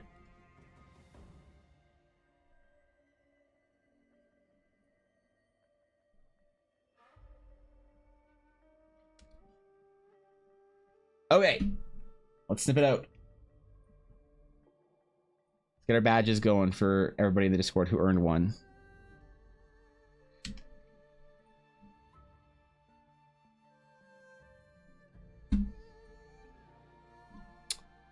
I had 389 kilometers. That's insane, Ella. Big fan of your art. I was recommended to you. Oh, shoot. Really? Thank you, dude. I'm honored. Seriously. You remind me of Valkyrie Chronicles medals. Valkyria Chronicle medals. That's a... Dude. That's a strong compliment. I'm glad. I was going for some, like, kind of gamey medals for them, so that's... I appreciate that. For those who completed their challenge... and would like a physical print of their medal, please react to the image above, and I will message you this week about where to send them.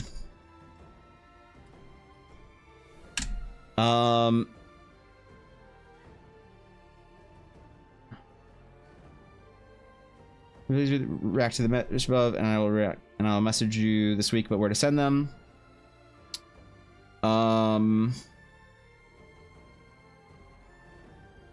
React to this message for... Is there like a 100 or 200? I need numbers. Shit.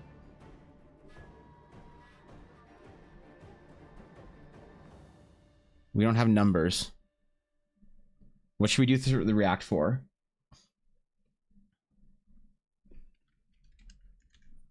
I guess we'll do 1, 2, and 3.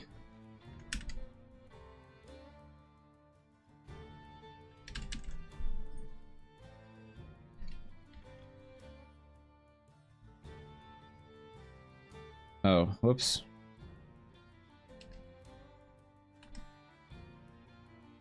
Please react.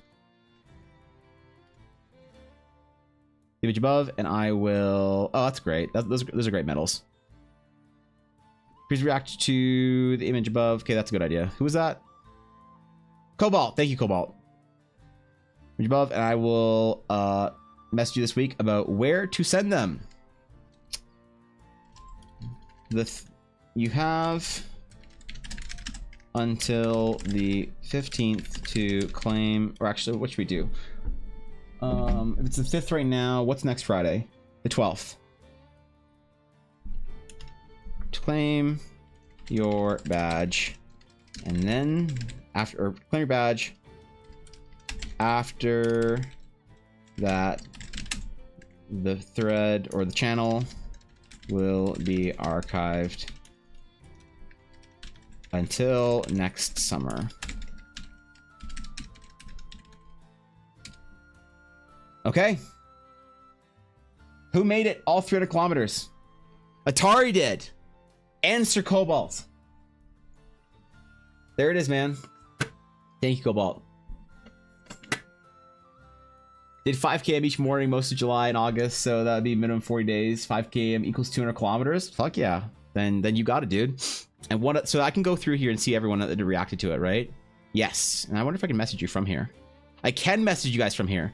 Okay, cool.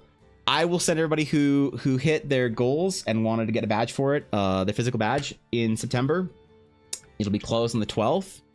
And good job, guys. I think it was really cool seeing everybody really pushing this summer to try and get outdoors, go on adventures. The original goal of the challenge was to get outside and get moving. And wait, who copied? Okay, all right, you fucking troll. And I'm really proud of everyone who did. So the highest that you reached, I did all 3, so everyone could see the reacts. You didn't go out for all 3, Cobalt. You didn't get out there for all 3. I'm sure you did. Yeah, come on, man. Come on, bro. I'm sure you were out there. Anyway, yeah, the challenge was supposed to be to get out and to go see the world a little bit and to go hiking or go be in nature or just move around a bit. And I'm really proud of everyone who did. I think that there's a lot of wait, 3, 2, 1. That's confusing. I think no, let's do 100, 200, 300. Let's reverse it, Guapo. Do you mind reversing it? I think most people, yeah, most people react to the 5. So let's swap that around if you don't mind, for those medals. Just because they're in order of 1, 2, and 3. So I didn't reach 300 miles, but I got past 300 kilometers. You did the whole 300 kilometers? There is an outside, apparently. Yeah, apparently we have to go out and be in the outside once in a while. But this summer was good. I'm really proud of everyone who did it. I'm proud of everyone who made it, who struggled through whatever, you know, they had to get through to be able to get out and work, you know, work out or do whatever they were going to do every day to get in shape or focus on their fitness or focus on them for a little while. You know, I thought for me, this summer was about growing and healing quite a bit, as an artist and physically and stuff. And so I really hope that somebody else who did this challenge, at least a couple of people, felt like that was part of the experience this summer. But we'll do it again next summer, 100%. We'll probably only do it for 2 months, for just July, August. I figured it'd be like bronze, silver, gold, but I see. Yeah, yeah, if you don't mind flipping those around, Guapo, on the post. It's more like the 100, 200, 300 kilometer. I don't want to do bronze, silver, and gold because I don't want to make it seem like that's why I intentionally didn't do the medals as bronze, silver, and gold, because I didn't want any medal to feel like a lesser version of another, if that makes sense. Oh, people are already switching the reaction. Okay, then leave it, Guapo. It's fine. All right, whatever. Either way, I think that's it for today, man. I think we did a lot of painting today. We got Ashley's piece almost finished today. We just gotta paint the last little bit of details, which I might do off stream. I don't know, dude. I gotta go. I got things to do. I got Paladin Pokemon to collect. My Pokemon Go Plus was off. I missed out on so many Pokemon while I was streaming. We're back in business. All right. Take care of yourself, IXQCMyL. I hope you guys enjoyed your stay. I hope, even if it was just for the day, I'm gonna go play some Warcraft for an hour or so, because I started playing Warcraft after my stream again. I'm going straight into for a long time I went straight into work after stream, and it didn't work for me. I realized I needed a break between stream and work, and then I need to like reset myself and go play some video games for a half hour and go for a walk. So I try to take an hour break after stream now, and it's really helped. I think taking a break midday has increased my ability to work harder. So I don't know, whatever. Westfall time? No, not just yet. I need to go for a walk and for Yuna, and then I might play a little bit of retail for my actually I don't know, maybe Westfall. I don't know. Do what you're gonna do, Thorgan. We'll schedule time if I need help with Westfall. I think I'm still in Darkshore for a little while anyway, so even if I do get on, I'll probably stay in Darkshore. What else? Friday we're gonna do requests again. Good job on the fitness challenge, everyone who did it. Everyone who didn't, if you want to join in next year, well, we'll be doing it again. So the next guild challenge will be this October for EBA-tober. for all the artists, and then we'll probably do Lorvember after in November as well. Either way, hope you enjoyed your stay. I'll see you guys tomorrow morning. Until next time, farewell.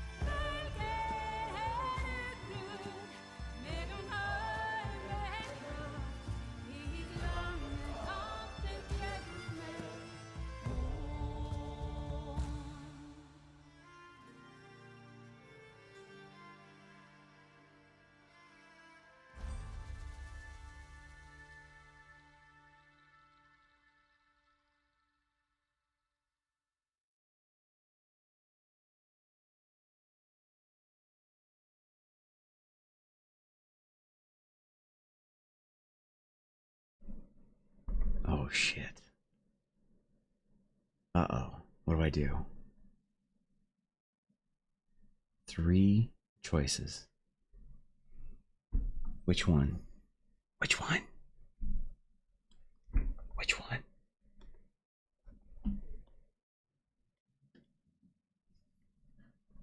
Uh-oh. Let's see. I can adventure with Sausalito, Fuecoco, or Quaxonomy. Do I want the grass cat, the fire croc, or the stupid duck?